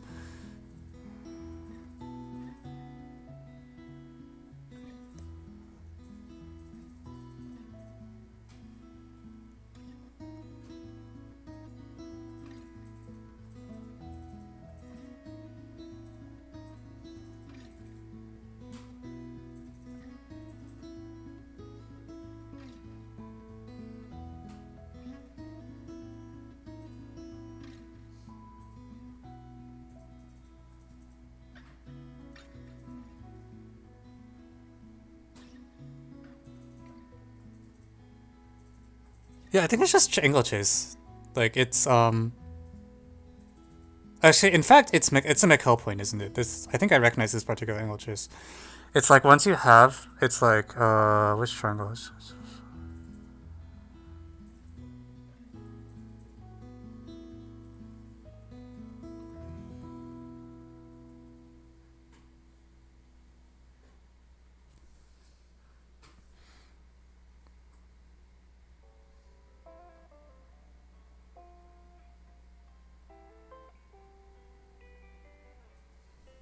No, like am I crazy? I think you just angle chase. Okay, let me start writing stuff up so I don't delude myself a bit too much. Let Z. So let Z be the reflection of A over Y. Then Z lies on BCD. Okay, so reflect A over P and Q to get P prime and Q prime.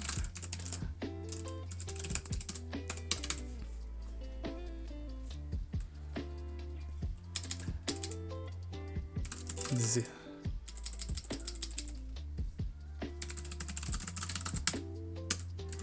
Let K be the foot from A to P prime Q prime, which lies on the circles with diameter AP prime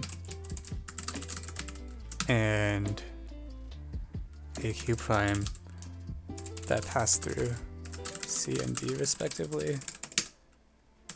And then there's a diagram, and then oh, I don't even know my compiler is still running because it's been too long.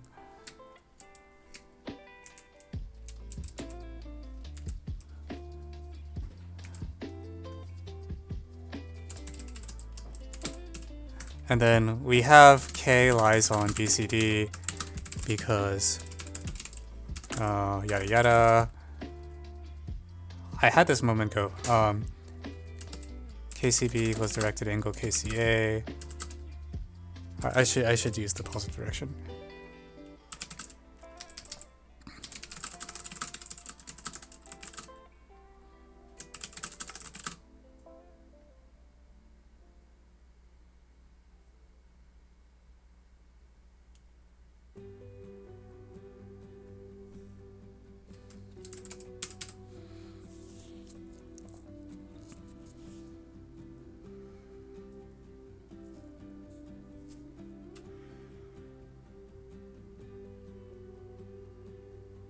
I had this a moment ago. Where'd it go?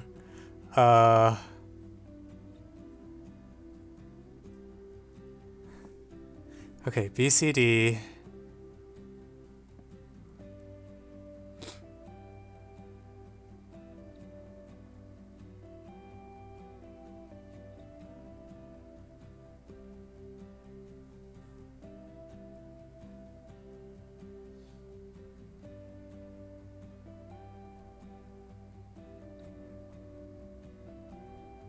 ZAP.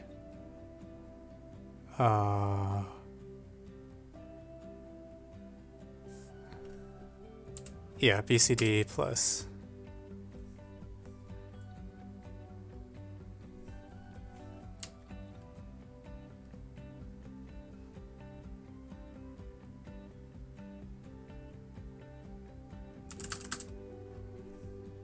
And then DCK was AP prime K.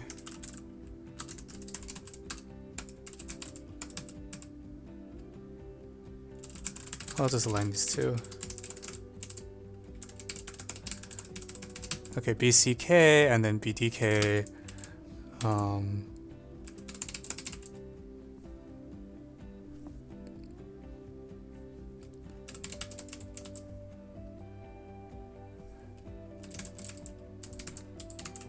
Q prime Q.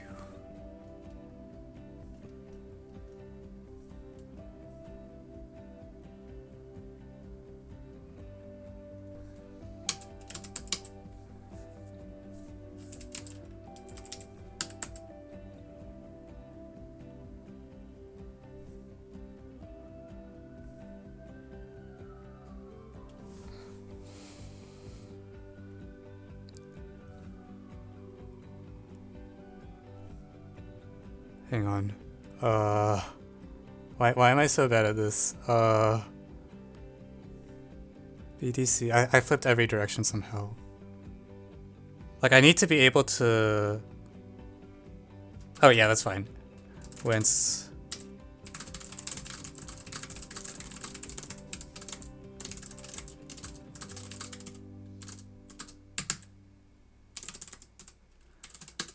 On the other hand, note that directed angle, okay, so then I want z.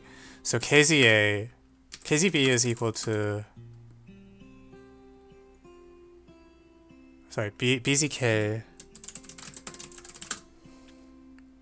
AZK,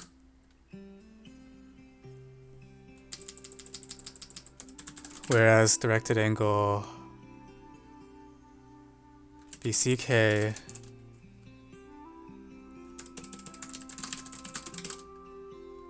wait, am I using K again?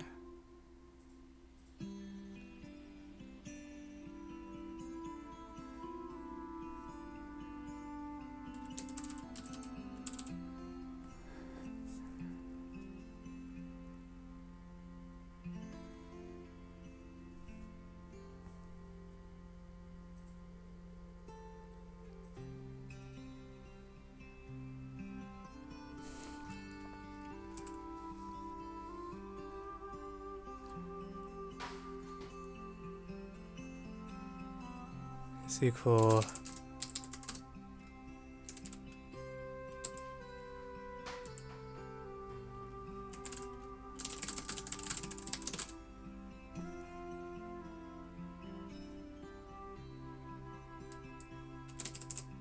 BZK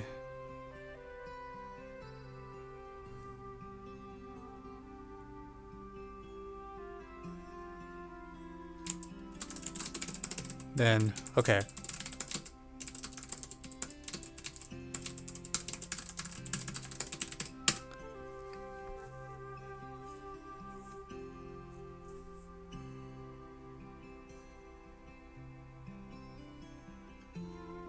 Wait, that feels so weird to me. Did I need K or something? Well, I used it somehow, but it feels weird to me that I'm like using K and like I'm using BCK twice.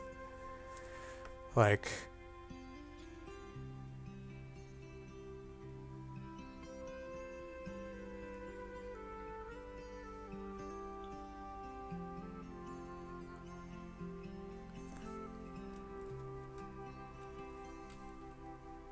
okay, I see. The way you compactify this is that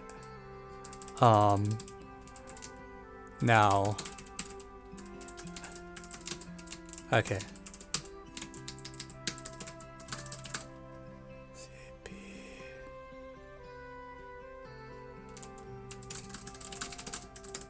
So C lies on BCK.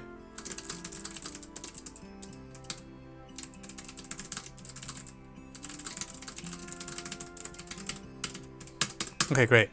So that is a very long-winded way of getting the midpoint condition that I so desperately needed. Or, not desperate. Well, we finally have something involving y, goddammit.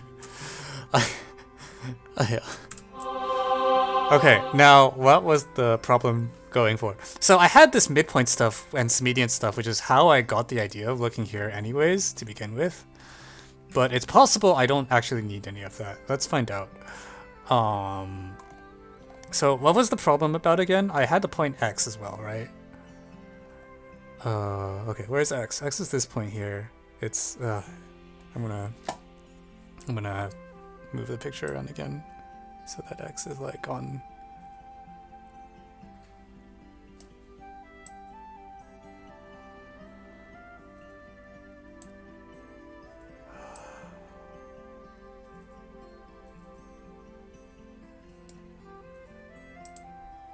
And I wanted those points cyclic, where X is the intersection of these circles. So now the question is, do I have enough stuff to just get that? If...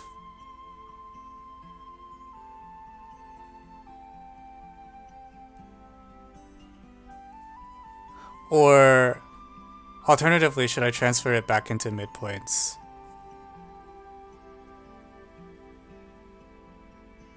I'm not sure.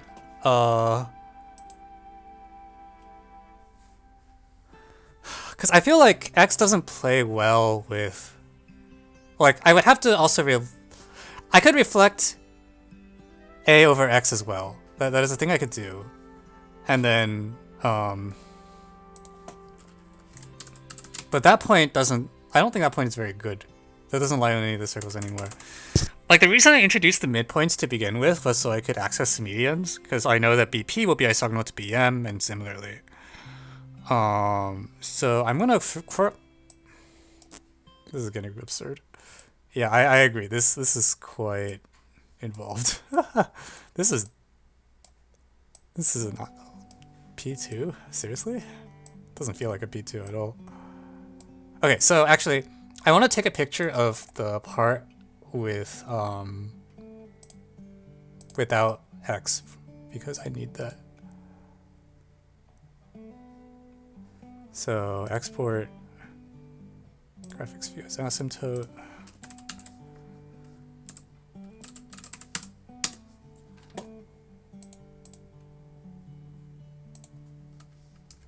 And we'll just store that somewhere safe. Part1.sc. Okay, but then back to here. I want to go back to... Alright, so don't need you, don't need you, don't need hide, hide, hide, hide. I can hide all this stuff now. Go back to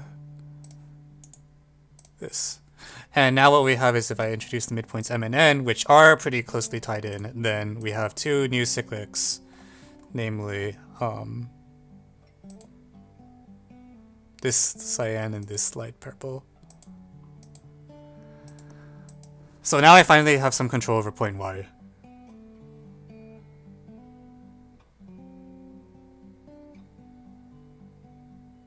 Some semblance of control.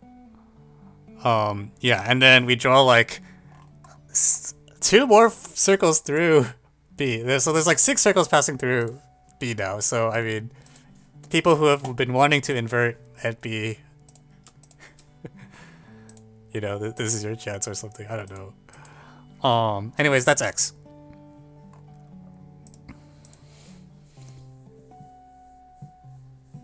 Oh, the thread has it wrong. That makes me feel a lot better. Yeah, I agree. I feel like you should be able to angle chase CYD. I agree that is probably the line of attack. Because CYD is CYB plus BYD, and you can copy the angle. Meanwhile, CXB is like CPB. Yeah, I agree. This seems like you can just angle chase.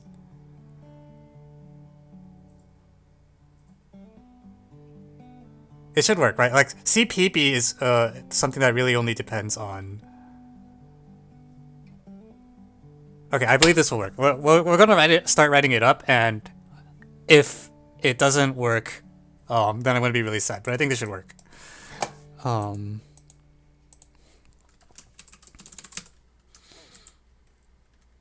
Also, Jactor, how do you come up with this stuff? What is this?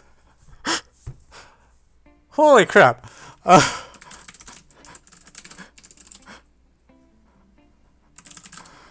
This is a good problem. But also, like, yeah, what the heck? What did I just solve?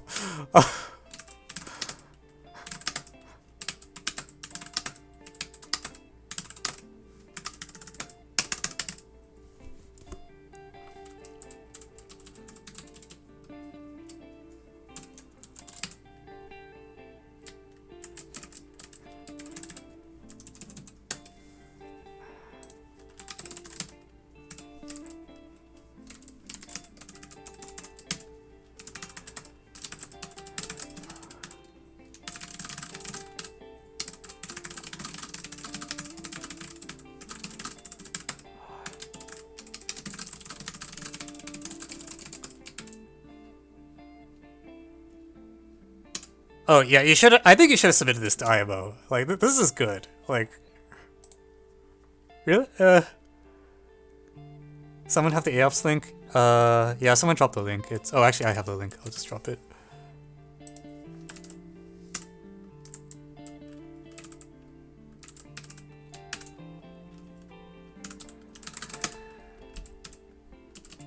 Okay, so I had the part 1 diagram right.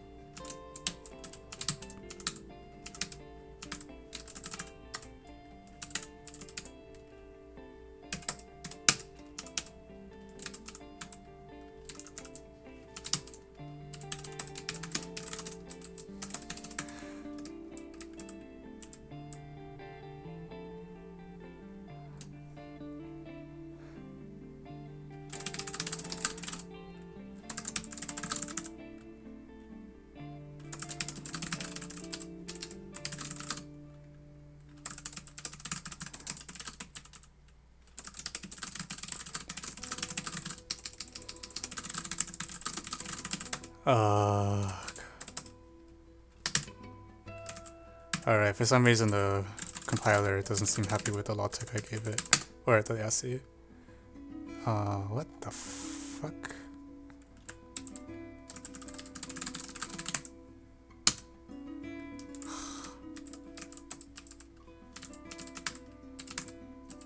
What the heck? Wait, how did the grid get... I don't know, okay, never mind, whatever, I don't care. This grid is supposed to get deleted. I thought my script took that grid out.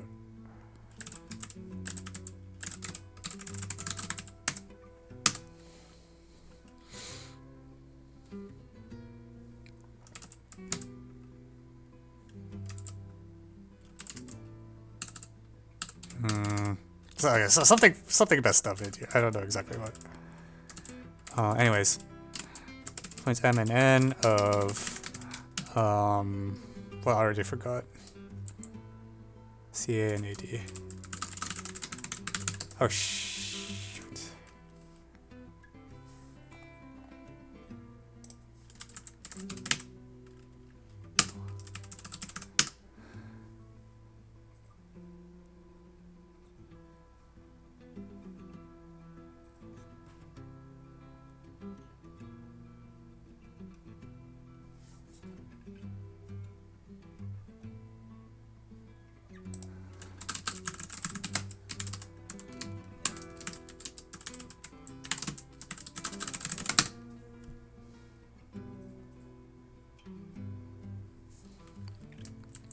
C and AD claim point Y lies on both CBN and DBM. Follows by power of a point from A on the previous claim.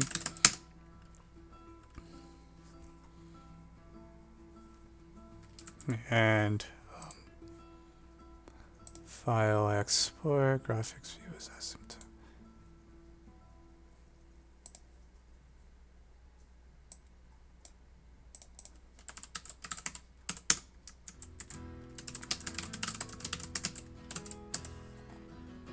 Yeah, okay, so something messed up. Like, my script is supposed to take out these commands about the grid. I don't know why it didn't. Probably because I messed with the thickness on that thing, probably, honestly. Oh, I also should... Whatever, we'll deal with it in a moment.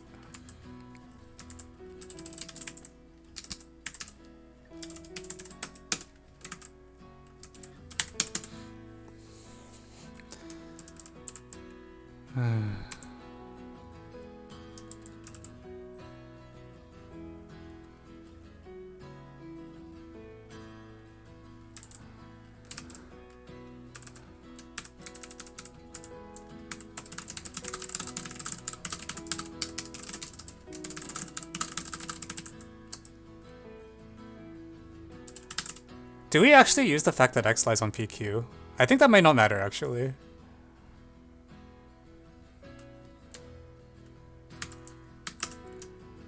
Now, for the main calculation. we have, so CXB, anyways, the point is that this is CPB.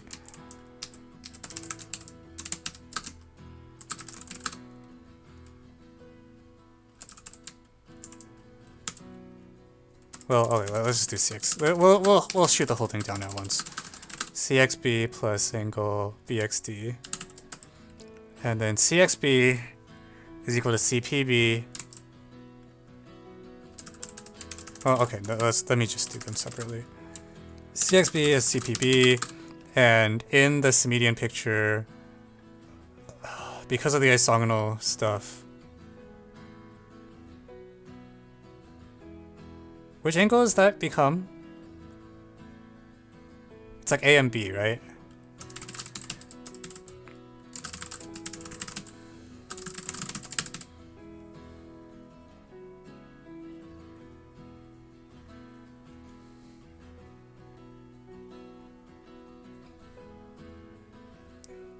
Guys, help me out here.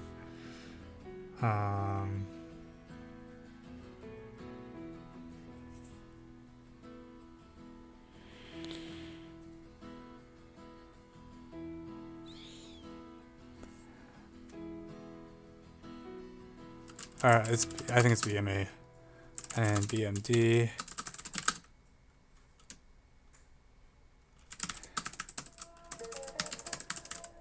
CXB and then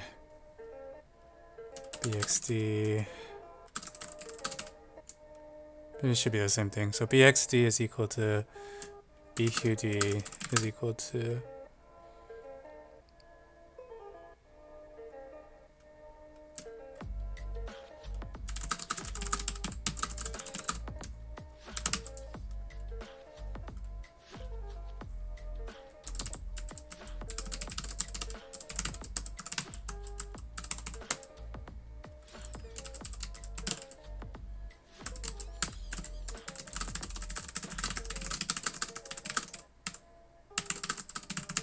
okay, yep. We did it. Wow, that was an experience.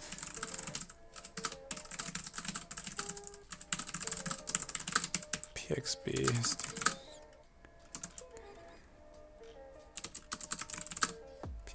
PCB is directed angle CAB is directed angle BAD equals directed angle.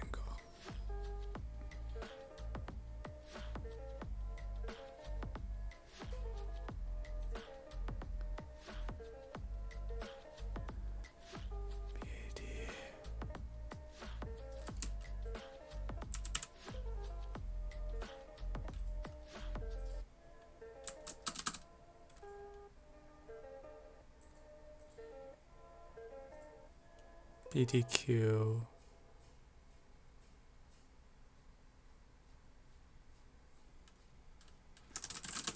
How did I manage to flip it? CAB. Oh.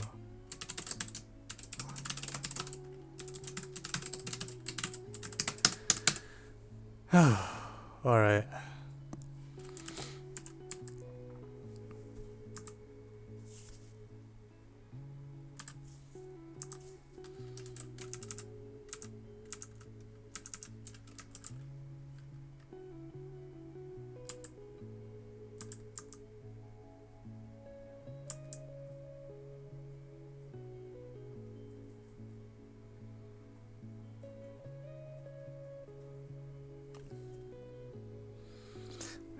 Official solution reflects A about B. I see. Oh, okay, for that step. Okay, I understand.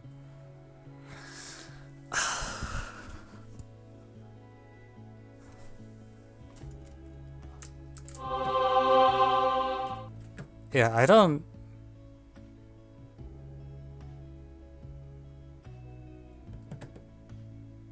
Wow.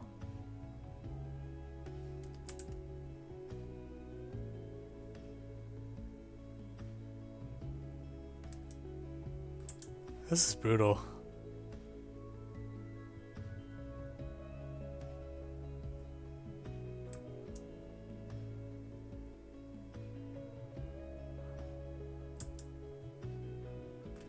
Yeah, alright. Well played.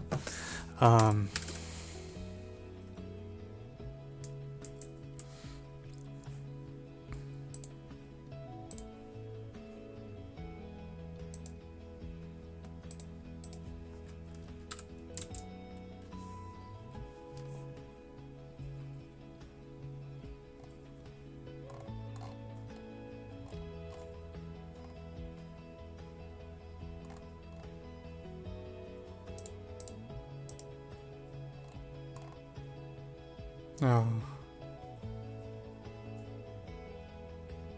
Yeah, this is also based on midpoints.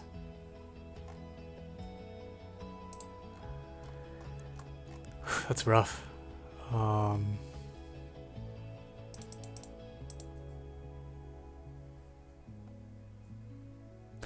What do I put? Like, is Quarantine Olympia different from 2020 problem in the source? Like, was there a 2020 Olympiad too, or?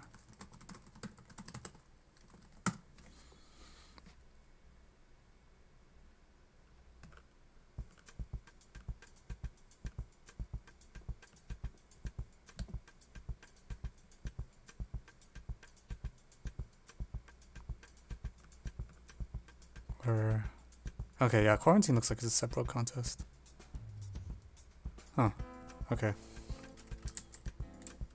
I will just write Quarantine 3 then.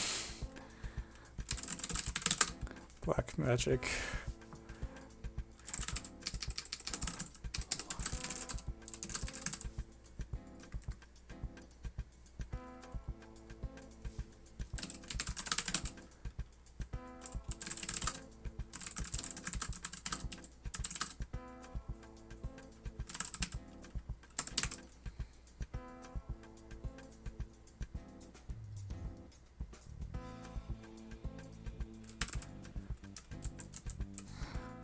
Alright.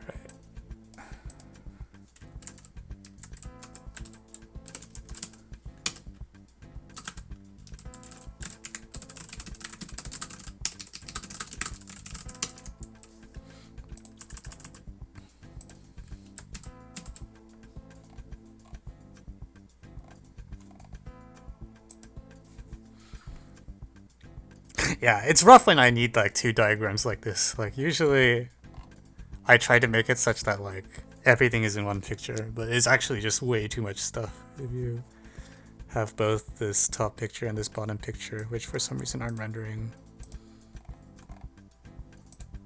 What? Why don't they render? Ah, hey ops. Well, let me just press post. Let's see if it renders when I do that.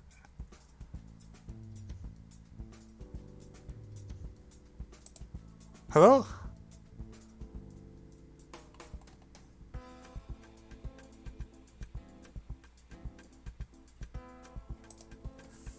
Huh?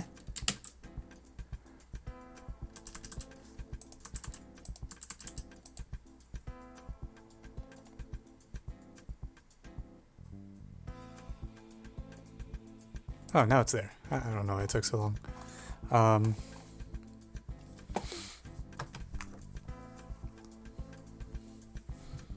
Yeah, this is...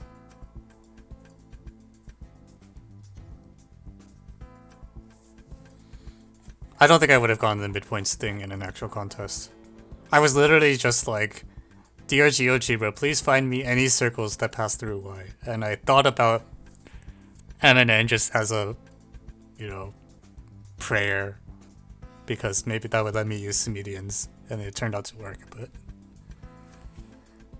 I don't think I would have gone that like most days.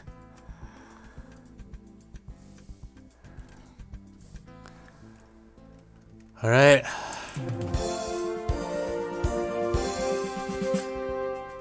Well, I hope you enjoyed that. Thank you, Jector, for the strenuous but very well set geometry problem. And for those of you on YouTube, thanks for tuning in. I'll see you next time. I need to sleep. Oh my god, I'm so tired. Will there be an Otis Smock Usamo? Probably not. It's just like grading this mock like is just too much work. So like UCMO is as much as I'm able to do in a given year now. Obviously, if you guys want to run your own stuff, go for it. Like the extremely obvious Olympiad questions was basically a mock UCMO from Otis. But yeah, I don't think I have the bandwidth to run anything official. 'Cause if it's like Otis official, then I always like watch it very carefully. Like I micromanage the Otis Amy a lot because I was like, you know, I don't know. What problems were done today? The Mexico problem, your pinwheel problem, Geo, and then the Exeter Middle School Geo.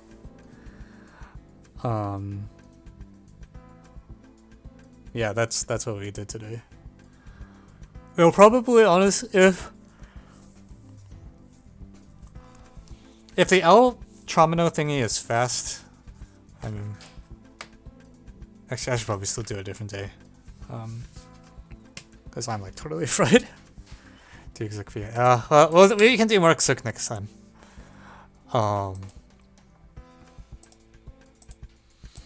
Which will not be not next week because I'm not free on March 1st, but I think the week after that should work, and we can roll from there. Yeah. Okay. Oh god, that was like a 5-hour stream.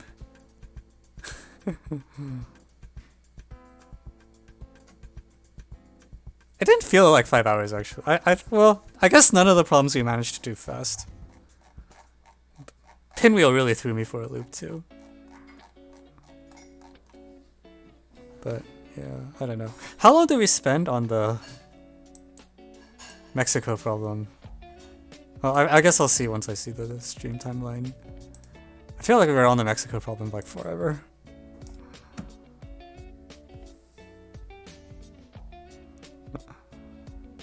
Alright.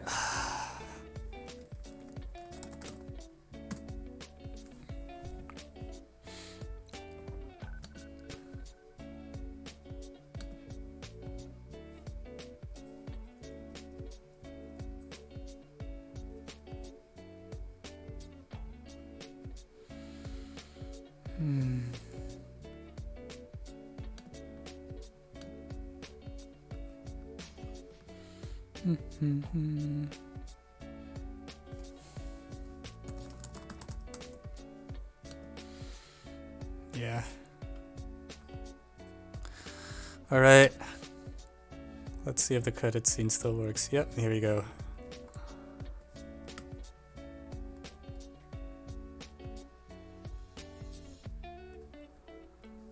Whew.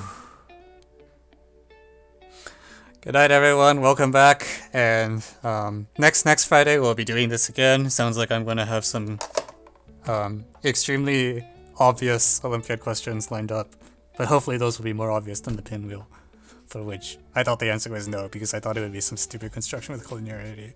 Honestly, that is kind of on me. It is true there are 3 degrees of freedom in this construction and only 2 constraints, so it's very, I don't know, general position or something, I don't know. Alright, good night.